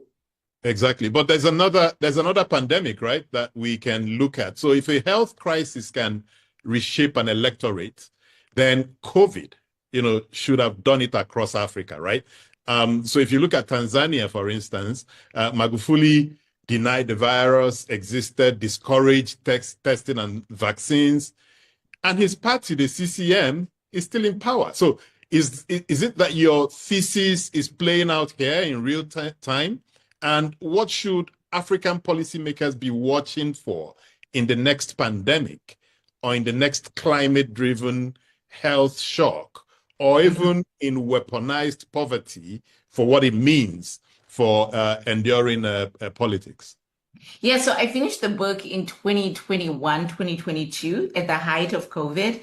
And I was really, and at the time I wrote a small piece for The Conversation because we were all worried, right, that Africa would see massive deaths because of our weakened healthcare system. And thank God, knock on wood, I think COVID did not decimate us. Where I'm looking right now is the Ebola crisis. What does that look like for the DRC? Because I think Ebola is closer to HIV in the virality of it and how quickly it looks. But I think any time where African governments can come in as the saviors of the day, which they did with COVID, some doing better than others. But with COVID, I think there was also a lot of pushback, right, with protests because people didn't like the lockdowns. People were losing money. They were doing, and so governments, African governments in some ways were much more loose with COVID restrictions than you saw in the United States. I had been really worried watching New York City, for example, and thinking, well, what does it mean with all of these progressive cities being the ones that are being most hard hit by HIV? And the theory didn't pan out in the US because what happened with HIV is that with COVID is that Trump would actually lose, right? And Joe Biden would come in. But then 4 years later, Trump is back. And so you could think about maybe there was an immediate reaction to people saying the government didn't handle COVID well, but then Democrats get punished on the economy. So, and functioning democracies are a little bit harder to look at. But I do think anytime that African governments can come out as the hero is important. One way, something else that I'm looking at is the crisis, the migration crisis in South Africa. It's not a pandemic if you will, but I think there is something happening socially there. And we've seen ANC being restrained, right? So they're not really going after the protesters, but they're also not speaking out equivocally on anti-immigration. And so I think they're hedging their bets there. And for the other African governments like Malawi, Ghana, all these places that are bringing back their migrants, where the question I think should have been from every single African at this moment is, well, the reason why people are leaving home is because you have failed on the economy, you failed on the politics. But look, the Ghanaian government are looking like heroes right now. It's a migration crisis, but they look like heroes because they are bringing people back. The Malawian government is looking like heroes because they sent 70 buses to get their people. And for me, it's like, okay, that's good. You're saving people from xenophobia. But the reason the people left in the first place was because of your bad economic policies. And so anytime that our governments get to look like heroes, then they win, especially the ruling parties. They just win. As you said in Tanzania, they handled it very badly, but they were able to go back to people and say, look, we managed. My other favorite example that doesn't come up in the book quite as much is Uganda. So Uganda was actually very clear. Museveni was very clear in saying this. I am the reason that the World Bank, PEPFAR, everybody is here to help with HIV. If you don't vote for me, like there's a really good clip in one of the World Bank documentaries where he says, if you don't vote for me, all their help and their money will go away. So I am the reason that they are here. And it's like, okay, but, people still want democracy. And then for the voter, it becomes, well, if we don't vote for Museveni, then all these good things will go away. And I was just engaging with people from Uganda for the last election because I was stunned by looking at how people were voting and what I thought was less support for Bobi Wine than I had expected. And somebody was like, well, ultimately, people are thinking also, well, will all the things that we have go away? So African governments are good at playing hero. Yeah, and we'll get to that, but I want to push your theory a little bit one more time, to say, is it possible that the problem isn't the migration at all? Yeah, maybe it's the disenfranchisement. So if you think about the 4 million in the book from Zimbabwe, let's assume that these people who are leaving, that they also have the ability to vote from the diaspora, right? So you're not subtracting the 4 million, they still can vote.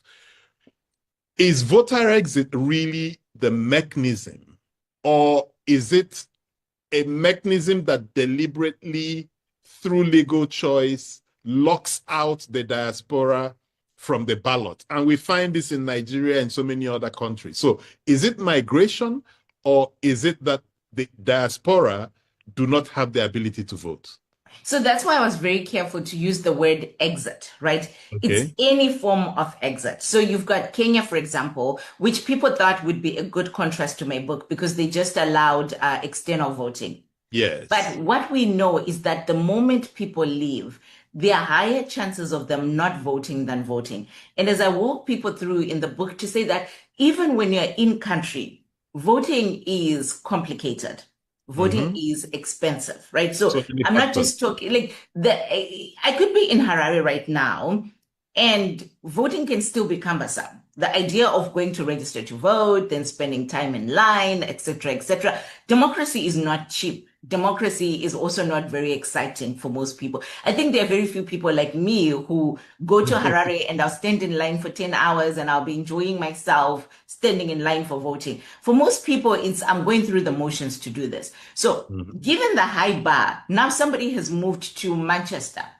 If the only voting poll, even if it was there, was in London, right, at the embassy, because usually governments will say, well, we can't allow external voting because where are they going to be voting? Where is the Zimbabwean soil? And the Zimbabwean soil is at the embassy in London. So let's say the government had allowed people to vote at the embassy in London. Somebody's in Manchester, right? So this is what I walk the reader through in the book, that the fatigue of just being abroad.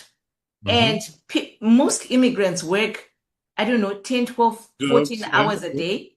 Yeah. And then the question of how do I spend my resources? So the pushback from the Zimbabwean government has always been, we haven't disenfranchised the diaspora. Anybody can come back home and vote. And as you see through the book, I say, well, there are many ways to force people to exit. You're forcing people to exit locally by making voter registration difficult. And I think this is something that applies to Nigeria, right? Where it's like the cost of getting the voter ID card, not just in Nigeria, but across the board, right? The cost of getting whatever you need, the voter ID card for you to be able to vote. If that's too high, then you lose people. So here's somebody in the diaspora, maybe they can vote in London, like Kenyans can vote in Washington, DC. Most people are unlikely to spend $500 to fly from Texas to Washington, D.C. to vote. And why the exit argument for me really makes sense was Mexico. Mexico is right across the border from the United States. Mexican citizens in the U.S. can also vote from the U.S. for Mexican elections, but that turnout is very, very low. So if Mexicans who are right across the border are not voting in the elections, right?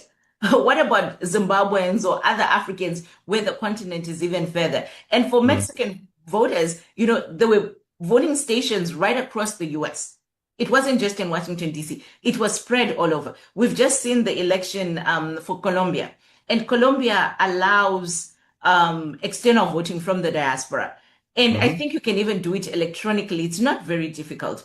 But the rate of voting for the diaspora was very low. My other favorite example is France. With France, you don't even need to vote yourself. I could give you permission. If my brother and I could say, oh, my brother is going to vote for me, and I give you permission to vote on my behalf, right? They have such a weird system that allows for this. And yet we know that once people have exited, right? So as long as there are conditions that allow for exit from a voting locale, people are not going back. And in the US, this is a functioning democracy. One of the challenges is college students. And I look at it and I say, most college students go to college far away from their home, right? Same in Nigeria. Most kids will come to Lagos from the north or wherever. And if at election time, they have their voter ID card, but if the cost is to go back home to vote. And remember, politicians don't make elections particularly convenient for people. The dates they choose, the months they choose, the times they choose, all of this is very inconvenient for people. It's all very inconvenient. So even with the Zimbabwe vote, the last election in 2023, I flew back to Zimbabwe to vote, but they did not decide on the date until almost 2 months before the election.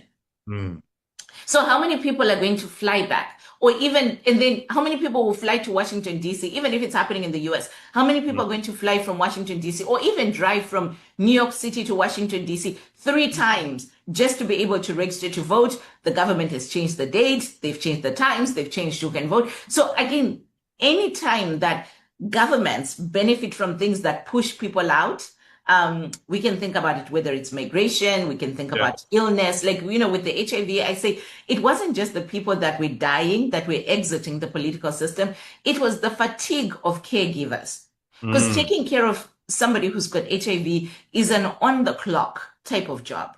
And I think most young voters, even some of the people my age in our late 30s and 40s, don't remember what it's like to care for people with HIV. But I do remember, because my family, because my mother is the oldest daughter, and I think most of us were raised by oldest daughters, our houses became makeshift hospitals, right? Because the hospital is saying there's nothing we can do for somebody who has HIV. So then they're brought home. You've got them in the cottage or wherever you've got them in the cottage, but somebody has to be there 24/7. You have to bathe people. You have to feed people. You have to clean people. You have to do all of this 24/7. And the idea of then participating in politics, and in fact, one of the things I noticed for women caregivers in particular is that they were leaving the workforce. So forget participating in politics. They were leaving the workforce where they get paid. They were leaving those jobs to become full-time caregivers. So this idea of exit, it's anytime you can think about pushing or attrition of voters, right? Yeah, so let's think again about how this theory travels to other African countries. Let me bring in Nigeria and the Japa phenomenon. Yeah, your thesis is really about situations where you've got like a dominant party, a dominant party struggling for survival. Nigeria isn't quite yet a dominant party state, although we're hurtling down that slope. But at least in 2015, there was a switch from PDP to APC. So you can say we still have a robust political competition. So when young Nigerians leave by their hundreds of thousands, what we call Japa in Nigeria, is that really a voter exit premium story, given that we're not a dominant party story either? Does your model apply in the Nigerian situation? It does. And I think if people had trusted me more, I would not have even put the word authoritarianism in the title. I would have just said voter exit is bad for democracy. That's what I was trying to do. But, this is the first of its kind book.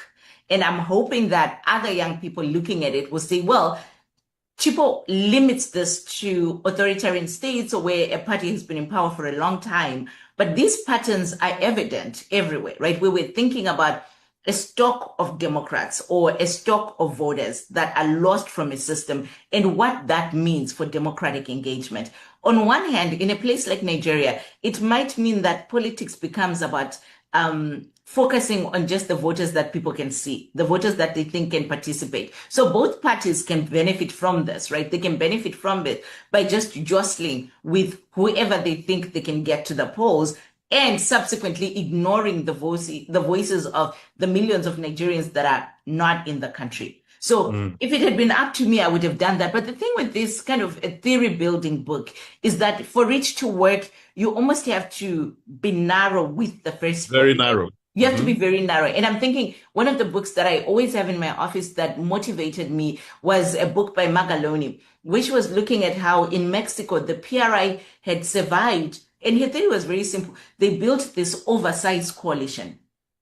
And they made it such that if you want to be anyone in politics in Mexico, you had to join the PRI. And I think this is a theory that travels everywhere, right? We're seeing it in the US right now. Yesterday, there were all these conversations among Democrats on whether Mamdani's people are abusing the Democrats and all of this. It's all about this big coalition. But that book is so narrow. But because it's so narrow, it helps us to pinpoint the way that a mechanism works. So with Zimbabwe, we're able to kind of hold a lot of things steady and say, here's a country where we have ZANU-PF that's been in power since 1980.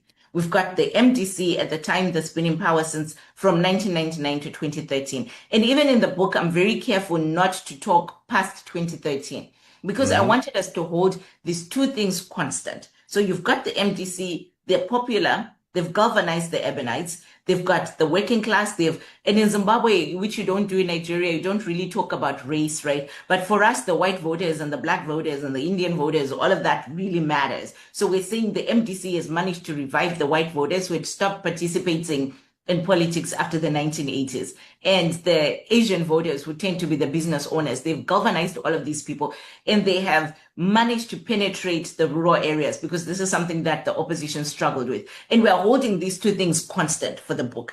And still, even with all of this, the opposition cannot win. And so some people come in and say, well, it's the violence. And then you look at the opposition and you say, well, it is the violence, but the violence isn't stopping opposition supporters from going to the polls. So it can't just be violence. They get bitter and they show up at the polls. The actual issue is that the numbers that are showing up at the polls are not enough. They are not enough to be rig-proof. Right. So when you're thinking about places where you've got a dominant party, right, whether it's a dominant party in Zimbabwe, it's the ANC, it's whoever, the opposition doesn't need to just win with 50+1. They need to win with at least 60% of the vote, which is something that we call the rig-proof margin, right? You need to win with enough so that someone cannot cheat. And we can all look at it and say, this was more than, and this is the problem in the 2008 election, where ZANU-PF came back and said, well, actually the opposition won, but the opposition won with 48% of the vote. So if they had gained 2% more, then they would, you see what I'm, so in actuality, I think maybe the opposition got 51%, not enough to be quite rig-proof. Because when you're at 48 or 51, somebody can take a little bit here, a little bit there, a little bit there, and you end up where you end up. And you notice, right, so ZANU-PF, when they win in particular areas, they like to win big. And they'll say, we got 50,000 more votes in this area. And you're looking at it like, really? But then it's rig-proof. It's almost difficult to go back and recount. So my hope with this idea about voter exit is for us to then think about where can we loosen these conditions that I made in the book that needed to be very strict for purposes of the book. But can we loosen them up? Can we think about why Peter Obi would have lost in the last election? Where was his voter base? Who was his voter base? Did they show up to the polls? If they didn't show up to the polls, why didn't they show up to the polls? What caused their exit, right? Why didn't the Nigerians? Because the one thing about Nigerians is you're all over the world. I think, you're all over the world. Why is it that Nigerians that are abroad, that are vocal about politics, that care about politics, that are educated? I mean, you go to New York City, half the doctors, the black doctors that you meet are Nigerian or Ghanaian. Why is it that these doctors are not going back to vote? And if they had gone back to vote, would it have made a difference for Peter Obi? If we are thinking truly about moving Nigerian politics to the next step, not just this back and forth between the same players. So do we have the same players that are constantly winning, right? So when the opposition wins, it's the same players. When the other party wins, it's the same players. How do we change it so that it's not the same players? Where are the missing voters? And so, if that's kind of where I would go next with this work, is thinking about where are the missing voters and who are they? And why, despite all the excitement about a candidate, just about 35% of the registered voters show up to vote. Yeah. And then you narrow the room for, or you make it possible for all kinds of shenanigans, to be played against you.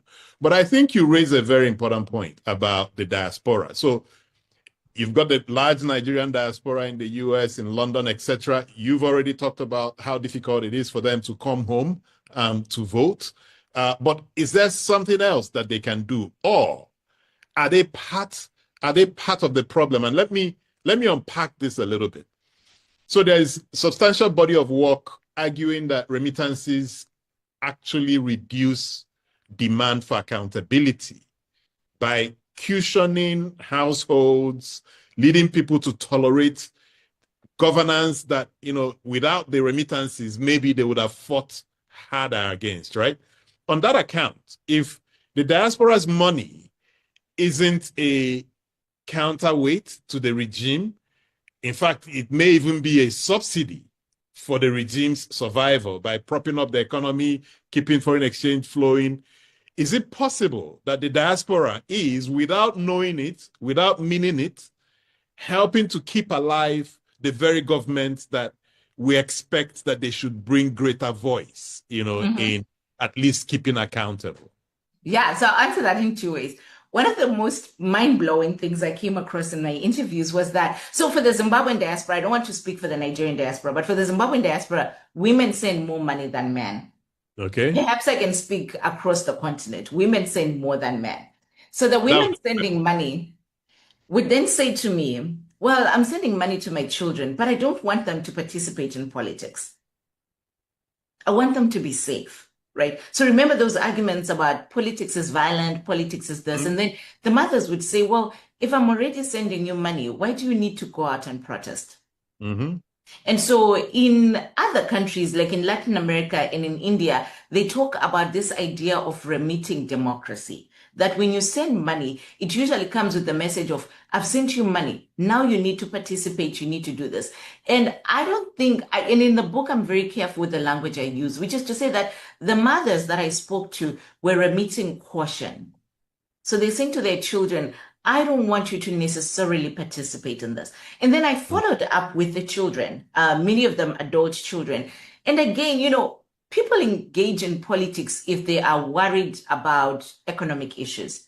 When those economic issues are solved, their willingness to participate can be diminished, which is why the middle class is very important, right? Because the middle class, they're teachers, they're lawyers, they're doctors, they're nurses, but their wealth is dependent on their participation in a political system, on taxation, on earning a paycheck, on all of that. But if you're getting, say, $500 a month from your mother who's abroad, and you're not necessarily working, and there are no consequences that would lead you to lose this money. So even if the government plays around with the currency, the taxation, all of that, you're still getting the money, right? So I found that the people that were receiving money in Zimbabwe were less likely to participate in politics than those that were not receiving money. And I saw this among the youth, just very different political behavior between young people that were getting money and young people that were not getting money. And then this isn't in the book, but this is something that Zimbabweans have come at me with, because afterwards I started to realize a pattern where now the diaspora themselves, some people in the diaspora, well, actually, I think I'm very honest in the book that I say about 17% of the diaspora that I spoke to were supportive of ZANU-PF. And what happened is after Robert Mugabe left, that support just shot up. It just shot up. And on one hand, it's people in the diaspora thinking that if they support ZANU-PF, they're going to have access to land or tax deals or all of this. So could I write the same book today? I could, but I would have to be very careful because that diaspora has also changed. And whether it is the conditions of living abroad that's making people look back home and thinking, or it's opportunistic and people looking and thinking, if I want to be in business on the continent, then I have to gel with the government. And in fact, you know, what's been really interesting is I'm doing some other work, and ZANU-PF people come to me all the time and they'll say, well, let's sit down and have an engagement with the academic. And it's the opposition that sometimes says, we don't want to talk to you. And so there's a lot that's happening on the continent where now the diaspora, when I'm talking to them, almost most of the business people I'm talking to, it's no longer, let's fight for the opposition to win or let's fight for democracy. It's, well, you know, if I want the business permits, then I need to talk to Minister so-and-so. It's almost like, you know, Chinua Achebe could come and write this story, right? It's a man of the people all over again. And so, so, you know, when people say, could you write this book today? What's happening with the diaspora? The diaspora is no longer, I think the diaspora is still largely pro-opposition, but it's not a given in the way that it once was before. And let me say, you know, we're going to open it up for Q&A to the audience. Please put your questions in the Q&A tab, not the chat room, the Q&A tab, because it's easy for me to pick it up from there. But Chipo, let me ask this question, because as we sent out invitations to this conversation, a very good friend of mine, you know, smart senior policy analyst, runs a trade association, came back with a one-liner, you know, I've decided never to vote again. Yeah. And this is an educated person, very smart, very rational.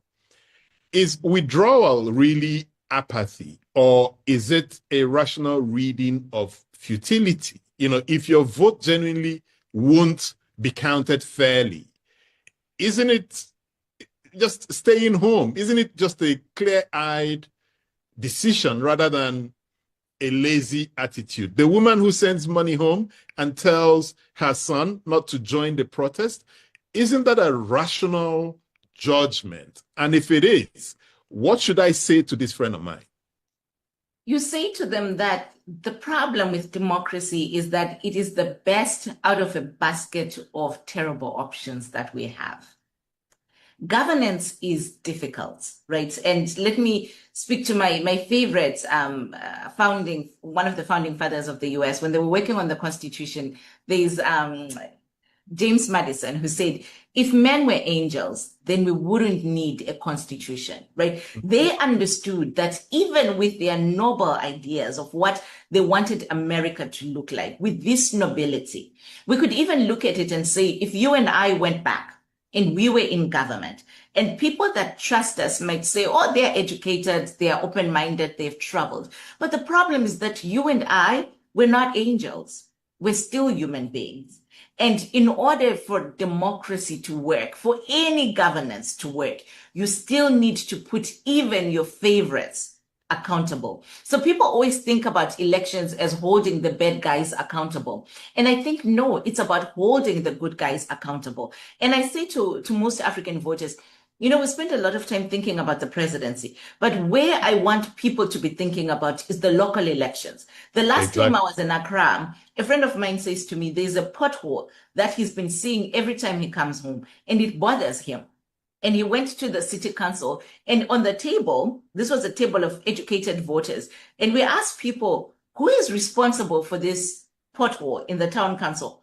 And none of them knew who they voted for town council. So when I vote in Zimbabwe or anywhere where I vote in the United States, my biggest concern is on the local election.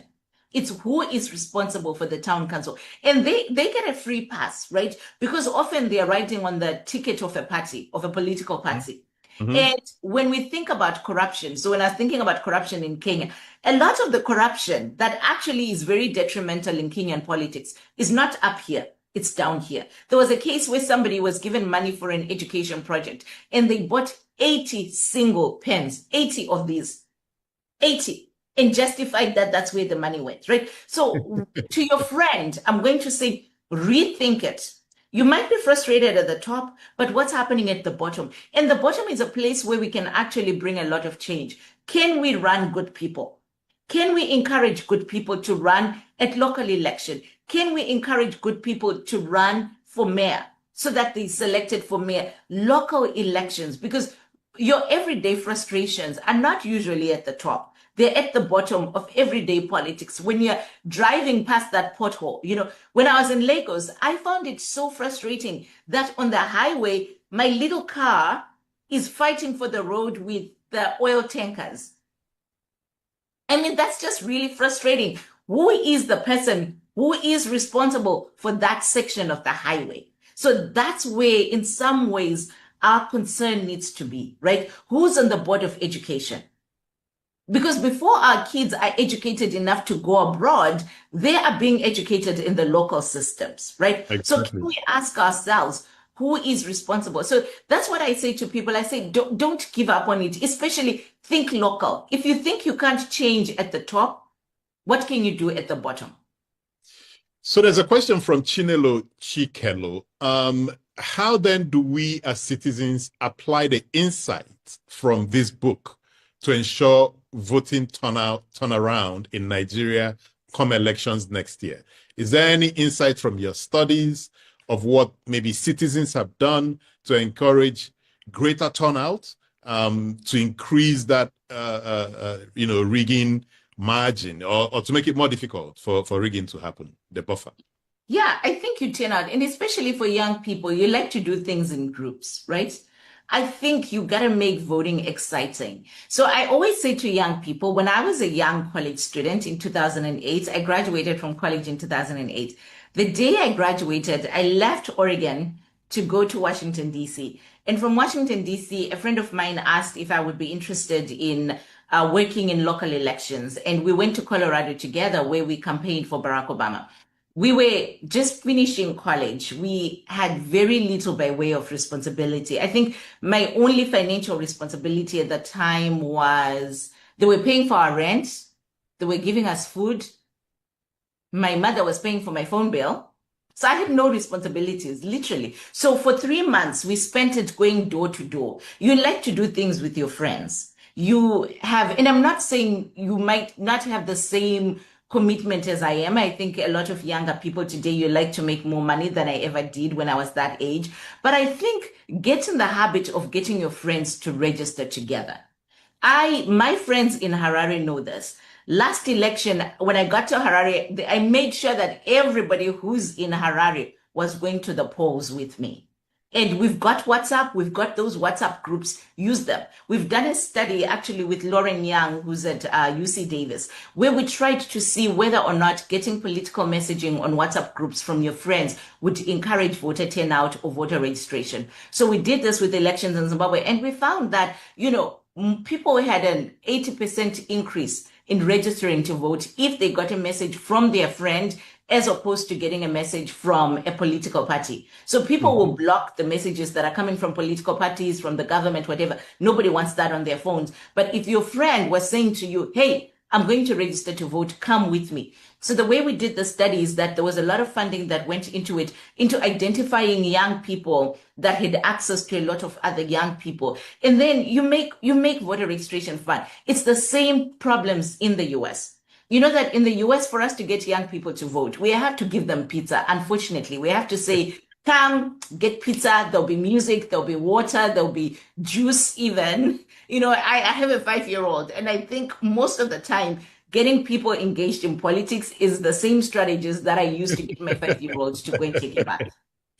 And let's see if you've got the same strategy for the question Bright Oniovokuko, has. He says, and it's a slightly long question, for young Nigerians and others, migration is a rational response to economic hardship, health crisis, and shrinking political space.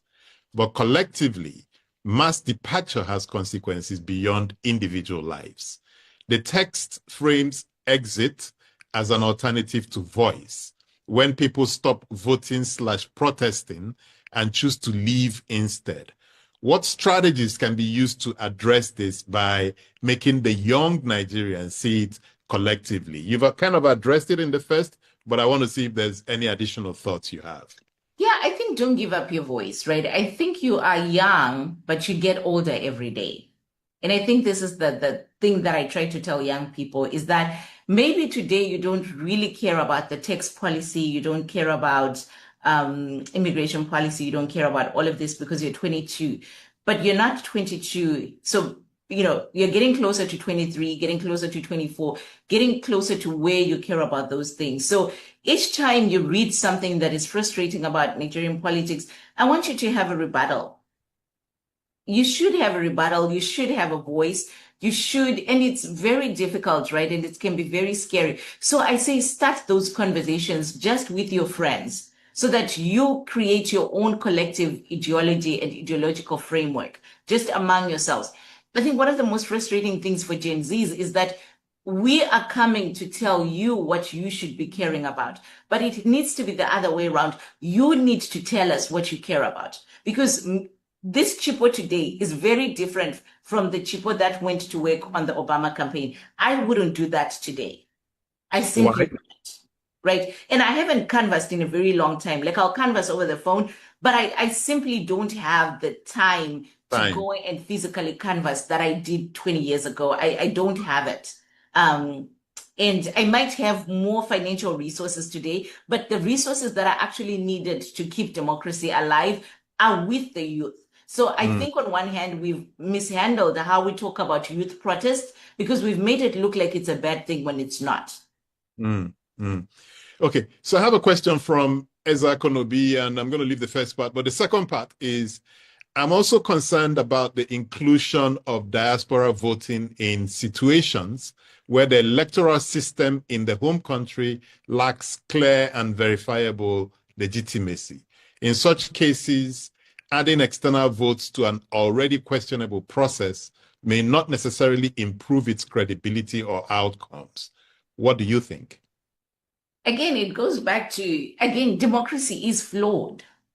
Right? There is no perfect democracy, but you get closer to perfection if we can take control of who's participating in it. But remember also, voters think you don't have a voice. What do politicians care about? Politicians care about being re-elected, right? So, and I think a lot of times African voters, we think, oh, they're just going to win. Of course, they'll just win if they are able to just galvanize the people that are going to vote for them.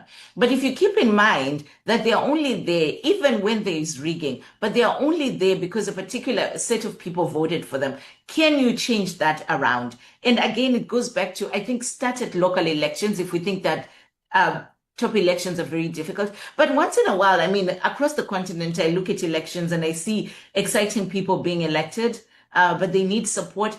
And one of the things that I think the diaspora should do is to fund our own democracy. Because the moment that the money is coming from big names or big sources, it makes it very difficult to change the behavior of politicians. And then people in the diaspora will say, oh, well, I don't want to give money. And I always say to people, you can afford to give $20. You can afford to even if the politician steals your $20, you are not going to miss this $20. Mm. Now, let picture like a young person in Harare, right? Or in Abuja, where I am today, or, Nairobi, scrolling, deciding whether their future is in Nairobi, Kenya, Harare, wherever, or somewhere else. If you could sit across from such a young person, not as a professor, but as someone who made that same exact choice, what would you actually say to this young person? Well, I'm having these conversations every day. I am an aunt to 9 nephews and nieces who are between 20 and 30. And we're having these conversations every day, right? Especially, I have my niece who's in South Africa, where South Africa is becoming very difficult. She's studied at top universities in South Africa. She's got her degrees. She's got her skills visa. And one of the unfortunate things about this moment for young people is that your options of living seem broad, but they're actually more limited than when I was a young person, which is why I think it's so important for us to participate in local elections at home. It's quite unfortunate, even not just thinking as a professor, but as an auntie, where a young person graduates in the US. We used to be able to say, just apply for your OPT, get work experience in the US and move. But now even that option seems blocked, right? So people can't get OPT. The UK is making it very difficult for people to work. And for me, I see a danger where now families are looking at Eastern Europe. I get texts all the time, people saying, well, we just found the school in Belarus or in Russia or wherever. What do you think? And I say, well, have we forgotten what happened when the war in Russia and Ukraine started? Africans were some of the most violated people. So your generation, unfortunately, is limited in where you can go because of just the geopolitics of migration do not favor your generation, which is why I think the Gen Z protests we're looking at in Kenya are a good example of where young people need to be. You need to tell African politicians that Africa is not poor. And the fact that your generation is facing poverty when my generation, I think we were the luckiest, right? We grew up when things were a little bit more comfortable on the continent, and you people should be having a better life than we did. So we have to look at what Gen Z in Kenya is doing and saying to politicians, you can't be corrupt. It doesn't mean that, President Ruto is looking and paying attention, but you also have the power of social media. I have a student at Wellesley who's been helping me track corruption on Instagram. So one of the assignments I gave her is I'll give her some names of people that we think are getting a lot of money from nefarious places. And we trace whether they are giving away gifts, whether they are just posting on Instagram with like wads of cash, right? Which is very problematic. And so for me, I say, if I was Gen Z, I could probably do this in 2-3 hours and see who are the big shakers and movers of African money.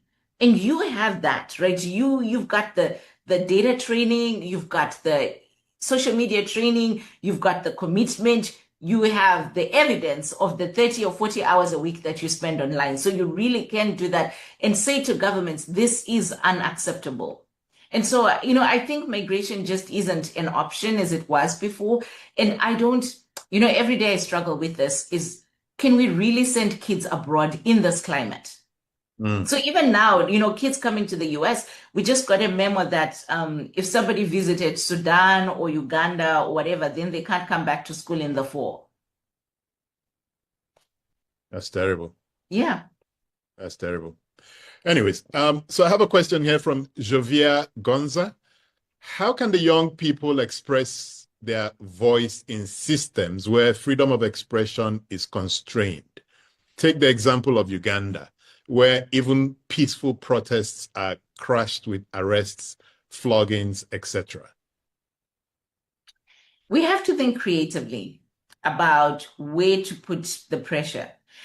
this is, and and I don't want to keep harping on this, but I have a paper coming out with Brookings this week. And I think corruption is something that we can all talk about that crosses political lines, right?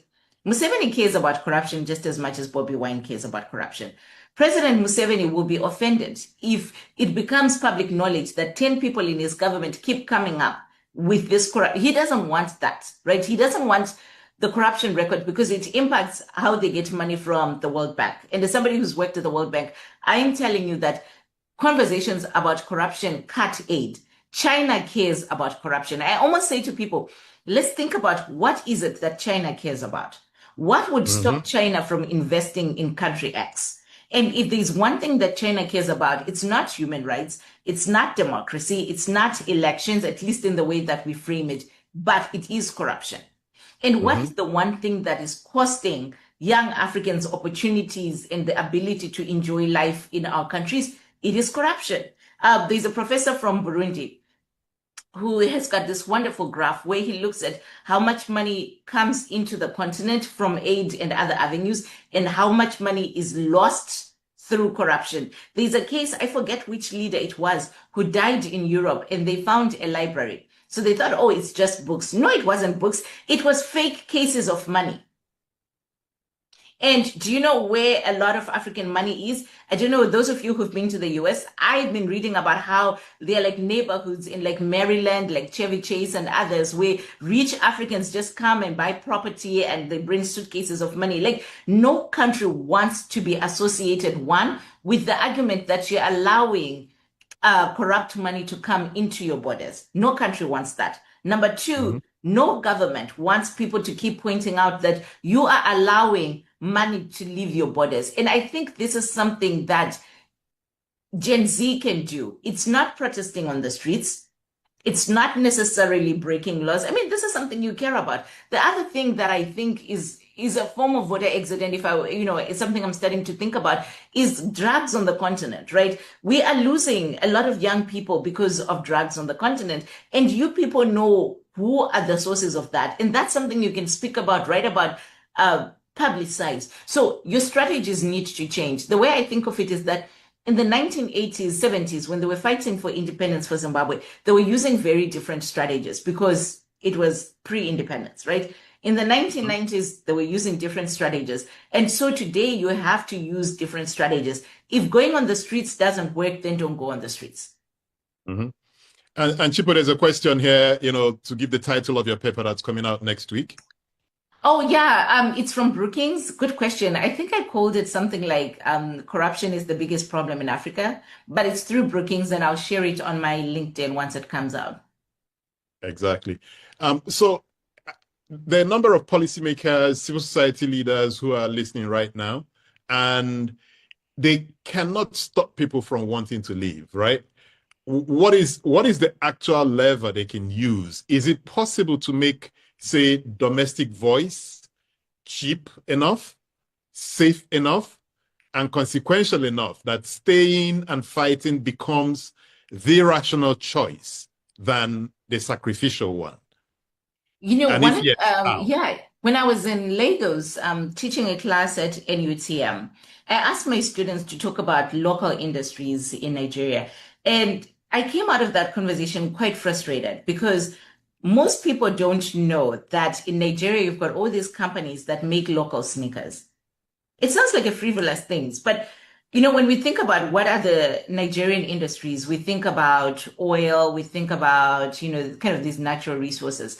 But there were lots of young people in those classes that were leaving to work in those industries. So there are people that want to leave, but the majority of our people stay in our countries. How can we make it easier for them to stay? When I was in Lagos, the week that I was in Lagos, that's when the government introduced a new policy and I couldn't get money out of the ATM. It's small things like that, where it's like, how can you make it so that when somebody goes to the ATM, they can get their money out of the ATM? You need to be able to do that, right? People need to be able to transact with their money. We need to create jobs for the thousands upon thousands of young Nigerians that are graduating. If people are able to make a living at home, they are not likely to leave. It's very simple, right? There are some people who like the excitement of going abroad and visiting, etc., etc. But I think the average young person wants to get a job that pays them well. They want a job that utilizes their skills well, and they want a job that pays them well. And I think that this is something that African policymakers can do, and they can do well, because our people, like the sort of things that people are buying abroad, these are things that can be made locally. I'm spending a lot of time in West Africa these days because of my work on chocolate. Why is it that 90% or is it 80% of global cacao comes from Ivory Coast, Ghana, and Nigeria? When I went to Belgium, I was stunned by how much money is made from chocolate. And yet we sell our cacao like for peanuts. There is no chocolate if there is no African cacao. China tried to make synthetic cacao. It did not work. It did not work. We need to be encouraging more Africans to be making, we are not people that eat chocolate. So the argument isn't that we should be making chocolate. No, but the argument is that we need to be thinking about how to scale up what we do well. And Africa does a lot of things well. And it truly is. So this is my issue with policymakers. Why are you selling our natural resources for such small amounts? With cacao, what actually struck me is that Colombia, which doesn't have as good cacao as we do, has very strict regulation on how their cacao is sold. And their cacao is sold almost 10 times more than ours. Why? And it doesn't make the best chocolate. Ours makes the best chocolate. You go to any chocolatier. I traveled last summer. I was in London, when England, when Belgium, when Paris, when Sweden, when Switzerland. All these countries I traveled for chocolate. It's all African cacao. It's all African cacao. And they get it for peanuts. And so we could be creating more jobs. I mean, Africa is just a very rich continent, extremely rich, that there is no reason, right? The way almost 60, 70 years post-independence of the first countries getting independence, that we haven't scaled up production in that way. When I look at Nigeria, I find Nigeria to be just fascinating. I mean, the biggest fashion shows are in Nigeria, right? And people want the arts and they're coming for that. Like, I cannot tell you how many times many of us are ordering dresses from Nigerian designers. So we know that there's a hunger, there's a thirst for that. Right now, people are talking whether it's TV shows that are coming from Africa, whether it's music that's coming from Africa. But the problem is that our policymakers are not thinking proactively. You're looking at the production on the continent and not investing in it. We're not investing. So, for example, I am so frustrated that not a single African government has put TikTok to task. They've not put TikTok to task to pay African content creators the way that they pay content creators elsewhere. And what we know is that a lot of African content is then stolen, right? And put on, and I'm not on TikTok, but it's stolen and then put on other platforms by people who are outside of the continent. And that generates the money. It's a lot of money that is being paid people from TikTok, from YouTube, from Twitter, from all of this. And African governments don't have policy. So I used to be the chair of Social Science 1. And Social Science 1, the goal was to look at social media policy, right, around the world. And I was chairing the Africa section of it. Africa did not have a social media policy. We were behind. We were waiting for Europe to come up with their own social media policy. Where is our AI policy? I just came back from policy discussions in DC. Do you know that someone sat in a room full of people and said that the problem with AI in Africa is that Africans are not trained on how to use AI? How is that something that someone is saying in today's world in front of policymakers? And it's because our own policymakers, our own ministers of technology are not not in those rooms. They're not. It's not about those rooms, though. They need to be in the rooms themselves, producing policy documents that then get circulated. This is Africa's AI policy. We have AI policy. We have AI knowledge. Our content is constantly being stolen. Look at the World Cup happening right now. Look at the World Cup. Look at where all the top players are from. I'm not talking about their nationality on the passports that they use, but I'm saying look at the origins of where all of these people are from. Are we investing in sport? I was at the University of Pretoria, which is an impressive, right, program for African sports. Where is the investment there? Why are we not training our own sports people? I mean, just look at at the World Cup. It's African players. Look at the French team. It's all African I players. knew Right? you would go there. Yeah, it's all. Look at the US, their top scoring person.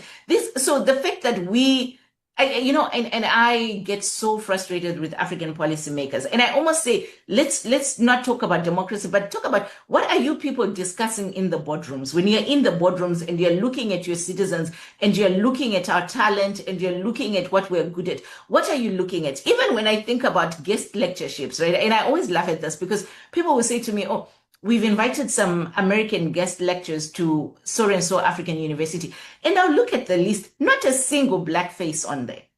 Not one. And so you've got these people talking to our young people who don't understand our young people, who don't have their interests at heart. And yet we are here. Most of the work that I do for African universities is unpaid, and maybe I need to change that model. But we're here and we care and we are concerned. And our policymakers are not thinking proactively about what to do. There is no global production without African natural resources. Literally, there is no global production without Africa. Zero. It does not exist. And yet our policymakers treat our natural resources as if they can be gambled. Look at what Nigeria is doing right now, what Dangote is doing with oil. Look at what Dangote is doing with oil. Why was there not more investment in Nigerian oil when the war started? So the war is very bad. But the way I was looking at it, okay, is they're fighting in the Middle East. We've got oil on the continent. This is our time. South Africa should not be getting oil from the Middle East. Zimbabwe should not be getting oil from the Middle East. Zimbabwe should be getting oil from the DRC. We should be getting oil from Nigeria. So for me, it's truly that African leaders are not, they're the ones that are not thinking proactively about what we have, because there is no global production without Africa. I mean, think about any natural resource, and I travel around the world. When I was in Ghana, something really surprised me: the quality of food in Ghana. And so you're thinking to yourself, well, where is the problem with this continent? Why are we not making use of what we have? Like, there is simply no global production without Africa. And yet our policymakers are giving away our natural resources willy-nilly. Or even in Nigeria, when I came to Nigeria last time and I was saying, oh, I would love to do some tourism. And someone said, oh, we don't really do tourism in Nigeria. So I ended up taking a boat, very questionable little boat, to some little questionable island. And it was that sort of boat that if it had capsized, I had my daughter with me and she was 3. And I was saying to myself, this is frustrating. This is frustrating. Africans love to have a good time. Why aren't we creating conducive environment? So, and I think we went to the lagoon, in Nigeria, I don't remember where it was, but it was almost $40 just to access the beachfront. And I thought, why? So, I mean, policymakers can look at academics and say, well, you're not writing this or that. But I think policymakers are not looking at the continent and really thinking that, especially at this time where there is global strife between the Middle East and the West, this is the time for Africa to maximize our own resources and to maximize the conditions under which our resources should be exported. Sure.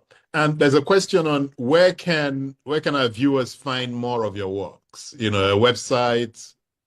Yeah, my website. I used to be active on Twitter. I'm trying to make the argument that everybody should come back to Twitter, but nobody wants to come back on Twitter. I've just started using LinkedIn, which is not my foray. I write books, I write articles, I write for The Conversation, I write for Brookings, I write for, I think we've got something coming out of The Guardian. So you will see, but where do I share the work? I will still share it on Twitter, Blue Sky, LinkedIn. I'm expanding where I share all my work. And I've got actually a Wellesley student who's updating my website all the time to make sure that conversations like this are posted on the website and you can see what else I'm engaged in.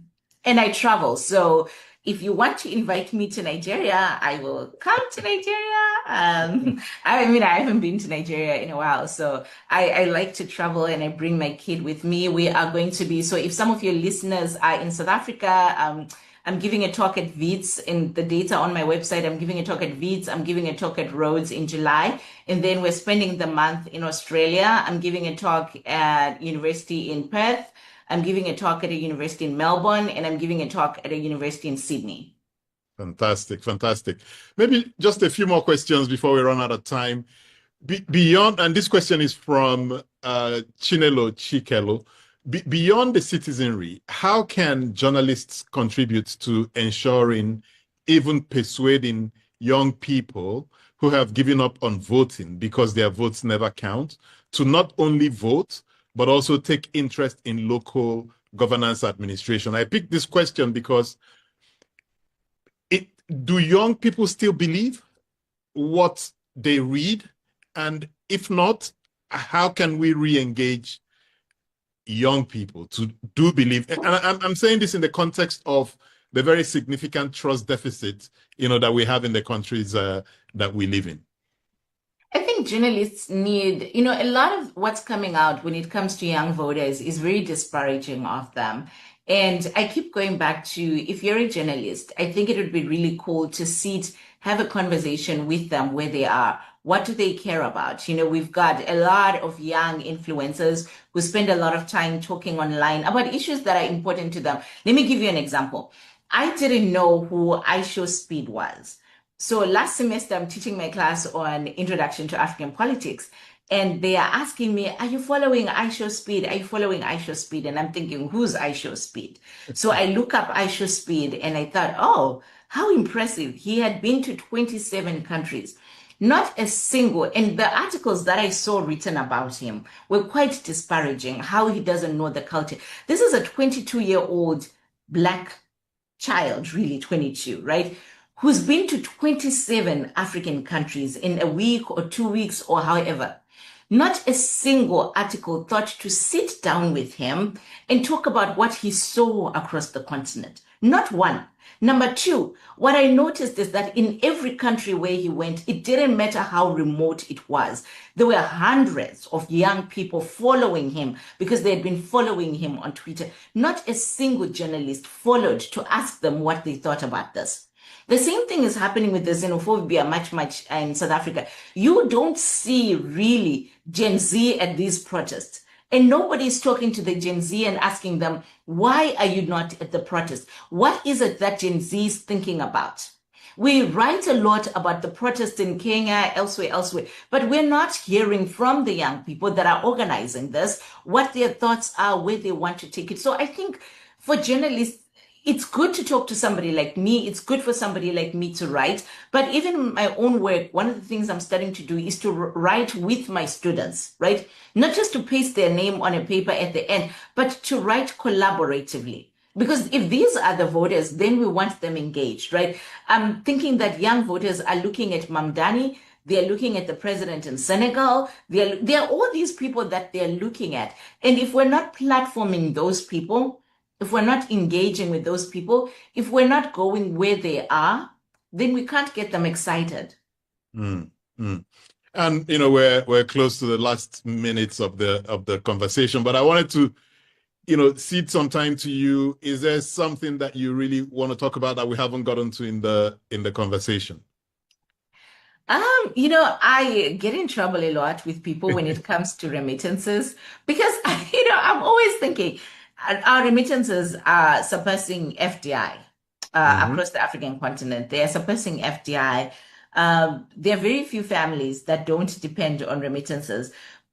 But I wonder, maybe we could look at the India example as a continent and think about how they have reimagined remittances. How instead of, I always say to people in the diaspora, you can build a mansion in Lagos or Accra or Harare or wherever that sits empty for years and years. Or we can reimagine how to use diaspora to leverage government behavior. And I think we are able to do that, right? I think we can put conditions on the government to say these are the sort of investments that we want. Ethiopia might be problematic, but it was the diaspora that really pushed forward. People love the Addis airport, right? That comes out of efforts and conversations with the diaspora. So I think the African diaspora, we have a lot to contribute to our countries, to the global community, and we need to listen, nobody is going to give us permission to speak. No one is going to give us permission to vote. If I'm a politician, it works better for me if you just don't vote and if you don't speak. Interesting. And some of this reimagining of what we do with remittances, what are some of the ideas that are top of mind for you? I think it's on top of mind, it's job creation. I think it's job creation. I think it is so maybe investing, maybe instead of just funding consumption, the diaspora should be looking to invest in production, so to speak. It's investing in production. It's maximizing. There was a time when people were working from home a lot, and international companies were looking to hire what they consider cheap labor in Africa. But I think our governments could facilitate some of that so that our young people have jobs, right, that are created elsewhere, but they're paid locally. And to make that easier for young people so that they stay. If the reason that they're going to England is for work, but if there's a company in England that needs the labor force, but they don't necessarily want us in England, can our governments facilitate that, right? So instead of just thinking about visas for people that are coming from abroad to stay in our countries and work, can we think about how to facilitate for young people that are working for these companies abroad? And in order for us to do that, we need to be thinking about how do you make internet cheaper, faster, effective. And then young people will stay. I think if you're a young person in Lagos right now, in this moment, there is no better place for you than being on the continent. When I think about it emotionally, mentally, I think there's no better place than home, right? And I say this as somebody who left. I say this as somebody who's been away from home for 20 years. And I think often about the emotional cost, the mental cost of living away from home. And I spent a year, so I moved back home for a year. And I can tell you that even my mental well-being was very different. What I needed was money in my bank account that I could still get from whatever work I was doing. But being at home, thinking about how we can invest, thinking about how governments can make it easier to register for companies, thinking about how we can fund small VC, VC funding for African governments who have African solutions. One of my colleagues who's an economist has been looking at the types of companies that get VC funding in Africa. You probably won't believe me, but she found that about 80% of those VC funded companies are not owned by Africans, even though on paper they say these are African countries. They're not. It's people from all over the world who have companies in African countries that get VC funding, and yet they are not Africans themselves. So I think rethinking where VC funding goes to and ensuring that it is actually going to the ideas of young Africans, right? Or middle-aged Africans, whoever, but that those ideas are well funded. I think that's something that we can rethink.